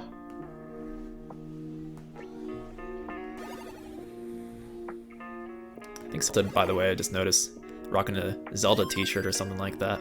Must be a Zelda fan.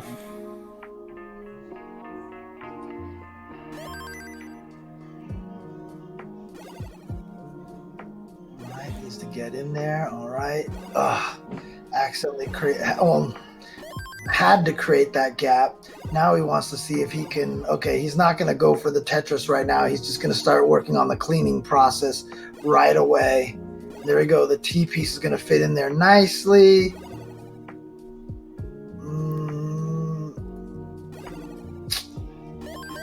Tetris. There you go. Boom. Simul Tetris for both players.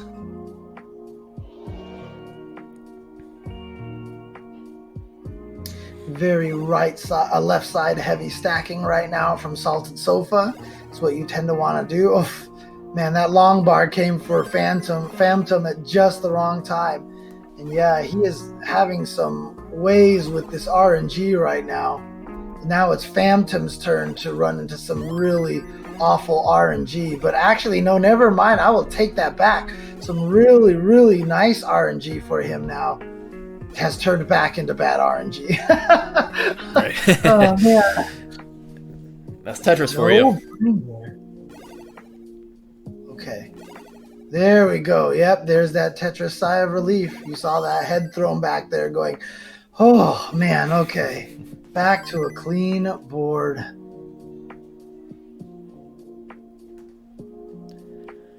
All right. Pretty much even game here. Same lines. I'm going to be trading leads with some burns and Tetrises. Boom, Tetris for Phantom.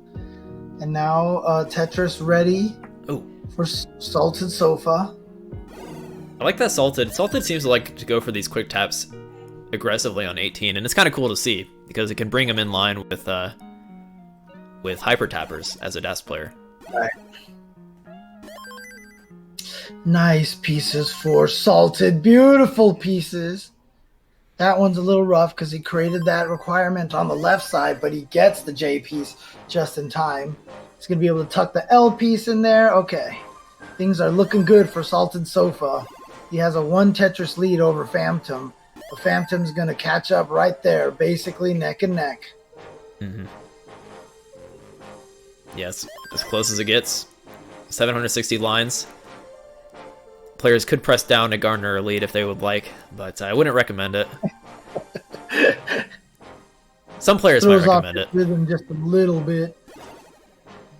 Oh, it was dead even there for a second. Nice.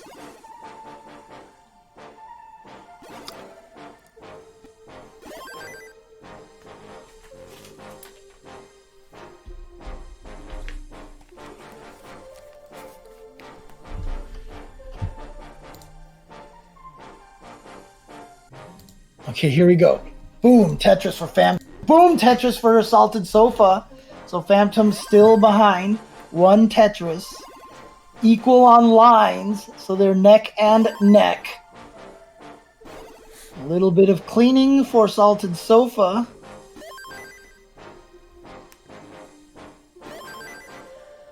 Okay. Yeah, we're approaching transition in about 20-30 lines here. Still a very close game. This is, nobody wants to lose this. Decider, out of the tournament. If you do not win right here, right now, I'm trying to ramp up your nerves as much as possible.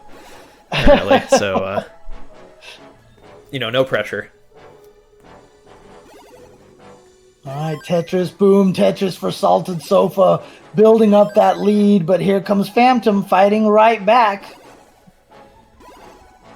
It's interesting. Phantom can play fairly safe and maybe hope for a mistake from Salted Sofa, but if you play too safe, it's going to come and bite you in the end. Right. Set up for the Tetris, and boom, Tetris for Phantom. Where's the long bar for Salted Sofa? There it is. Boom, Tetris for Salted Sofa. Keeping this 2 Tetris lead. Yeah, kind of touching on earlier, like, depending on who you're playing against, it could be a gamble to play safe, If you're playing against someone like, say, Joseph, who consistently is aggressive, it'd be quite a gamble to play safe rather than going for that aggression, So, probably by this game 5, you can kind of measure out how you want to play against your opponent and when you want to go for these Tetrises or, All 3 line bars, but a mistake from Phantom. Oh, no. And that is going to do it. And the Salted Sofa is going to take it over Phantom. As I mentioned, Salted Sofa ranked 92 in the ELO and Phantom ranked 45 in the ELO. But it is Salted Sofa who's going to take it, and Phantom will be out of the tournament, and Salted Sofa. Wow, they just updated the stats like right here live in front of me. That's so crazy. Yep. Trying to help us out so we can go to break, I assume, which is about to happen. Awesome. So Sofa moves on, and let me check the bracket, which apparently is updated live.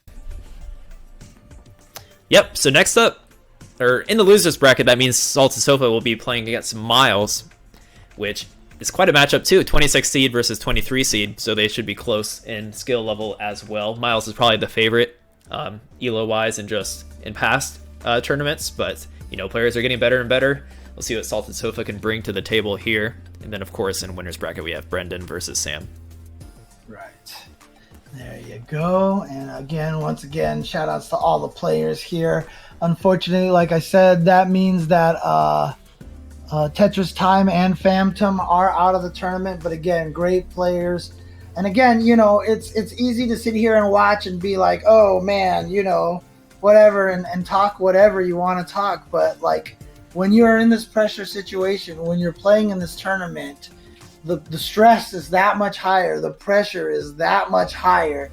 And so it's a lot easier to make mistakes. If you've never been in these kind of pressure situations, it's really hard to understand how difficult it is to perform to the best of your ability in these pressure situations. So want to give a shout out to all the players here, all of them playing really well with some excellent matches that we have seen here on stream. How many D-sider matches have we seen? So many. Right. So again, shout outs to these players. Okay, so I think with that note, I'm pretty sure we will, once again, shout out to our sponsors, Tetris Effect and the Tetris Company, for, putting together this huge prize pool and not only that, but just making an awesome game. I'm so excited for Tetris Effect and to play the new Nest mode on Tetris Effect. So, any last words on Tetris Effect before break, James? No, it's just, again, shout outs to, you can see the kind of effect that this tournament has, right? Alexei Pajitnov, thinking differently about the way the Tetris rules are played. Mizuguchi seeing Classic Tetris in person and just going, you know what? I need to put this into my version of the game. You can see how the passion and the strength of these players really affects anyone that has any enjoyment or love for Tetris. Classic Tetris World Championship, so much fun, and can't wait for a lot of the cool things that are going to be coming from Tetris Effect with all the multiplayer stuff being added very soon. All right, so I'm going to get a countdown on the screen here, or on the stream here, so stay tuned, everybody. We'll be back at, what time is it? So in about 20 minutes, 20-minute break here, because we are a little behind, and I am going to try to devour some food real quick, and we'll be back shortly. Yeah. All right. Sounds good. All right.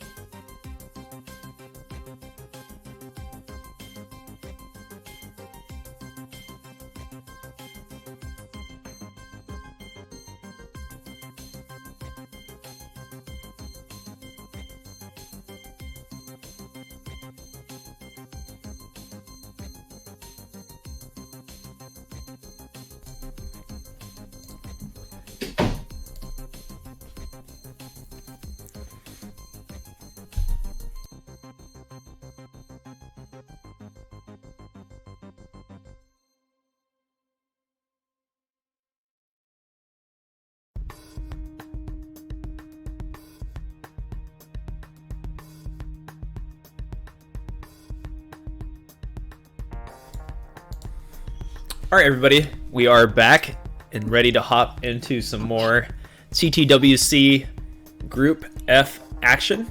Next up, we have we're gonna have both these games on stream: Brendan versus Sam and Salted Sofa versus Miles. Yeah, so you can see over here, Brendan versus Sam is still on the winner's side of the bracket. So whoever wins this moves to the winner's finals of this particular portion of the 64-man bracket. On the other side, Salted Sofa versus Miles is on the loser's side. So whoever loses that one is eliminated from the tournament. And that means obviously a lot more pressure there, but you also want to stay on the winner's side as much as possible. I believe that we're doing the same format here with the double elimination bracket that, you know, if you get to the end there, well, we're not getting to grand finals quite yet, so it's all good. It's all good. Never mind. But yeah, here we go. Thanks, guys, for tuning in. Thanks, guys, for hanging around and continuing to watch some amazing Tetris action. We've got Tetris action going on 2 streams right now. Of course, on twitch.tv/Classic Tetris. Right now is Jake B versus Ben and Nenu versus Tugi. But over here, we are going to have Brendan and Sam going up against Salted Sofa and Miles. Yeah, I haven't really had a chance to look at that Classic Tetris 1 bracket. So I'm still in the dark on some of these matches. I'm excited to kind of look through it later. Yeah. But again, also, just kind of want to remind everybody, shout outs to everybody who's helped make this event happen, and some exciting things coming down the line for Tetris. Obviously, Tetris Effect is getting an enhancement. I say that as a pun because it is produced by Enhance. They're getting Connected. It's going to be expanded to Tetris Effect Connected, adding a bunch of multiplayer modes in this game.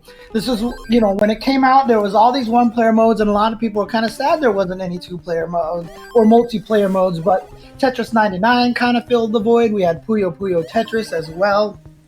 But they're adding a bunch of multiplayer stuff to Tetris Effect now, and I'm really excited about that. There's all sorts of new modes that are being added, and of course, the one that's probably the most exciting is the classic score attack, in which they decided to replicate NES Tetris as much as they possibly could on a modern Tetris game. So if you guys want to experience what it's like playing NES Tetris and seeing how well you can get close to maxing out, they even have players like Green Tea helping work on it, so you know that Green Tea is going to try to make it as accurate as possible. Really excited for that now, because now people, as we were talking earlier on stream, you don't have to go and find an old NES and a used copy of Tetris. Right.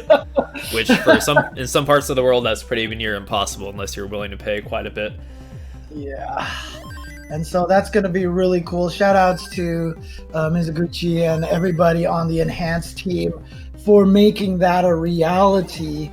And again, just super happy to see the Tetris community being involved. When they had the announcement at the Microsoft press conference, they got everybody from the community in there.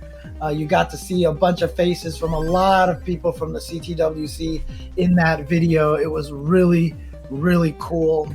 And of course, the Tetris official doing a lot of work over here as well. They're giving away a lot of cool prizes to the viewers out there. So make sure you follow them on Instagram at Tetris_official. But not only for the viewers, for the players themselves, they are putting $10,000 in the prize pool. They have put $10,000 in the prizes here, and it pays out all the way through top 16, which I think is awesome, because that spreads the love a little bit more across everybody. And first place is going to get $3,000. Second place is going to get $1,500. Third and fourth place is going to get $750. Fifth through eighth is going to get $500, and all of 9th through 16th are getting $250. And this is really awesome for the community. Hopefully this just keeps growing more and more, as we can get more sponsors and get more participation from big companies and everything like that. It'll be really exciting to see how the CTWC continues to grow as Tetris itself continues to grow. Yeah, extremely well said. You took the words right out of my mouth, James. And yeah, I think we're about ready to hop into these matches. As soon as looks like BB is kind of finishing up a warm-up and Sam's on a warm-up as well. Once you guys finish that up, we'll get started. And looks like BB is going to top out. So, all right, looks like they heard the message. My voice is reaching their ears somehow, some way, and we're gonna hop into. So this is the. What round is this? Is this winners finals and the losers semifinals? I think. Yeah. I think that's right. Winners finals, yes, and losers semis, yes, that is correct. So, losers quarters, actually, no, this is losers quarters. Losers quarters, I believe. So, it's always confusing. Right. Actually, laid out a little differently too. This is loser semis. Yeah, it's loser semis. Yeah, it's laid out weird. Okay, so let's get started. They're all ready. Sam. Yeah, Brendan versus Sam on the top. That is the winner's side. And then Salted Sofa versus Miles on the bottom. That is loser side. Let's go for some more classic Tetris action. Here we go. Here we go. Of course, on the bottom, this is a tournament point, pretty much. Whoever loses on this bottom game is out. They are in the loser's bracket. Yep, here we go. Starting right away. Salted Sofa kind of building himself an awkward little hole there, but it's going to get the right pieces, gets the S pieces to fill right in there. Didn't really know where to drop that other piece, though, so he created a gap over here, but he's going to clear through there, perfectly getting the L piece to save himself. of course, you see over there on the top over there, right now. Oh, if he had another long piece, it could have gotten an all clear. Of course, that doesn't do anything either. As I was touching on earlier, if all clears had some kind of points, I'd be for it. I'd be for it. I wonder if Classic Tetris players would actually like to see a Classic Tetris mode with the 7-bag system, or do they like this brutal nature of never knowing when? I don't agree. I think 7-bag would be too easy, personally. Yeah, I think I agree. Takes away from the nature of it. Oh, missed the slot rotation right there for the tuck. That was on Sam's screen up there. Ooh, BV with some interesting decisions there, but works out in his favor. Drops a Tetris very close up top. Sam versus BV. Sam not as well known even in the online community until more recently, so he is a dark horse of CTWC in general. I think he is the highest seed of Group F. He is the 7th seed, so somebody to watch out for, and somebody who could just come out of this group. He could, and he's not as well known as the Miles, the BV, even the Salted Sofa, who is still newer to the scene. Right. So interested to see how this plays out. Both of them, Brendan and Sam Finch, are hyper tappers. They have both maxed out their first time last year, and they ELO ranking for Brendan is 18, and Sam Finch is at 37th place. So there you go. Both of them very strong. And I like this non-gaming hobby. Sam Finch has listed chilling as his non-gaming hobby, and he looks like the kind of person who's just chilling. Yeah. I think we can hang out and have a nice, relaxed, chilled evening for sure. Yeah. All right, so it looks like Sam is Tetris ready again, and there it is. Boom, Tetris for Sam. And Salted Sofa having a little awkward screen here. I'm not sure how he's gonna try to fix this. He needs another. Well, now he needs the L piece, and he's not getting any of those when he needs it. That was actually kind of a sick move that he had with those L and J piece. All right, yeah, working on digging his way down. Oh, it looks like Sam's frozen on my end. Oh yeah, you're right. Okay, good. He's just buffering. Woo, my heart sank a little bit. And now Salted Sofa set up for a center well Tetris. He can burn right here, and he still has the Tetris available to him. Where is this long bar? Look at this drought, 14 pieces. Okay, there it is. And still was able to get that center well Tetris holding out, worked out for him. Beautiful burns from Salted Sofa as well. I like that he took that eye dependency instead of, going for that dirty column 3. Everyone wants to do it, but it usually doesn't pay off. And meanwhile, on Miles' side here, smooth sailing. I don't want to commentators curse him, but you can see that look at the score lead that he has over Salted Sofa. Salted Sofa has spent so much time cleaning up, and Miles has been playing pretty carefree so far, and that's why with a 107,000 point lead right now, very early on. Meanwhile, on the top, Sam has only a 1.5 Tetris lead or so it's pretty close going up there. He's also ahead by 10 lines, but either way, they're both on pace for max outs. So we could see a nice double max out up top, which I believe the only other double max out in CTWC history was, unless I just missed one on Classic Tetris 1, was Joseph and Green Tea, I believe. Yeah. We haven't seen a max out here on this stream yet. I don't know if one happened on Classic Tetris 1 yet at all in any of these matches, but we have not seen a max out here. Of course, a lot of the times people will stop when they know that they've won, and so we don't get as many Oh no! Right there, Brendan gave up waiting for the long piece, and then the long piece showed up. Very tricky, not good. Ooh. Okay. Ooh.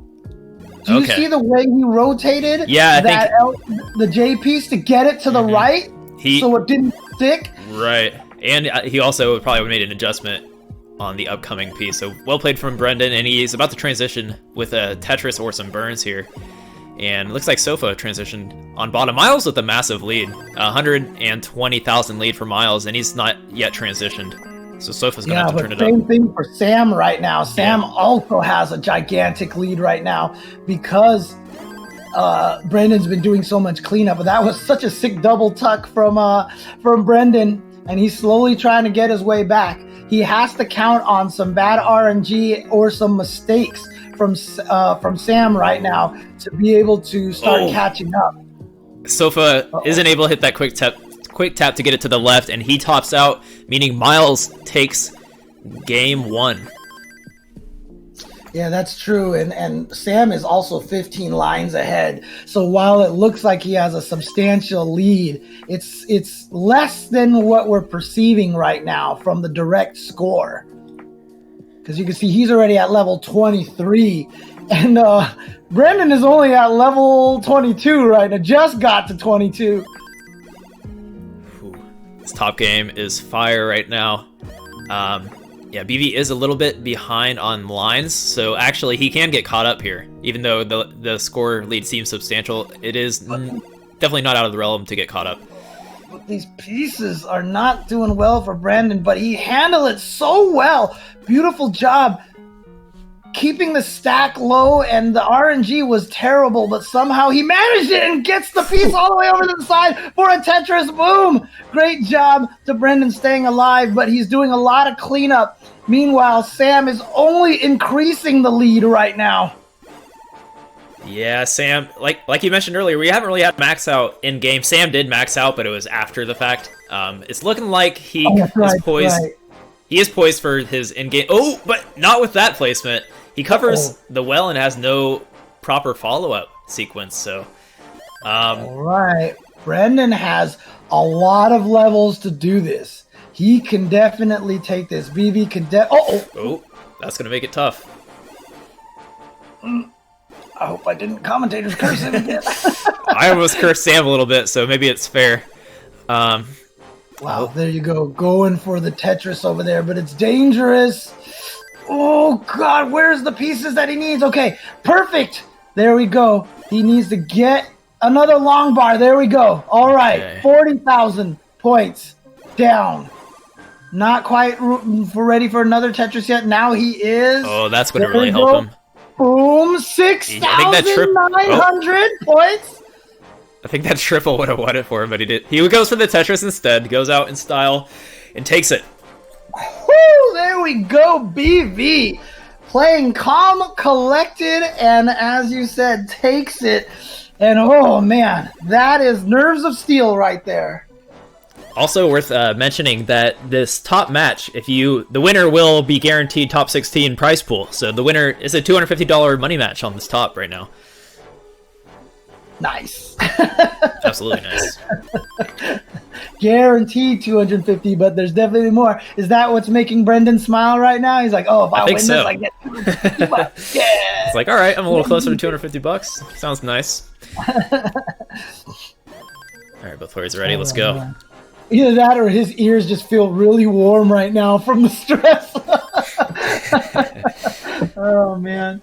Here we go. Going into game number 2 for them. Miles and Salted Sofa already in their game number 2. Mm-hmm. Salted Sofa has been doing a really good job upsetting a lot of players already so far. But let's see if he can keep this going. Ooh, I'm starting to get pretty excited, James. I feel like the further on you get through the bracket, that's when it really gets hyped up, and I'm starting to realize what is at stake here. Yeah, it's tough because, watching players get eliminated like this, it's like you said, can't we just have 64 champions? Right. I mean, I'm friends with most of these players, that's the thing. I'm trying not to show my bias either, too. So, perfect timing for Salted Sofa to get that Tetris. He was burning, and as soon as he cleared that last obstacle, comes the eyepiece, and he got the Tetris. So only down by 1 Tetris, but now tied up, neck and neck there on the bottom screen. Yeah, Miles and Sofa within 5,000 points of each other. So they're going to be trading leads depending on the burning and what comes up if they keep it clean. Meanwhile, Sam, about a Tetris lead up top, but he has some burning to do.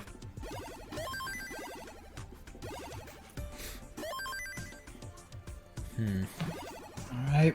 Oh, T-spin. Right now, 61% rate for Salted Sofa, and a 63% rate for Miles, but a little bit of a misdrop there for Salted Sofa. It's not going to be terrible. We're going to slow him down just a little bit. Yeah, with some smart placements, I feel like that was some easy skimming there. Ooh. Not a spire he would like. 51% Tetris rate for Brendan up top right now, and 58% rate for Sam. Again, that last game Sam played so well. It's just he topped out earlier, and that gave Brendan the chance to calmly come back and take it. But other than that, Sam has been playing really, really well. Yeah, very consistent today, honestly. I feel like he took the first match pretty handedly, and has been keeping max out paces for the most part, which is critical to really shining in this tournament. Mm-hmm. So here on the bottom side, of course, right now, Salted Sofa trying to find a way out of this situation. Gave himself an over-reliance on LJs and eyepieces, but they all came for him. And so two back-to-back, two Tetrises right there. It's going to give Salted Sofa actually tying it up. Oh, Brendan up high gets a very necessary piece there for proper burns. Ooh, good control on getting that eye piece. I say eye piece coming from Modern, but long bar over to the left. And eye piece works for me. Yeah. And look at this. Brendan is going to be able to stay alive, and he already knows this. That's kind of important for him to be. Wow, he's getting greedy. Ooh, He's getting greedy. He got too greedy. He got too greedy. Yeah. He wanted that IV's 14-piece drought. Dang. And so Sam is good. Yeah, Sam is going to take game number 2. And he's probably happy with his situation right now. As soon as he finds out he is good, which he probably will when he does a screen check or something. I don't know if he sees or hears us, but yeah, he's good right now. There you go, Tetris. Okay. I think he just wanted to dig his way out of there. Yeah. Prove to himself that he could, and then get ready. Wanted some but here closure. we go. You see, both of the players on the bottom have already transitioned, and you see the body English from Salted Sofa. He has a decent lead, especially given the fact that Miles' field is not particularly clean. He's been having to do a lot of burning here. However, the burning has been going well. Ooh, not anymore. Never mind. It's now a problem. Okay, that was nice. Yeah, kind of tricky. Yeah, he keeps having to cover that hole in column 4. It's really annoying when the pieces that they give you always make you clear a line and then keep covering that hole. Yeah, he's getting a lot of S&Z pieces. When you burn with S&Zs, you tend to, it leaves that one piece residue. So Miles had to deal with that for a bit. Yeah, so now that's why he's down by over 120,000 points. He's got a lot of work to go for himself. Also, real quick, because it is big news, and I'm sure you would like to hear, but Jake did lose 3-0 on Classic Tetris 1 to Ben, so an upset there. Oh, wow. All right, Salted in a situation here. Yeah, can he clear this out? Oh, no. Okay. Well, he's up still, so he's not out of it just yet. But Miles is only at level 24. So again, similar situation to what we've seen a couple of times already. He just needs to play patient and not push himself too much. He does have to get some Tetrises because he's clearly down by, actually. He might be able to line it out, honestly. It depends on what he wants to do. But yeah, triples will actually work for him. But if he gets this one Tetris, I think he's good. Very close to it. It's he needs 678,000. Yeah, just at this point in time, doubles, triples, double, fine, double, fine, single, boom. Yep, and Miles goes up 2-0 over Salted Sofa. I almost just gave Miles point to Sam. That would have been very rude of me. So Miles is up 2-0, looking to close it out and find his way into the losers finals. I see somebody gifting a sub to Sam in the, in the chat over here, trying to give him some encouragement. It's a different way to cheer for someone, I suppose. I approve of it. Oh man, interesting build for Sam right there. He actually just went and placed three back-to-back boxes on top of each other on the right side. Very scary build. But has managed it, pulling it off right now. Ooh. Sam with a pretty comfortable lead, and especially considering Brendan's build right now. I think Brendan has pretty good tuck knowledge, and yeah, he's doing a good job of cleaning up that that build that looked very unfixable. So well done by him. Well, he has a extra reliance on an eyepiece on the. There we go. Mm-hmm. Could have almost tried to wait it out for a Tetris, but Brendan was like, I don't want to risk that. So, but he has the JL reliance that he got cleared. And here we go. Now, the only problem is he's got a lot of staircases, and staircases are not good in Tetris. But look at those tucks right there from Brendan. Beautiful. Well done. That's the thing. A lot of players nowadays are very, depending on how you practice, I guess, very used to setting up those tucks. So it's probably natural for BV, like we saw. He had that really goofy setup earlier, just made it, look normal for him. And now he's set up for a dirty Tetris. Boom! Tetris for Brendan. Yeah, Tetris for Brendan, but he's still behind by about 85,000, so has to close the gap here. He is actually behind on mines a bit, so it's not that drastic of a lead. He has to kind of hope maybe for a similar situation where Sam tops out. Mm-hmm. And he can then just play a little bit of patience here. We've seen that, like I said, a lot here so far. Just players putting themselves in that position where they just stay close enough and hope that your opponent makes a mistake. And that'll happen. All right. Salted up high on his tournament life here. And unfortunately, he's playing aggressive here. Able to... Oh, I thought he fell at the left. Okay, does it with the T piece, which in a way can help out more so than the S piece, but now he's looking for that calm too. He can also get a dirty Tetris here if he really wanted, but not going to happen. He's just going to clean up instead. I appreciate playing safe, knowing that if he takes the risk of going aggressive there, it could really just end the entire tournament for him. So he's trying to stick in it.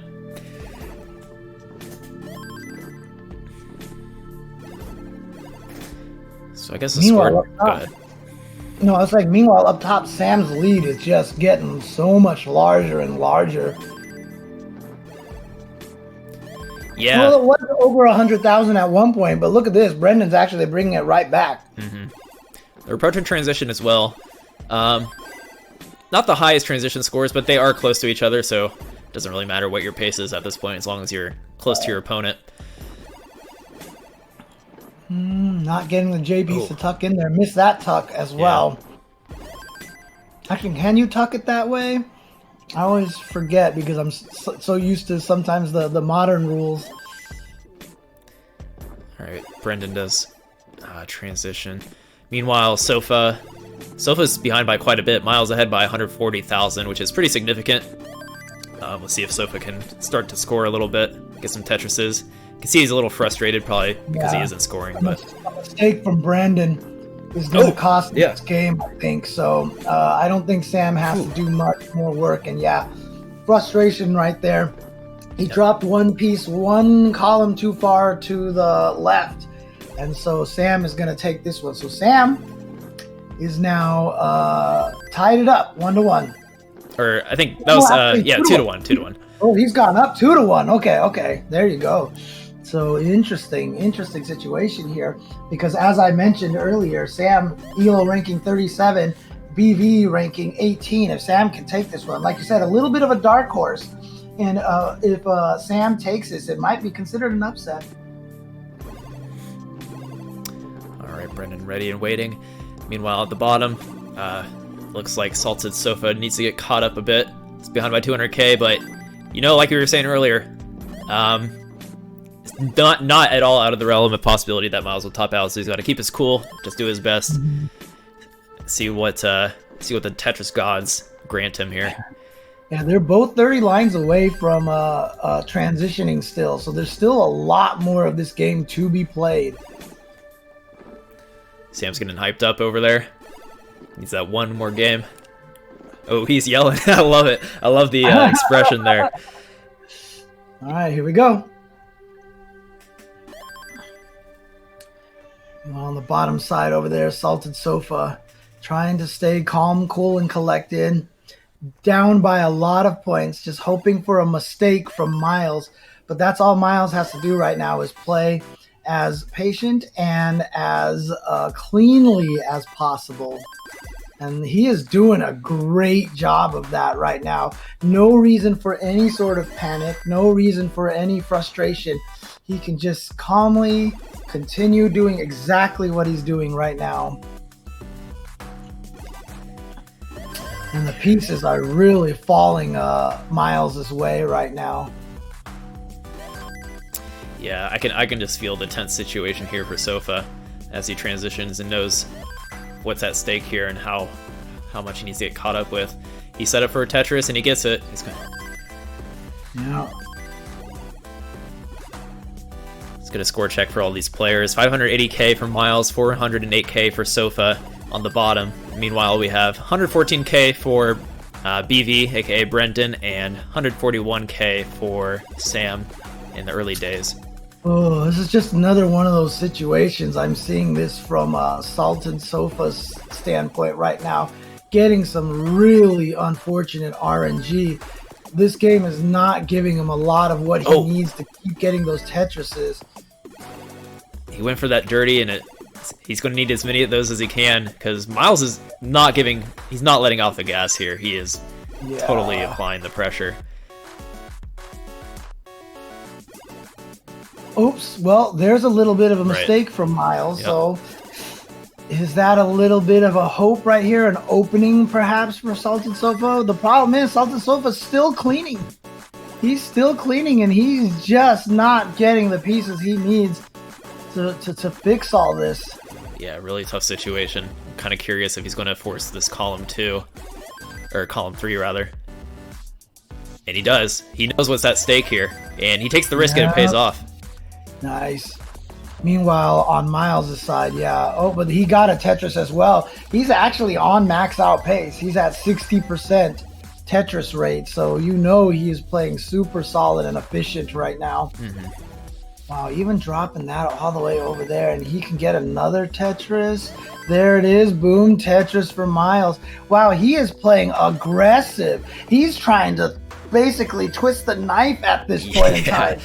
He is going for it all. He's not even playing safe. He knows that there's not much space, and maybe the higher the score he can create, the more, even more pressure he's going to put on Salted Sofa. Yeah, he's confident in continuing this aggression, and it's showing. And if you have that in your toolkit, I mean, you can just, like you said, really just take it home at this point. A little bit unfortunate piece RNG for Miles right now. Wow. So he's kind of in a danger. Out. It doesn't matter. I didn't even notice. That's the end of Salted Sofa's game right there. That means Miles is going to take it 3-0, and Salted Sofa, unfortunately, means he's going to be going out in, I never remember the numbers, so I'm not even going to, I think 29th place or something like that. I don't even want to feel stupid right now, so I'm not going to guess. But Miles does move on with a 3-0 over Sofa, but they were close games considering, and I think Sofa having some 19 issues, and Miles just really showing that he can maintain the strong lead and is a contender to move on even further. Okay. Miles, I think, was actually trying to work on maybe to see if he could get a max out at this point, just to see if he, had that in him right now. A little bad situation there. Didn't matter though. He's gonna win it with almost 300,000 point lead. But good games to Sofa. He did take some wins here today in an insanely stacked tournament, so shouldn't feel too bad about it. A couple of big upsets as well. So great jobs. And Miles saying good games in the chat. Nice job. But Miles will be moving on, and you can see the elation and the happiness from him right now. Drink your water, Miles. Get rehydrated and enjoy the break until your next match here. Right, meanwhile, on the top side of the screen over here, you can see that. Yep, there you go. Not even the top side now. Now just you can see on your screen. Right. It is Brandon and Finn and Sam still going at it here. Sam with the 2-1 lead with the potential for maybe an upset.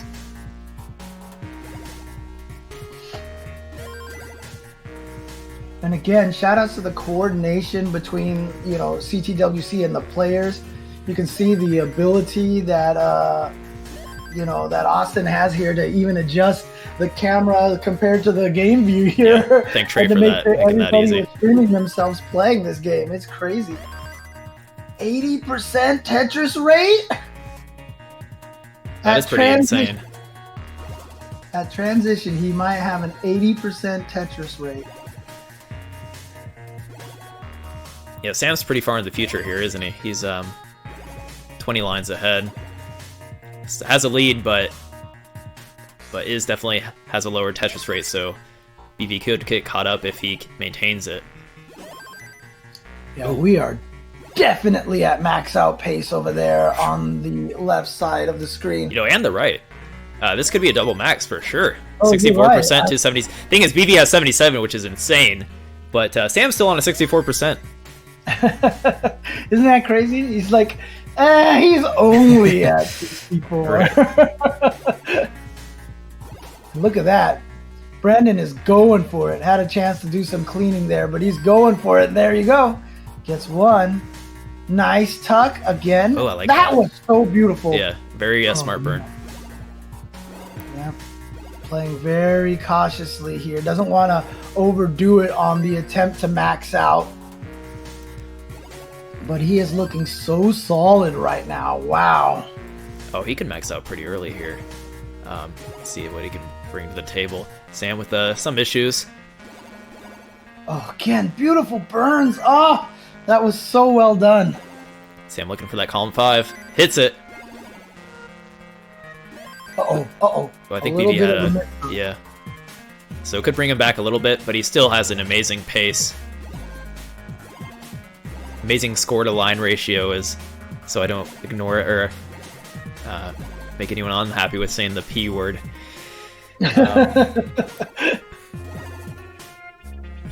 Okay.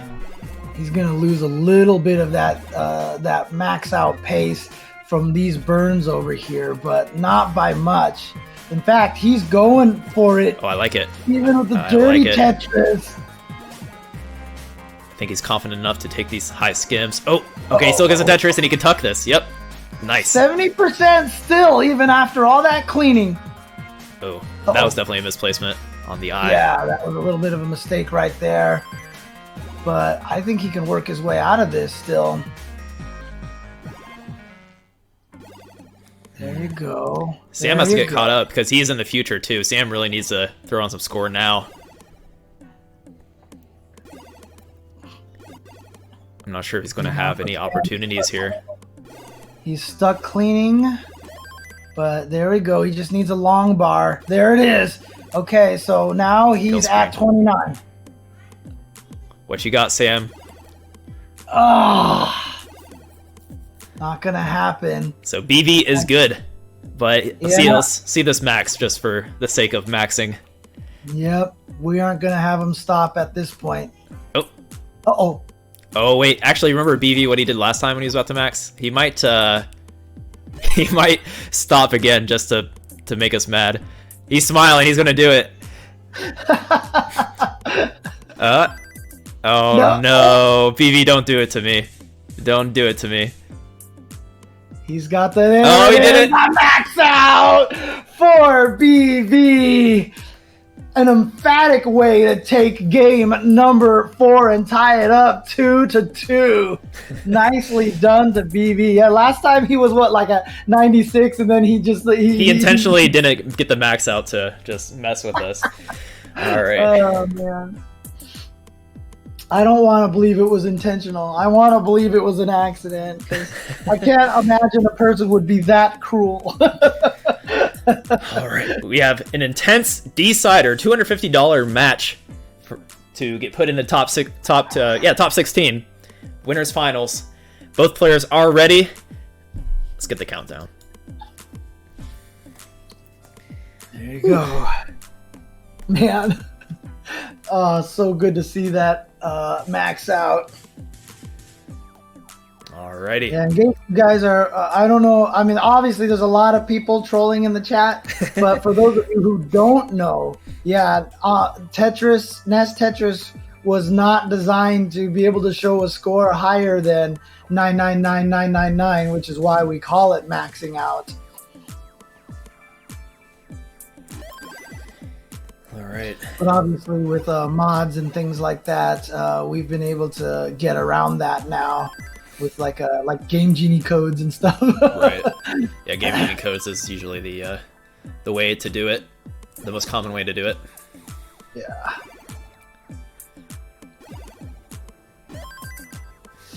All right.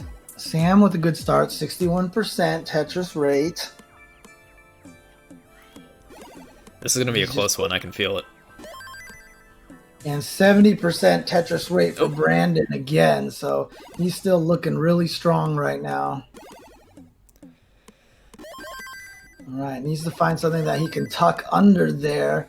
Not getting anything. There it is. There's there, yeah. Get some very timely square. Those squares filled in very nicely to bring good parity to his board, so that it's not as dependent on many pieces. And yep, good for the tuck. Nice. Good sights from Brendan, BV09, whatever you would like to call him. And meanwhile, on the other side, Finch also playing really well. He's raised his Tetris rate to 71%, so he's playing at very clearly max out pace as well. Both of these competitors, man, you said you feel like this is going to be a close one. I think you're right. Yeah, I'm feeling it. I've got the intuition. Please don't fail me. Okay. I don't want to hear what Sam's saying here. He's talking to his RNG. He's talking to the game.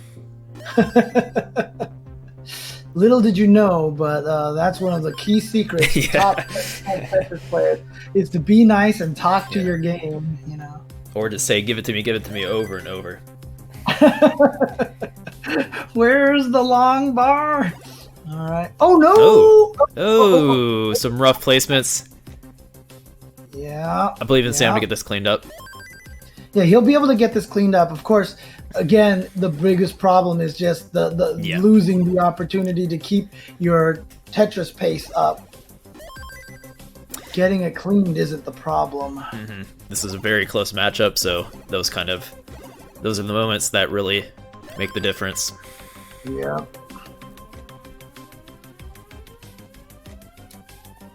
I always hate it when you drop those pieces and it covers up this nice hole, and you expect to see lines disappear, and then nothing disappears. And you're like, wait a second. Right. Oh, that can really throw off a rhythm, too, if you are misreading it. It happens. I have definitely died that way. I think we all have, to some extent. Unless you're really good. If you really want to flex in chat, let us know if you've never died that way. Might be one person. So, BV with a pretty... Actually, even after all that, he's not that commanding of a lead. He is a little bit behind on lines because he wasn't up high burning. But about 2 to 3 Tetris lead. And there you go, a Tetris for Sam to keep it competitive. And another one, so he has taken the lead now. But of course, he is ahead in lines by quite a bit. Simul Tetris, just about. Very close to it. Just Just trading leads at this point. Just worth noting that Brendan is about 15 lines in the past. Yeah. Sam needs to figure out a way to clean. Oh, actually, he can get a 9th column Tetris here. Bad timing on these long bars. Had a nice little eye spin there. Looks like Sam's about to open up his column 9, drops a Tetris. Beautiful, beautiful. Clean up. Oh, that's one of my favorite placements right there of the L and J piece on the 2x2 hole. There we go. There we go. Cleaning things up little by little. Just wants another one of those J pieces. There it is. Perfect. And boom, Tetris.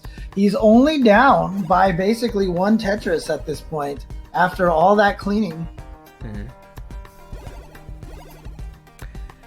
All right.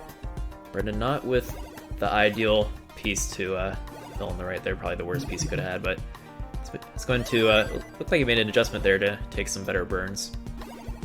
And Sam already transitioned about around 460, so he's sitting at 493k on 140 lines compared to Brendan's 479k on 124 lines. And still talking to his chat. And like you said, I'm really curious what he's talking about here. Oh, God, these pieces for Sam. These pieces are not good at all. He's managed to survive it really well, though. Yep. But at this point in time, he's 2 levels ahead and he's behind in score. So that is a dangerous situation. His hope right now is that Brandon makes an error and tops out. Brandon now is the one getting some unfortunate pieces. Oh, Sam aggressive here. Okay. I could really go for those long bars right about now. There it is. Perfect. Look at that. That was great for Sam. Brandon now getting himself all the way down, dug out. Okay, this is crucial moment here for Brandon. He needs to play he doesn't need to play super aggressive because he's not actually that far down. You can see there's a 20 line lead. Mm-hmm. So he's not actually that far down, so he doesn't have to play super aggressive. But if he keeps getting these pieces like this and keeps getting frustrated, actually, no, never mind. What a cleanup job that he just pulled right there. Yeah, you know what?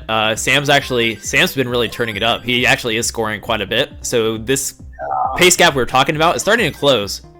54% and 55 and 55 each. This is pretty much as close as it gets. Score not necessarily reflecting, but the Tetris rate does reflect perfectly how close it is. So that means they're basically neck and neck.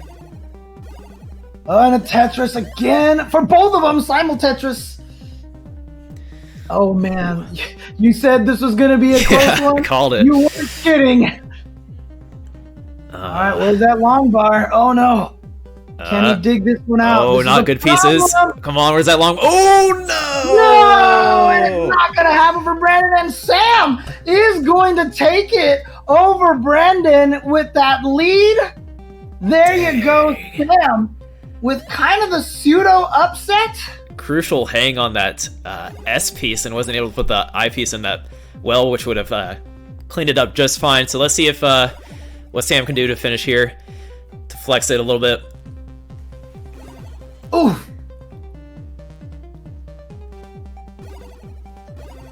Whew. Oh, still digging off. Okay, that'll probably do it right there. But good job to Sam. Pop it off. Oh, the emotions.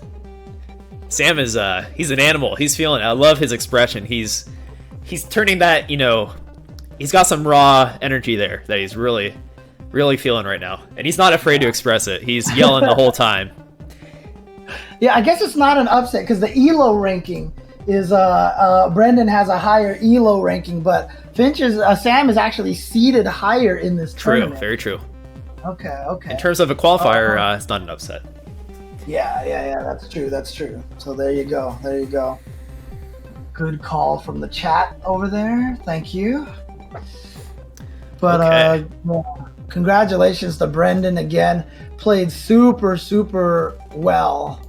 Good job to him. Unfortunately, out of the tournament, but you know, again, oh dang, I'm a Oh, that's because you're not in the your webcam's not up. That's what it is. Oh, is my camera not on No. right now? Has my camera not been on this whole time? Oh my gosh, I'm It's sorry. okay. I forgot to turn it back on. We'll There go we to go. the bracket anyways. There, I'm back. I'm not a mouse anymore. You can turn me on if you want. We'll look at the bracket first while we're here. Sam does move on to defeat Brendan in a 3-2 fashion. Very well done. And he is guaranteed $250 for being in the top 16. And then that just means after Miles took out Salted Sofa in the losers semifinals, he moves on to losers finals to play Brendan in the... I said that backwards. He moves on to play Brendan in the losers finals. And Now, go ahead. between Brendan and Miles, when someone wins, does that mean that's where we stop in the bracket and both players move to the top, to the next phase, to the top? Because Finch is in the top 16 now, right? Right. So that means Brendan and Miles should also be moving to the top 16. Whoever wins The winner of that this, one? correct. So we have 2 games left in theory. So I guess we're gonna do Brendan versus Miles, and then Sam versus the winner of that. So so Sam still has to play one more game to get into the top 8. Basically. So someone has to go Gotcha. through losers bracket to play against Sam, essentially. Wow. Okay. Oh, and also worth noting, if Sam loses, we're gonna have a third game, kind of like a bracket reset. Yeah, so that's what I was about to say. Yeah. Because the double elimination bracket, so you can only be sent out of the tournament if you lose while in loser's side. And so since Sam is on winner's side, whoever fights him between Brandon and Miles, if they beat Sam, they only send him to loser's bracket. And then they got to beat him again to actually send him out of the tournament. Okay, so we are going to try to be good on time and hop right into this. Looks like Brendan is already in here, already getting set up, and just going to get Miles on camera here, and we'll get going. What a game!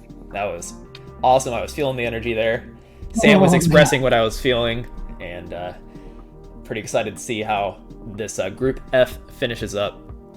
Yeah, I mean, honestly though, Sam doing so well in the qualifiers, being the highest seed in this quarter of the brackets, you know, no surprise that he is up there waiting in the winner's side. And Brendan, of course, ranked number 10. So Miles here definitely took out well, let me see. He got 7, 10. And actually, Miles is the next highest seed in this tournament. So we got our top 3 seeds. We've got the top 3 seeds here. Is it really the top 3? Apparently, it's the complete opposite of what happened in the Classic Tetris 1 bracket today, which was full of upsets. Everyone here is following the correct order and losing when they need to lose. And we have the top 3 seeds for sure. Let me get this lined up here and looking nice. There we go. We want to be able to see Miles rocking the WPL.net shirt, which is a modern Tetris league coming up. Oh wow! Okay. Pandemic kind of allowed for it to happen. Do you know which game they're going to be playing on? WPL uses there's a lot of like fan games out there that they play, but they're also going to be using Tetris Effect and Puyo Puyo Tetris 2 in the future. Nice. Okay. So, all right, we have looks like Brendan. He's probably tabbed out or something, but yeah, after an exciting match, he's going to hop right back into it, so can take a second if he needs, but maybe not, because we also need to get going here. So, I think I'm pretty excited for this. All right. Both players are ready. Let's do it. Why wait? Let's do this. Good luck to both players. And the countdown has begun. And let's get Tetrising, I guess I can say. Yeah, let's get Tetrising. There's Tetrising to be had between these two, no doubt. Verbing weirds language, so you know. All right, clean build so far for Brendan. Well, never mind. Actually, had to drop that weird slot over there, but he's going to be able to clean it up. Look at that. Nicely done. Okay. Meanwhile, a little reliance on eyepieces over there for Miles. So in an awkward position, but able to clean through here. That eyepiece, yeah, on the left is very important there. But unfortunately, I had to drop that S piece over there. So again, clogged up the hole. And now it didn't. Oh man. Yeah, he's getting the backwards piece of exactly what he needs every time is Miles. Oh yeah, they are not giving him what he needs right now. This is brutal. This is brutal stuff. Okay, finally, here we go. Having a chance to open up some of these gaps. Okay, got some good pieces there, and can probably see if he gets the right piece to fill out the left here, and does. Yeah, finally, there we go. Good. So he's in better board state now. Still kind of a little high in the middle. He wants to fill out the left. Usually, you feel much more comfortable when you're built out on the left and you take the proper birds. There we go. Now he needs a good, nice T piece, nice, friendly, happy T piece. Actually, I piece and S piece are gonna work and do the job. There you go. And boom, Tetris for Miles. Yep. And to be honest with you, you can see right now from Brendan's side of things, things aren't going so smooth over there either. So he didn't get a chance to build up that big of a lead during that cleanup period from Miles. Yeah, just about a Tetris lead, so nothing substantial.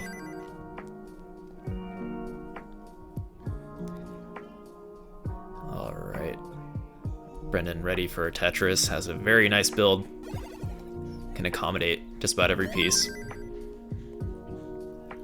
Yep, and working his way to up another Tetris. Nice little micro adjustment there to give room for that L piece. There we go. Perfect. That square is going to fit there nicely. Again, wow, these pieces are going great for Brendan right now. Okay. Look at that. Had to drop that T piece there, needed an L piece. What was coming next? An L piece. Sometimes it falls into place. Sometimes it just falls into place. Oh. Uh-oh. He's still playing though. Something happened. Yeah, he's still playing. I think it might just be his capture, so we'll see if that comes back like it did last time. No worries, no worries. Yeah, just keep playing it out until we figure out what's happening. Yeah, we had this issue once earlier with BV, but it did come back, so we'll see if there's anything I can do on my end to alleviate this. Man. And meanwhile, on Miles' side, having trouble. Okay, that T-piece on the side over there will help for sure. T-piece you always need to have to get yourself through some of those, to clear out a line without just continuing covering the hole that's under. Okay, well, yeah, while BB is getting back in here, I can actually capture his score. I can get screenshots of it because his capture is getting fed through the website, and BV is sitting at 281,000 points, so he has a pretty good lead here on Miles. Okay. So right now the score isn't updating, so it just thinks that Brandon is not doing anything right now. So he actually has almost 300,000 points right now.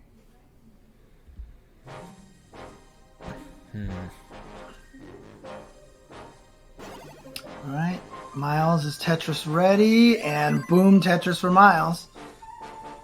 Yeah, Miles sitting at 313k, and let's see, so BV is sitting at 352k. So BV's actually on a pretty good pace. I can't really call out the Tetris rate right now. Sorry, everyone watching.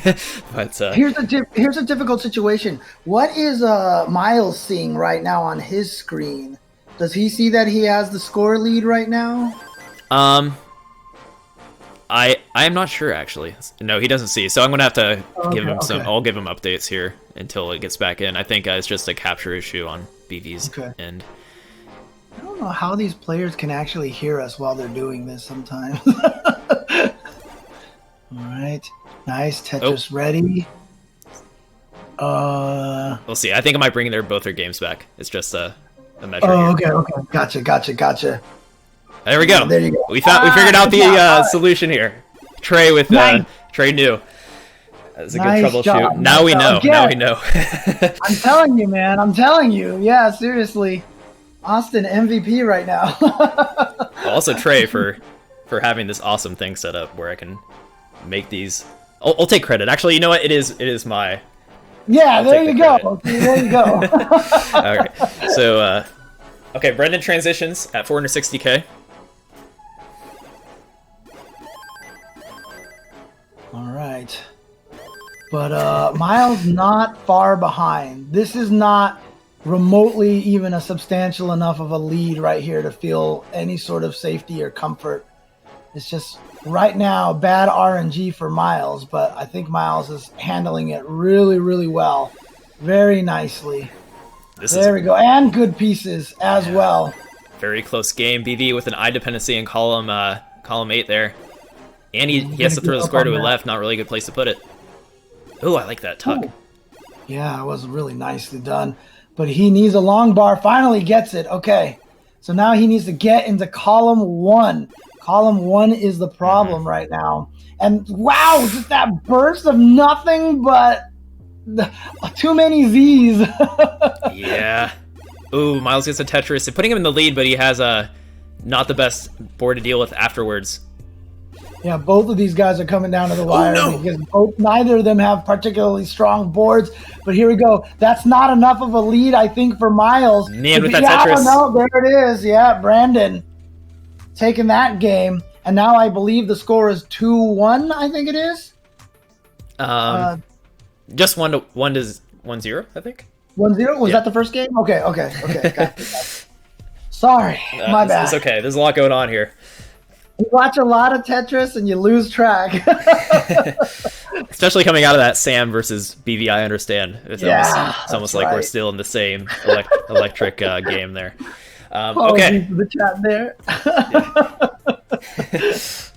This is why I give myself a nickname of JC Nile, is what I say sometimes, because I'm definitely senile. So. All right, both players are ready. Let's go. All right, 1-0, or in James Chen speak 2-1, but it's 1-0 here. Let's go. All right, here we go. Yep, that SZ and squares to start all out. That's annoying for Miles, but it's just one of those minor inconveniences. He didn't have to take any burns, and he's ready for Tetris. Made it look easy. Yep, no problem, no sweat.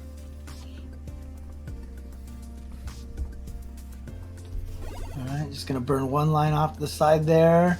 Brendan wanted to wait for the T-piece, didn't quite get it in time. Has a really awkward build right now.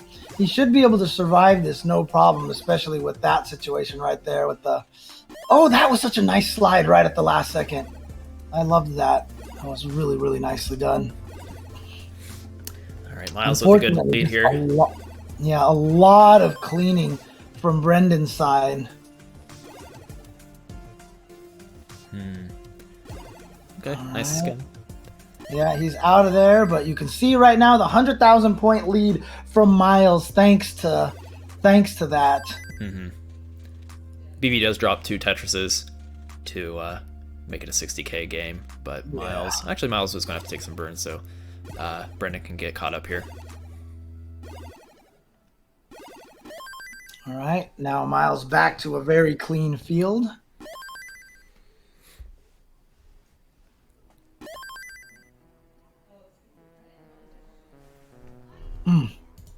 I had that square piece coming, but really didn't have any other place to drop that L piece, unfortunately. But that's a nice setup there for Miles. He has it ready for the Tetris, and boom, Tetris for Miles, and boom, Tetris for Brandon. Looking for that. Oh, actually, I guess that worked out. I thought Brandon was going to move that I piece to column 9. I don't think he realized that was the situation he had. Nice micro adjustment to give a spot for that O piece. But we have an awkward situation here once again. Yeah, I got to cover that up. Lower the block so that he can more easily navigate. And he is in a good position. And boom, Tetris for Brandon. Only one Tetris behind again. Now down 2. Yeah, it's going to be a close one here. Another close matchup. Maybe we can get James to pull up their respective elos, unless he remembers. I think I'm pretty sure these guys. Oh, wait, no, we've had this discussion. This is a rematch. They played earlier. That's right. You're right. They were right next to each other. I think it was like a 20 and 24 or something like that within the elo chart. So they are very close players within the Classic Tetris community in terms of skill. Elo is 23 and 24. Is it really? Oh, yep. Wow. Can't get any closer? Can't get any closer than that.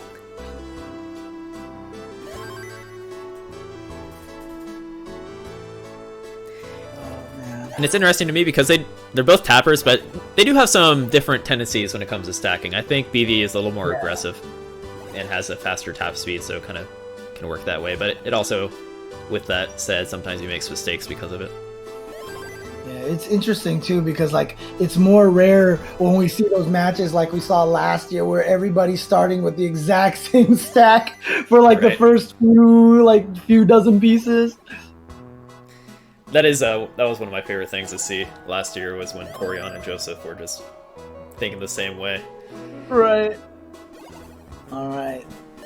There we go. Tetris ready. There we go. But Miles with a significant lead here. But, you know, one of the things, Brendan has won a lot of these matches from behind by just remaining calm and just playing slowly and confidently. So I don't think Brendan has really any reason to be super worried right now. But Miles definitely wants to push this lead. He wants to put pressure onto Brendan. And one of the ways he's going to do that is by increasing his lead. Yeah, absolutely. As we saw with Miles versus, who was it? Miles versus Sofa. Remember when he maintained that lead in 19 and just didn't want to let off the gas, wanted to keep that lead. Yeah. It's a different kind of pressure, for sure. Because oftentimes when you have that substantial lead, you know, you might play safer because you don't have to keep that aggression. But if you opt to keep that aggression, it really it secures the win. Yeah, if you have that confidence to keep doing it, go for it, definitely. And right now, the pieces are flowing for Miles. This stack that he has is so clean and so beautiful. You know what? I kind of like that. I heard that Brendan just slam that square piece to the left because otherwise it would have formed an eye dependency, so he can just set up some burns. Yeah, well, he's still got to keep doing some burns here. That's one of the unfortunate situations. And now he needs to find something to tuck in there. And of course, the game says, we're not giving you anything to tuck in there. Right. Sorry. Well, there's a good transition board here. And yeah, it worked out well. Nicely done by Brandon. He's so good at taking these pieces that are not optimal for him and making it work. It's so impressive. And look at that. Chose to drop the J piece there to create the hole, but it was justified because it gave him that Tetris in the end. Miles not dropping this lead. Was that a 600k transition? It was close to it. I didn't see the exact score, but Miles is not dropping this pace and is looking to secure this win. Well, he's on a 77% Tetris rate. Wow. That is amazing. Meanwhile, Brandon at a 54% rate, so you know he's behind. Oh, boy. Okay, got it. Nice. Got it there again. Yeah, Brandon's going to have to turn up. The timer's ticking here. Miles still has a 132,000 lead. So I think Brendan knows this, and he's going to probably do his best to... he probably just has to play like himself. He is an aggressive player, so see what he can do here. But the pieces haven't been coming well for him at this point. Ooh, Miles. Has to do a lot of burning, unfortunately. Thing is, Miles is having his own issues, and it's going to top out at 686k, so Brendan only needs 687,000 and gets that nice dirty Tetris to make it not too hard. And see, this is what he's been doing all the time. Like I said, he plays aggressive, but at the same time, he plays so smart and he's at level 24. He's got plenty of room to be able to make this comeback here. Oh yeah, he's got a lot of room. We'll see how he goes about it. I'm not going to force the Tetris, just kind of let it happen. And there it is. Yep, there it is. There's that. Still need and 2,000 points away. As long as could take a single if you wanted. happens. Oh, but he's going for the Tetris. Going out in style. There it is, and boom! Brandon going up 2-0 in typical Brandon fashion. Just playing so patient, not worried about the deficit. Just biding his time and hoping that the opponent makes a mistake, and that is exactly what happened. And it looks like Miles ready to go into the next match. They don't want to wait. They're ready. Yeah. Miles is not in the positive. I think Miles is still in the zone here. I think he can take a couple games here. I want to see a decider, of course, as a host. Let's get the 0-2 comeback to tie it up 2-2. Right. Let's see it.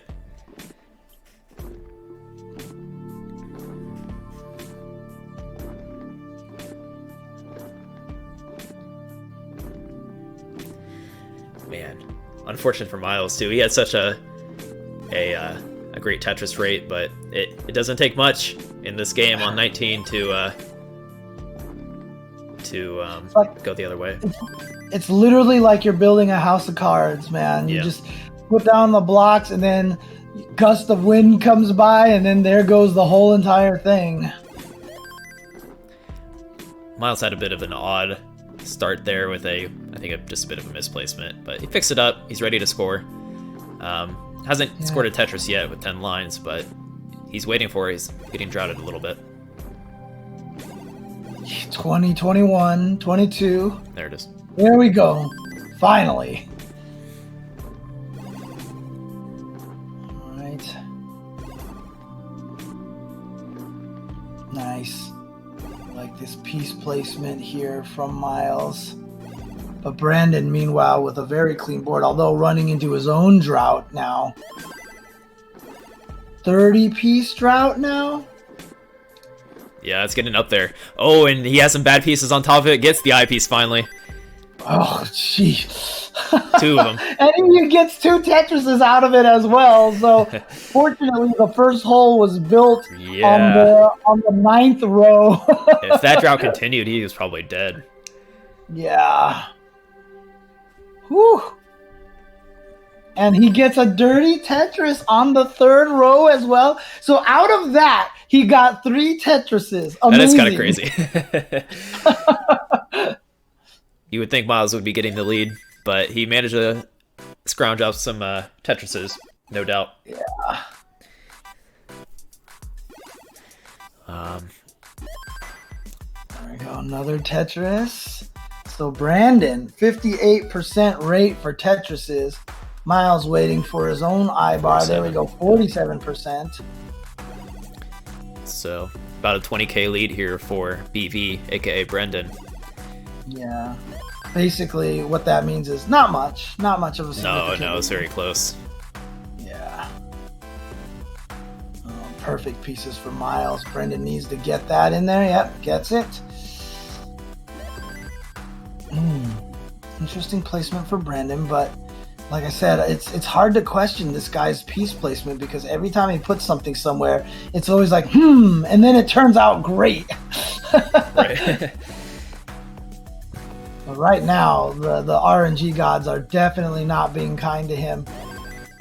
He has been forced to block that hole in column 2 so much. Finally gets it open, but are they going to give him the piece? Yeah, there we go. The eye piece is going to be nice. And there you go. Cleaned up. All nice and tidy. Miles going for the 4 wide.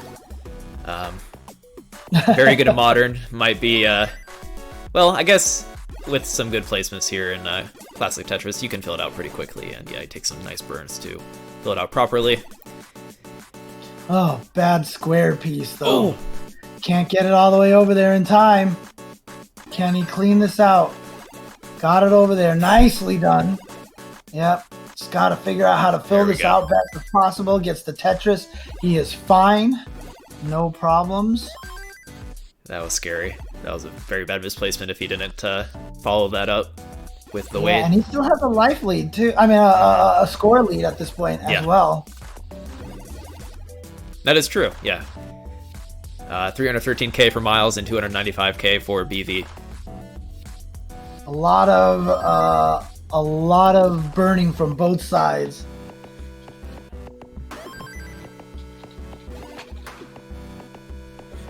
All right. So both of them, well, not going to set up for the Tetris right there. Just going to go take what he can. And here we go. Tetris ready. Miles is now Tetris ready. There you go. I like that Alex called you out. Definitely did. Part of the CTWC experience was the crowd calling you out, so it's kind of a little bit the same there. Yep.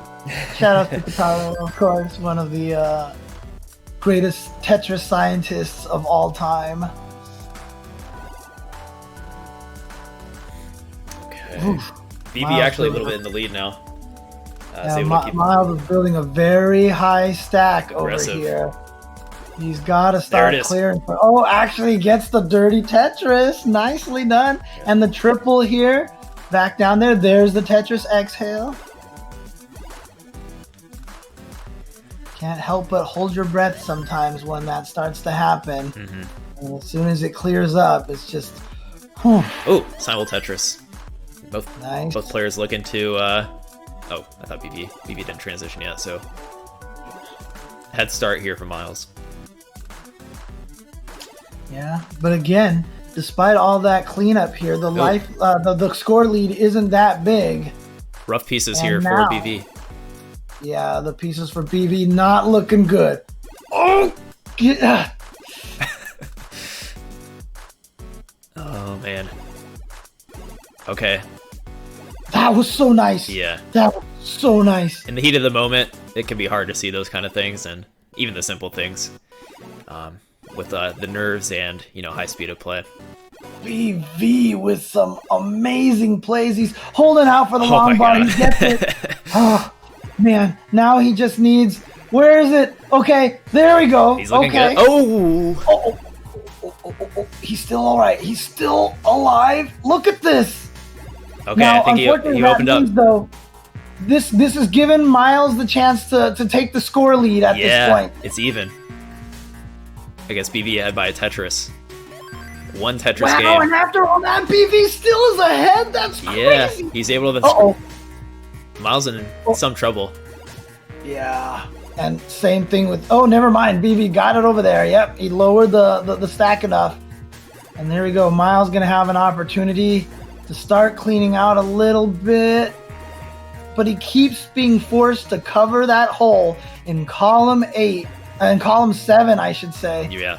Finally opens it up, but does a weird rotation on that piece at the end. He's getting SE bursted. He's getting SE bursted. No! And Brandon even amazed himself that he took that. He saw that he only had a 38,000 point lead. He thought he was done, but both players in trouble at the same time. That means Brendan is gonna take it over Miles. They jumped off the cliff together, hand in hand. But Miles, his shirt got snagged on a branch. Or I'm sorry, Brandon's shirt got snagged on a branch, and he lives, and to go on into the grand finals of Group F. Yeah, but honestly, great job by Miles playing so well this entire time. And Brandon is gonna move forward. And I think if we look at the brackets, people actually have been saying that the higher seed has almost won every single match. And that's why we are going to get the two top seeds going up against each other, 7 and 10 in the basically the grand finals of this. Yeah, that's a rematch of an awesome winners finals. So I'm pretty excited for that. Before we hop into that, we're going to do a quick Tetris Effect promo. And hopefully that works because I just set that up. And, we'll find out. If not, we'll keep talking. But all right. Let's see if we can get it up here. Fingers crossed. Oh, it works.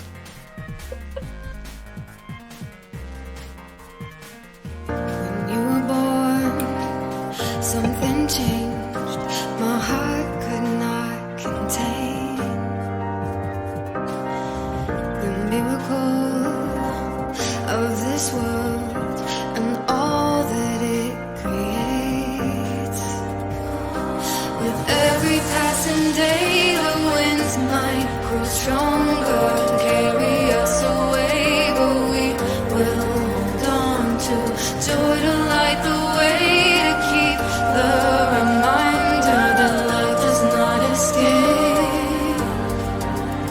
I'm yours forever.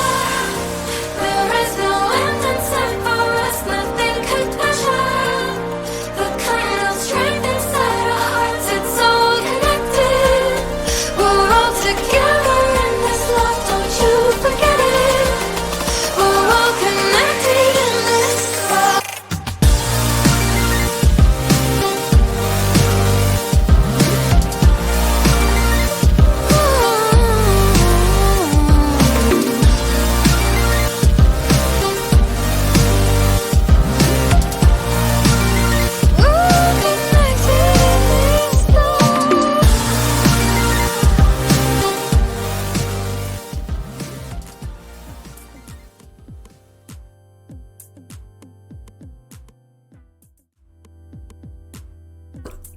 All right, we're back, and as you guys may have noticed, James was the only one singing in that video, singing along, having a great time. Really, it just shows he is one of the greatest Tetris fans out there. They told us that we could sing, and I was like, "You bet your bottom dollar I'm singing in there." Oh man, I should play my version of the video here where I'm actually singing along with the song.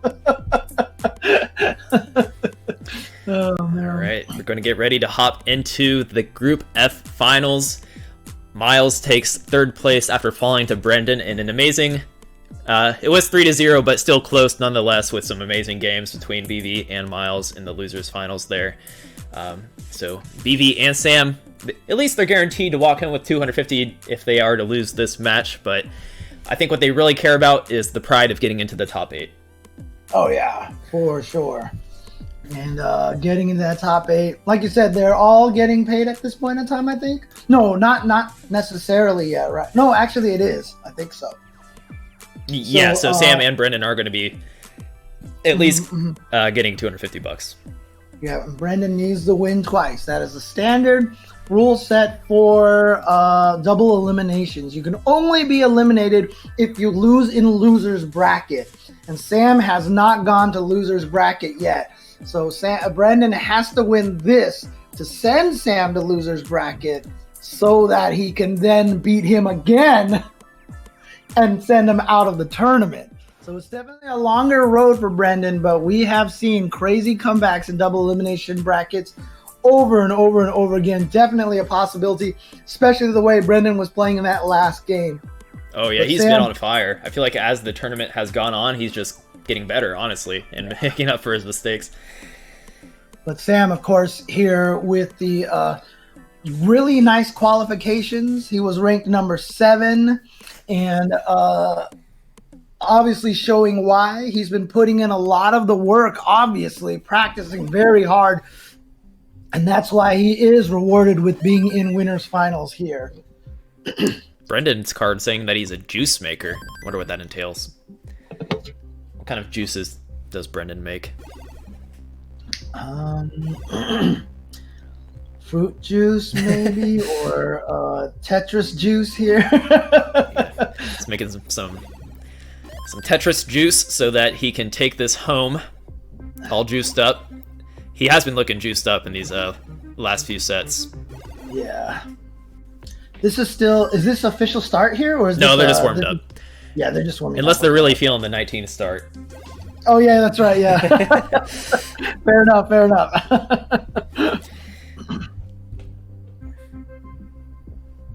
Okay, so I guess once these players are ready, oh whoops! Apparently I had my music on in the trailer, but for next time. Okay. Every passing day, the wind goes stronger. Oh man.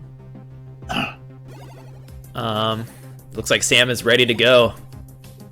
He's ready to take it home. Sam only has to win 1 set, but however, BV needs to win 2 whole sets. So that's no easy feat, or no easy, yes, not easy to do against someone like Sam.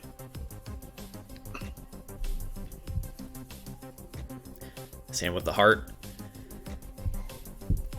Okay. Both players are ready. Let's get a countdown for the final match of the day. Group F winner goes into the top 8 with all the other champions in the main event. Are you ready, James? Let's do this. We're going to find out who makes it out of this quarter of the pools to the top 8. Is it going to be Brandon or Sam Finch? Let's go. And we're off. And again, Sam only needs to win 1 set. Brandon needs to win 2 sets. I share the sentiment I see in the chat over there for Sir Sean, of course. R.I.P. to Sean Connery. He just passed away earlier today. Very integral figure in my life. I was actually named after James Bond. I did not know that. Yeah, rest in peace, Sean. And I also enjoyed the movie. What was it called? Is it Big or something? No. Something my stepdad used to watch all the time with Sean Connery. It's an awesome action movie. Indiana Jones and the Last Crusade, one of my favorite movies of all time, of course. Here we go. Unfortunate square there for BV, but I actually like how he handles his squares in cases where they're not ideal. He kind of knows. Just a couple of misplacements here for BV. Maybe a little bit of nerves to start here. He needs that eye piece. It's only going to be a triple, unfortunately. And there's a double and a single. So no potential for any Tetrises anytime soon. But still cleaning out.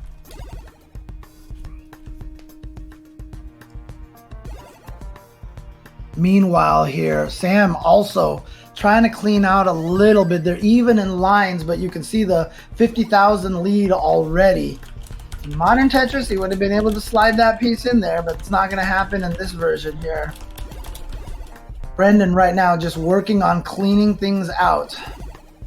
There we go. Okay, he can set himself up now for a row 2 Tetris. Let's see if he does this. Yeah, he's definitely going for it, but where's that long bar? Where's that eyepiece? Yeah, the head shake of what is happening here. Oh.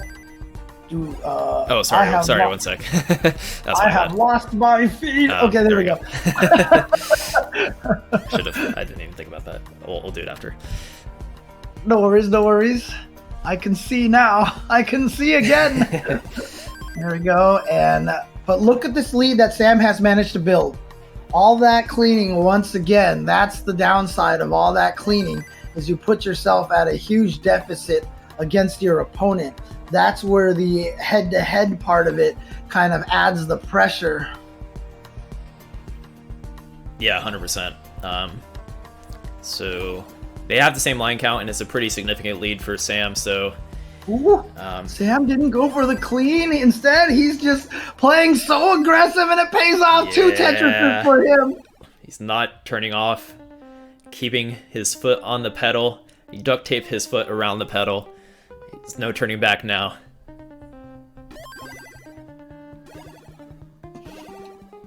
Okay. Yeah, had a little bit of an awkward piece placement there. Don't want to drop that in there because, like I said, it'll just keep covering, and you don't want to do that.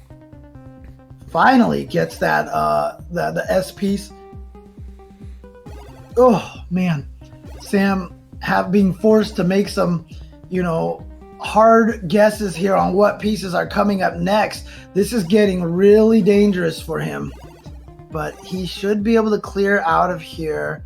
But again, constantly being forced to cover the holes. There we go, out of there. All right, okay. And he gets the Tetris, beautiful stuff. And during that entire time that he was cleaning that up, we did not have an opportunity for Brendan to lower the lead. In fact, the lead has only gotten larger, although Brendan is 10 lines behind. However, this has been Brendan's MO. He's been, he has been playing this way for most of the time, just being very patient, biding his time, and hoping that he can just outlast the opponent. However, as you mentioned earlier, Sam is the one who would just keep his foot on the pedal, would just not let off at all, and that makes it so that strategy for Brendan not as effective. So let's see if he can still keep this going. Oh boy, Sam taking a big risk there to block up the hole way up there, but it works out for him. If he can get this long bar, there it is, and boom, Tetris for Sam for a 200,000 That's point a lead. massive lead. He is on a 67% Tetris rate here, and he has transitioned. But you can see right now, Brendan's still 12 lines away from transition, so tells you the different paces here. He's on a 36% Tetris rate though, so he definitely needs to either step it up, because I don't think he can rely on Sam causing any errors or playing too safely at this point. Right. Sam has been so aggressive this whole time. I think BV has it in him, though. He has the aggression as part of his Tetris DNA. He can definitely bring it back if Sam were to have any errors. Like I said, though, house of cards, man. It can all right, just exactly. come We saw it with down. Miles versus BV when Miles had that massive pace. So we'll see what happens here. Okay, Brendan. Oh, perfect piece to clear that out there. How is he gonna resolve this situation here? Okay, actually, he does it well and gets a Tetris out of it. However, Sam still sitting on a 235,000 point lead, but of course, you can see he has 17 more lines than True. Brendan right now. But still, that's not 4 Tetrises. That's a lot more than 4 Tetrises. Right. Yeah. A very commanding lead still for Sam. And he's not slowing down. Like I said, he duct taped his foot to the gas pedal, and he is just draining Tetrises. He's going for the max. Yeah, he is definitely on pace here. Kind of a rough situation here for Brendan. Forced himself into an extra eyepiece requirement. So yeah, he's just going to try to cover that right there and dig his way back through. But unfortunately, oh no, drops one piece. Yeah, see, that's what happens when someone like Sam can cause this pressure on you, forcing you into these kind of mistakes. Ooh, and BV's not really poised to score right now. Actually, he gets a dirty 2-row up center well Tetris. Nicely done, but still down by over 235,000 points. Bit of an error there for Sam. He tried to make an adjustment. Oh, but he gets the right pieces. Oh, what the perfect pieces, and then the eyepiece. Oh, Sam. Once again, everything's coming up Millhouse BV right tops now. out. Yeah. So Sam is good. Sam could play for the max here, though. It'd Yeah, I make his think that's second good. max today. Excuse me. Yeah, I think that's what he's going to be going for. Even though his ELO ranking isn't as high as some of the other players here in this pool here, his performance during the qualifiers shows that he has been putting in the work very recently at the right time that he's needed to put in this work. He needs one more, as you can see Brandon say. One more. And boom! There max it is. out. Thumbs There up you from go. Brendan. And he's going to keep going. He is going to keep going. Nice adjustment there at the end. Where's that long bar? Tetris, come on. There it is. Boom. What can Sam Ends do on the on kill level screen? That's what I'm 29? curious about. Can we get a level 30? No, not with that Hig. Oh, not quite. But there you go. There it is. 1,071,500 points for Sam. Nicely done. It looks like Sam has left the building, so BV wins by default. Congrats. No, I'm just kidding. Sam is back. BV's like, I'm down. I'm down. All right. Also, I've got a guest commentator here for people here in the. Oh, here we go. Hi. Oh, Judge hopping in to let Sam know something real quick. And we'll get back into it. Say hello to our judge, Sean. Doing some great work today.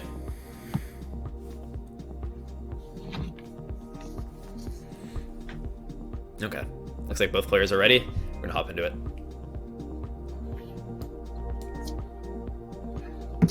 All right, here we go. Sam ahead, 1-0. Remember, Brandon has to win 2 sets of 3 out of 5. So it's a long road for him, but he's definitely capable of it. We've seen what he can do. The hardest part about this is that unlike most of the other people that he's gone up against, Sam, like you said, does not let off of the gas pedal. He just goes in as hard as possible.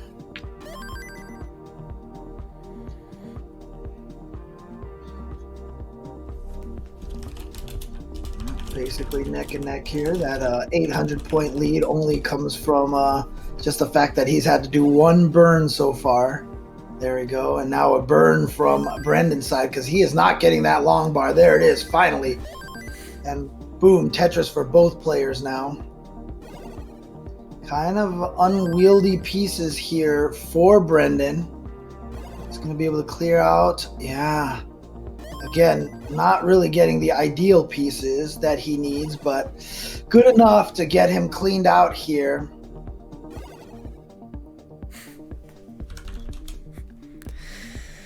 Oof, okay. Where's the T, or where is the Z, I think it was. Oh man, not the best sequence there for BV, especially that square to plug it up there. Yeah. Hopefully RNG helps him out with this clean. Okay. Yeah, so far it hasn't been very kind to him so far. I'm just watching his screen right now. The RNG has been brutal for him this particular game. But he's managed to clean his way out mostly. But again, that's just going to give Sam that big point lead here. And as a result, he has to work that much harder to be able to try to take the game. Yeah, you got to drop that in there. Yep. Wow. Oh, some indecision there from BV, but I think actually his adjustments there paid off. Oh, that's going to be tough. No. Gets the right pieces to fix the air. I mean, he's been burning for a while. Sam's kind of getting a pretty good lead. This is rough. This is a rough situation here for BV. Yeah, 205K for Sam. 85K for BV, so BV is going to have to get caught up once he gets through all this. Yeah, but he still can't seem to get the pieces that he needs. He still keeps getting these very unfriendly pieces. He's always forced to keep covering the holes that he's trying to dig into. There we go. Okay. So at this point in time, the lead for he's gonna go for the dirty Tetris. He has to. He knows he has to. Yeah, there you go. Nice awareness, and I think he's trying to go for another one. Yeah, he is. He knows he has to. Nice. There you go, another one. Those are the moves you need to make. Did he really set up that? Oh my goodness. And he's setting up properly. Gets another one. Wow. Okay, finally cleans out. Oh boy, that was nicely done. What a beautiful way to try to keep yourself in the game. Nicely done. Yeah, again. Good foresight. Very well played from BV considering. And I mean, honestly, if he didn't take all those dirty Tetrises, it would be a much more significant lead. It still is pretty substantial, but I mean, those moves are going to pay off if he's going to want a chance of winning this game. Yeah, so Sam up almost 200,000 points here because he's just been playing so cleanly and so solidly. Now, from Brandon's side, he has to kind of do the same thing that he did before, which is kind of count on Sam maybe potentially making an error somewhere that will give him, hopefully the house of cards goes down. Right. But from what we've seen from Sam, that is not a good bet to take. BV is throwing down Tetrises, but Sam's just not letting off of this lead he has, as you were kind of saying. So look at the speed that he's playing at. It's been so clean. Oh yeah, Sam's pressing down. He's using that. He's got that energy, man. He's got to go. You can tell. Trying to add some extra pressure there. Nicely done.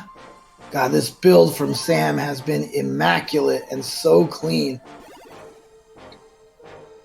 Nice. Last second adjustment. Yeah, look at this. He is maintaining that lead so well. What does Brendan have in the tank here? Brendan's ready to go, but he is starting to run into a drought. There you go. In there. Back-to-back Tetris, not terrible. Oh, he's going for it. Oh, yeah. I like it. Oh, yeah, I really like it. Yep. Tetris. Okay. I was about to say, he had a clean opportunity that he bypassed. Is he going for another one? No, okay. Yeah, the pieces were not aligning for that, I think. Yeah, he's going to need all the points he can get here. I think he knows that he's playing pretty aggressive. And it actually... That worked out. A little cheeky grin there from BV. But there we go. Tetris. Ooh. Nice adjustment at the last second there. And he's able to fill out the left. The game wants BV to live, granting him eyepieces. Uh-oh. Oh no! He doesn't get the square to the left. No, that's going to be it right there. He might be able to... Oh, if he were to get an L piece, I could see BV getting out, but it's still very hard.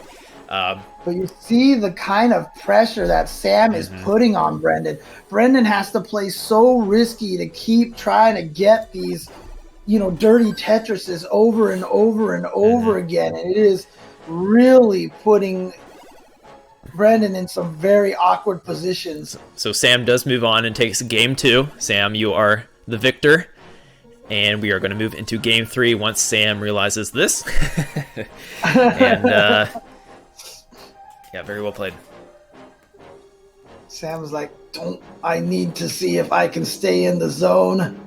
And again, you know that this is important for future rounds. Don't blame him for this. He might be wanting that back-to-back max out. Yeah. I don't blame him. Definitely within range of that. It is the final match, so, there isn't too much of a constraint on time. Actually, he's going, you know what? He's feeling fine. I think in spirit, I saw the max out there. He was just feeling it. Yeah, 68% Tetris rate. So he was definitely on his way there to another max out. I have no doubt that, you know what? That is a max out in my heart right there. Yeah. BV says in chat, that's a back-to-back in his book. Okay. Both players are ready. Let's go. Sam just needs 1 point to win the entire group. Yep. And Brendan, like we said, even if he can come back and win 3 in a row, he'll need to do it again. It'd be quite the comeback.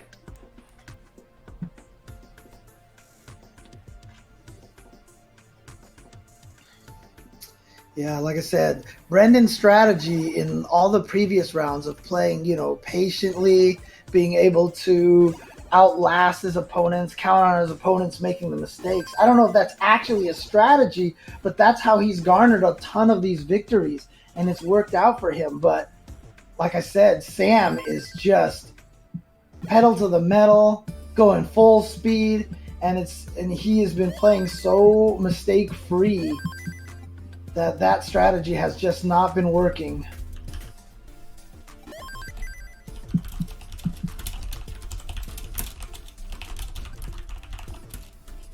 Needs to figure out how to fill out column 9. Yep, drops that piece in there. Basically the 2 wide setup, as you said, very, very safe. And see, he's still, wow. Yeah, BV finally with a bit of a lead to start off after some rough first 2 games on level 18. Yeah, some tough RNG that he's gotten up to this point in time. But again, it's what you make of that RNG. Interesting decision there by Sam. I think he just wasn't sure where he wanted to place that T-piece. Mm. BB with the head nod I was talking about. He's saying no, but he's smiling, and he's like a very confused head nod there while he drops 2 Tetrises. It's like it didn't seem right, probably because he got bailed out a little bit. But yeah, he drops 2 Tetrises. RNG taketh, and the RNG giveth, and the Exactly. RNG taketh away. Let it help him out this time around. Yep. And look at that. After all that stuff with that great start from Brendan, Sam actually had the lead for a second there. Yeah, Sam gets another Tetris. Yep, there you go. He's back in the lead. It's basically neck and neck. It's virtually tied. And admittedly, Sam has been getting a lot of great pieces that he's been looking for right when he needs them. But that's also credit to how well he's just been building the landscape on his stack. Like that, for example. Just so well done. Oh my goodness. Those tucks, a rough misdrop followed by some nice tucks for BV to set his board back to normal there. And Sam with a small lead, but he's been pressing down, so he's going to naturally be a little bit ahead. They actually have, respectively, BV with a 72% Tetris rate and Sam with a 71%. Wow, okay. So this really is actual neck and neck. He needs something to drop down there. They aren't giving... Okay, that'll work. Oh, that was nicely done by Sam to keep himself alive here. But you see, again, just getting a lot of the pieces that he needs. Yeah, Sam's board is looking crisp. BV needs to fill up columns 2 through 4 there. He does it very quickly, and he's looking poised to get some score. There we go. So they're pretty much trading leads. Yep. But Trading again, Tetrises. after all is said and done here, Sam still has the life lead. Look at this drought now for BV. This is brutal. 21 drought. 23 drought. Oh, he set up. Yeah, he set up for a dirty Tetris, but it's still 32-piece drought, and finally shows up right when he can't. Yeah. Okay, there we go. That's still kind of like a drought when you have to do that, you know? Yeah, exactly. Awkward situation. Okay, actually clears it out pretty well. Nice last second adjustment, but then followed once again by another immediate drought. 19, 20 there piece. We go. There we go. Finally another one. And in that time, Sam has built up an 85,000 point lead. Right. But also to note that Sam is in the future a bit, but he is maintaining that 72% Tetris rate. BV's still at a 66% Tetris rate, so he's not too far behind. But looking like Sam's going to hit a pretty good transition score of 579,000. Yeah, so he's basically right in range for that. Oh, that was nicely done. Everyone likes their eye spins, line spins.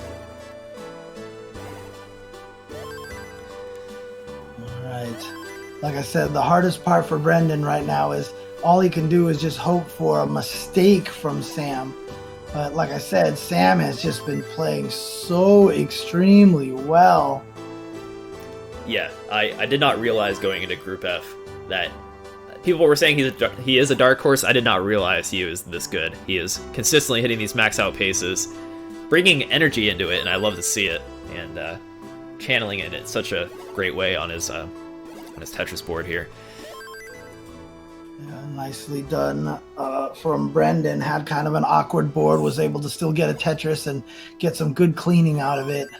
And there we go, another Tetris. But look at this, down 137,000 points.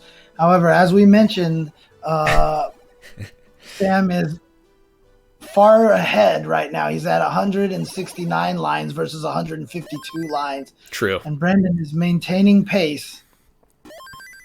Yeah, but he's still doing good at 66%, but it's just like he's got to still turn it up here and really hope that Sam messes up, because Sam is looking so consistent today. Yeah, 66%, but Sam is at 73%. Man, that is crazy. The kind of pressure that Sam is putting on BV right now is unreal. Yeah, I mean, this is the pressure of playing against a champion, just this consistent max out pace. And it's just really hard to beat. You really just gotta, the only way to beat that, fight back with the same power. Yeah, just do good. Yeah. Play well. Right.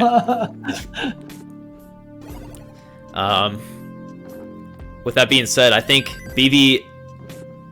Sam is actually very far ahead, and he's actually poised to take a max out here. This is probably going to be a double max out now that I look at it. Brendan's on a very good pace. Uh-oh. A little bit of an error there. Nothing crucial. Can hurt the max out pace just a little bit, though. Bit of a drought here for Sam. Waiting for this long bar. There it is. One Tetris away from the max out for Sam.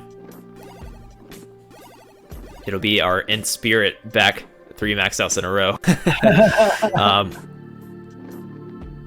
Okay, here's the spin. This is getting down to the wire here. Brendan needs a score. He's gonna go for the dirty. Oh, he could have had it set up a little bit earlier than that. No. Oh, he's going for it. Oh boy. I think that's the right call too. He has no choice, but it's gonna cost him in the end. Oh, it's and Sam. You see Sam is just jumping up and down. He gets the 1.1. Friends. He's got a 1.1 in game against a BV to take game 3. Like, Sam is on fire all 3 of these games, pretty much all max outs. I mean, he pretty much topped out intentionally at like 900k on level 25. So in my eyes, he just hit 3 max outs in a row to take Group F, and that's crazy. That's amazing. Nicely done. And you know, I mean, you see the game that Brandon was playing there? He was playing a great game despite like all these droughts. He had back-to-back droughts. He's in the middle of a drought right here when he topped out. I mean, the RNG was definitely not in his favor, but he was able to survive and play so well and last so long. Really great job to Brendan, and finishing second place there. He did finish in the money in the top 16, so he'll be getting at least $250. Congratulations to him. Well played. But it will be Sam Finch who is going to the top 8, who will be playing in the finals top 8 that will be coming in about a month, I think it is, that we're doing the top 8. But again, I love the energy that Sam has. I love the passion that he has. It was so well done. Whoops. Because I'm in studio mode? Something's not right here. I switched the camera, but... Oh, you know why? I know why. I'll get this fixed before... He is not your champion. Sorry, guys. I messed up. But... yeah. We tried to DQ Sam. We're putting him as the winner anyway. No, it's kidding. I was doing so good today until now. It's been a long day, man. It's been a long Where is he? Why is he not here? He's run away. He's too happy right now. You know, let's just get him out of here. We don't want to give BB the credit. So Sam Finch does move on. Let me get him pulled up here, just in case he is popping off. Must be player 4, actually. There he is. Found him. Oh, and the judge is here to talk to him, to congratulate him. And, all right, yeah, Sam Finch moves on to the main event. You can see it December 6th, 12 p.m. PST, 20 UTC on Classic Tetris. Be there to see this madman pop off from Group F to hopefully put up some good matches in the top 8. And after today, I'm a Sam fan. I did not realize how good of a player he is and how electric he is. He's really going to bring some great games to the top 8 for sure. Yeah, congratulations to Sam again. You can tell, like I said, through the stats here, through the elo, He was ranked, let me see, where is Sam here? He's ranked 28 on the ELO.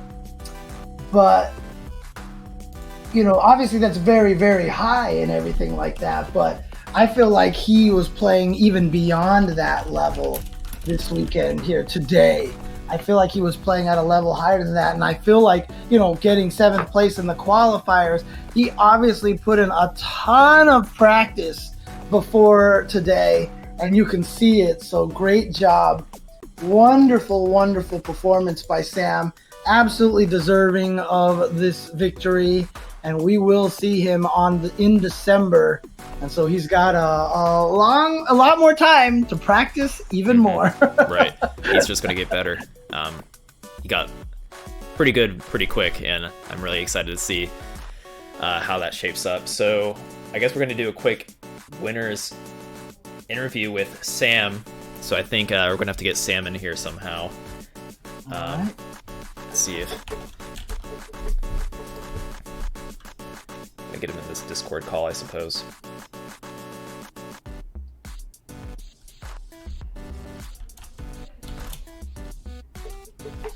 Okay. Oh boy. You can see the kind of the relief here, the weight of the world off of his shoulders, I feel like. Yeah, that's you on screen, Sam. I wonder if I can pull up his MIDI audio. Yeah, Sam, if you're listening, let's get you into this Discord channel. I think I can drag you in if you go into a different channel, actually.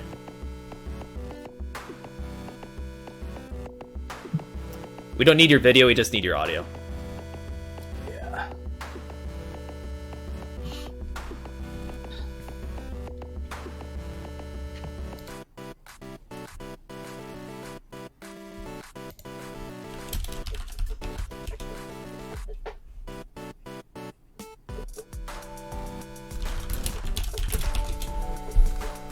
Whew, Sam Finch.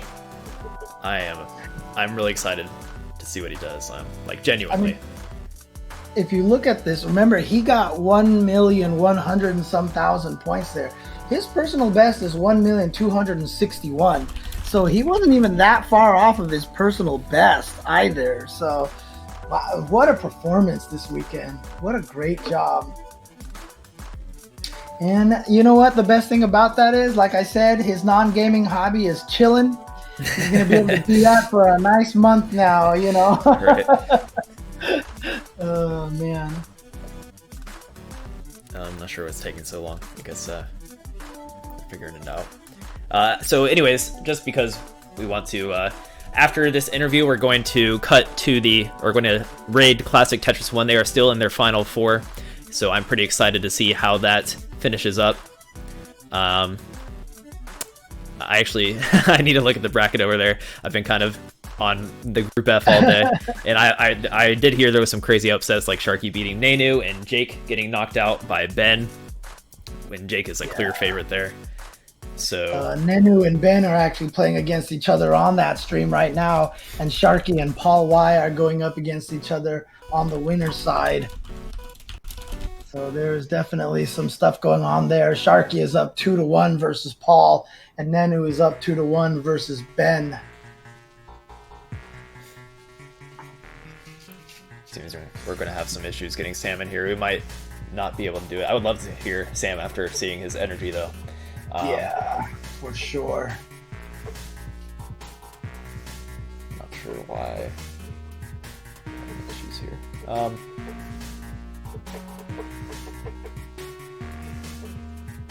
Right. But once again, thank you to everybody for watching here. Congratulations to Sam. But while we're waiting to see if we can get Sam into the Discord call, just definitely want to give shout outs once again to the official Tetris on social media. That's at official_Tetris. Not only are they giving stuff away to the viewers at home, make sure you follow them on Instagram at official_Tetris. And then also, they are providing $10,000 cash prizes to the top 16 players here at the Classic Tetris World Championships for this year. $3,000 going to first place, paying, like I said, all the way out to top 16. So as we mentioned, Brendan from Scotland gonna get $250 US. And Sam will be trying to fight for even more than that. He's going to be trying to get his way into that $3,000 first place prize. The shout outs once again to Official Tetris. I love seeing Official Tetris and CTWC doing a lot more collaboration and work. And I even see it on social media. You guys are always tweeting at each other and everything. And shout outs also to Enhance for the updates to Tetris Effect. Going to be getting the expansion to Tetris Effect Connected, so that we are adding a bunch of multiplayer modes, including a classic Tetris mode that is going to try to emulate NES Tetris as much as possible. So players at home now can see how difficult NES Tetris is. A lot of people are going to pick it up and be like, this is impossible. You can't actually survive this, you know? And that'll make what players like Joseph and Green Tea and Sam here, what they do, that much more impressive, trust me. Speaking of Sam, I think we got him into our channel. Sam, if you are able to talk, says your mic is muted. Yeah, his mic is muted right now. Let's see. I think he's on his phone, so maybe he has to figure that out. You're muted, Sam. Just as a FYI, you are still muted. So if you want to unmute yourself, we can talk with you.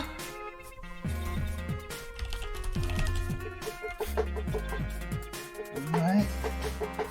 I hope he doesn't have that weird push to talk thing that I was running into earlier.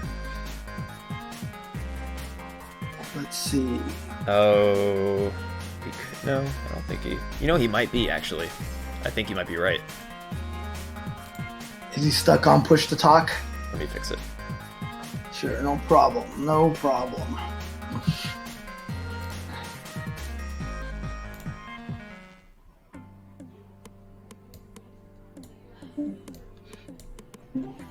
All right.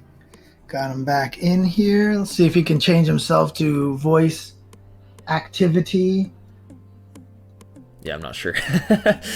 He's here. We're so close. He's there, but unable to do it as of this second.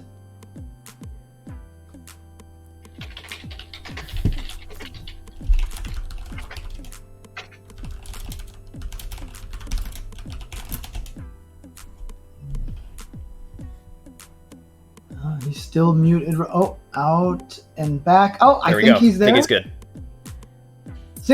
Sam, are you with us? Wait for it. Oh. Okay, I hear you. I need to turn you up, though. Let me turn you up. Is audio coming from this mic right here, or is it coming from my phone? Can you tell? Is it far away? Get closer to your phone. How about now? It sounds okay. I think it's a little bit quiet. Yeah. Okay. You can right-click his name and yeah, I turned it up to the max. do him 200% or something. Yeah. Just turn it up. I'm kind of far from my phone, but it's my webcam, so. Okay, here, I'll turn down James, and then I'll turn up the... Oh, okay, good idea. So that James isn't excruciatingly loud.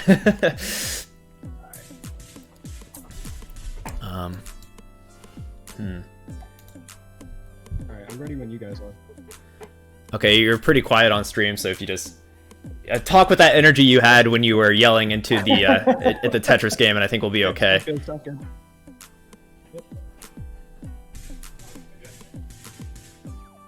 Are you good, Sam? Good to go. Yep, good to go.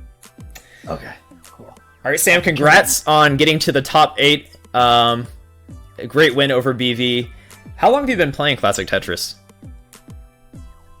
Thank you so much. It's been awesome to be here. I've been playing Tetris for a couple of years. I started on like janky websites after seeing the Jeff versus Jonas finals video. No, I switched to Classic Tetris when I started skipping class and going to the library to play it on the school computers. And then eventually I got a CRT and an NES and everything, and just worked really hard to get here. I put in a lot of hours, So it feels Awesome. really good to get some success finally, because I've never really played in a tournament, so it feels good. For sure. Stay in school, kids. I'm just saying, stay in school. Yep. Uh, Put it into but practice, and I mean, this is pretty much as good as it gets in terms of classic Tetris. So you're in the top 8, the round of champions, whatever you want to call it, the main event, and you were really bringing it pretty much in spirit. I think with that last game, you had 3 max outs in a row. That second game, I think you could have maxed, but you were just being polite. So which I've never done before. I've never maxed out 3 times in a row. really, so that was the first in competition. So if you're able to bring that energy to competition, that's awesome. That's what you want. Yeah. So it seems like you're able to channel that the nerves to some extent into positive play. Yeah, my play always has a lot to do with how I'm feeling. If I'm a little bit tilted, I'm not going to score more than 22,800 before topping out. So, I had my friend here, Michael. I love you. He was my emotional support. Nice. He kept me not tilted for a long time, and I think after I found a little bit of confidence, because like I said, I've never really played in competition before. Once I found that confidence, I was able to show my best Tetris for this last match, especially, and I'm really happy to have been able to finally prove that I can do something just in tournament on command. I just feel great. Yeah, you surely proved it on one of the probably the biggest platform you could, and yeah, I'm glad to have you in the top 8. I'm not sure who you would theoretically get matched up against off the top of my head, if you were to know, but I'm really excited to see who you play against and how you handle it, and hopefully you can bring that same energy you brought today and bring invite your friends back over. Bring Michael back over, because apparently that seemed to help. Oh yeah, we're getting everyone together. Nice. Yeah, I can't believe that that went that way. And honestly, I don't mind playing anybody. If I have to play against Joseph early on, there's all the glory in winning that. And if I don't, maybe I can make it a little further. So we'll see what happens. I'm excited. Great. Yeah, so I mean, you've obviously got a whole month basically to keep practicing for this. I feel like, looking at your stats over here, it feels like just leading up to this and the qualifiers and stuff, it seems like you put a ton of time into this, because you were playing absolutely monstrously on fire all day today. I mean, talk to me. How did you prepare? Like, what did you do in the past couple of weeks to prepare for this match? Uh, Past couple of weeks, I started working full time again, so it's been really hard. And I've just focused on learning all the concepts, learning all the builds, focusing on what the top players are doing. What's meta.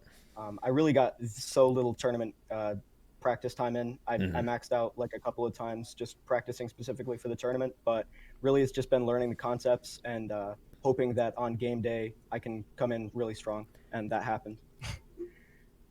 No, Awesome. undoubtedly. Like I said, like we were saying on commentary, I just felt like you were playing so well. Brendan was playing very, very well himself, but you just kept the pressure on him the entire time. Even one game, you were pressing down on a bunch of the pieces. Is there something like? Do you feel like there's a lot of adrenaline in your style of play? Is that adrenaline kind of fuel you and makes you play stronger?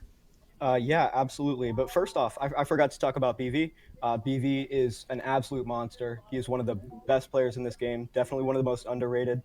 He's not talked about like he's a top player. He's an absolutely a top player. He's an incredible scorer. It was so awesome to play him twice. And I wanted to go up against Miles. Miles, definitely one of my best friends. But unfortunately, it didn't happen. We're gonna have to do a friendly at some point. Kingsman is listening. I'm sure he heard that. He heard the word friendly, and you're there. Yeah. Awesome, dude. So, congrats to Sam to make it to the top 8. I think we're gonna try to catch some action here at Classic Tetris in a moment. Any last words, Sam? Anything you would like to say to the remaining viewers? Yeah, just thank you guys for dealing with the technical difficulties. A lot of them were on my part, so thank you guys for bearing with us. Bearing with me. Not a big deal. Thank you guys for having me. Great. Any last things to say, James? No, just outside of just congratulations, and be exciting to see you go up against the other best in the world coming Exactly. up in December. It's going to be a good time. I'm excited for Sam the Dark Horse. Keep up the same practice. I think the practice of just studying the game is completely is under underappreciated, I suppose, rather than just grinding. If you can, when you're just thinking about the game rather than always playing the game, you can kind of see it in a different light, and it really will expedite your ability to grow as a player. So I definitely appreciate that way of studying up on the game. So, Yeah, thank you. all right, Sam, thanks for joining us, and excited to see you in the top 8. We're going to bring it over to Classic Tetris, which is still playing some great games, I'm sure. So everyone stick around. I'm sure you guys are probably have the ideal Tetris viewer probably has both streams open right now, but we're going to make our way to Classic Tetris 1. Thank you, everybody, Yeah, and I think actually, Group F worked pretty well. Thank you. Just as a quick update, it looks like Sharky just beat Paul Y 3-2. Wow. Really? Well, let's get in on cheering for Sharky real quick. All right. How do I get this going? Here we go.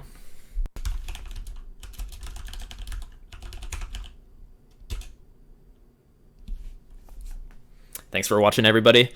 We'll be back tomorrow, I think same time, 2 p.m. Pacific, if I'm not mistaken. Check the schedule just in case, but pretty sure. All right, see you guys. Peace.